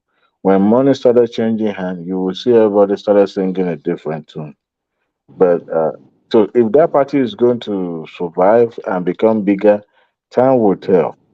Time will tell. Like I said last night, uh, if that party is going to get bigger, that onus lies on Obi's hand. And if it's not going to move an inch, it's also going to depend on him. So if he has that political dexterity and the magic wand to turn it to a bigger party, then that party will be able to grow. And I don't see the youth and the younger one that will focus on politics for the rest of their life. After some time, things get stale, really, really stale, and not everybody wants to concentrate on politics 24/7 every day. You get tired sometimes. So time will tell how you'll be able to, galvanize and yeah. But Thank you, Adewale. 4 years is around the corner. Yeah. Thank you so much. You always came late every time. Why now? Why are you No, doing us no, like this? I blame you guys. You know why? I've been on Why? the comment section. Nobody want to leave studio, and I kept waiting and waiting and waiting. Nobody left the studio for hours. So I just, after some time, I just gave up. So when nobody Oh, leaves, no. I just, Don't worry though. Your fan base always like to listen to you. So uh, anytime you come in late, so we give you yes. Thank you so much for coming. thank, Yeah. thank you, my brother. Thank you so much. Yeah. See you. Thank you. Do we have war peace, please? War peace. War peace. Well, Well, we don't have Lawson. war peace. Yes, yeah. Okay. Thank you, Adewale. Do we have Ola? I don't think we have Ola. Ola is not that somebody that will be quiet. War Peace too. We don't have War Peace. We don't have Ola. Yes, we have come to the end of the section. Thank you, but thank you everybody that has turned up today. The happy clappers, the super chatters, the commentators, the panelists. Thank you so much for coming. Yeah, we will do it again tomorrow. See you guys. God bless you. I say peace. Thank you so much. Yeah, see you guys. Thank you. Bye.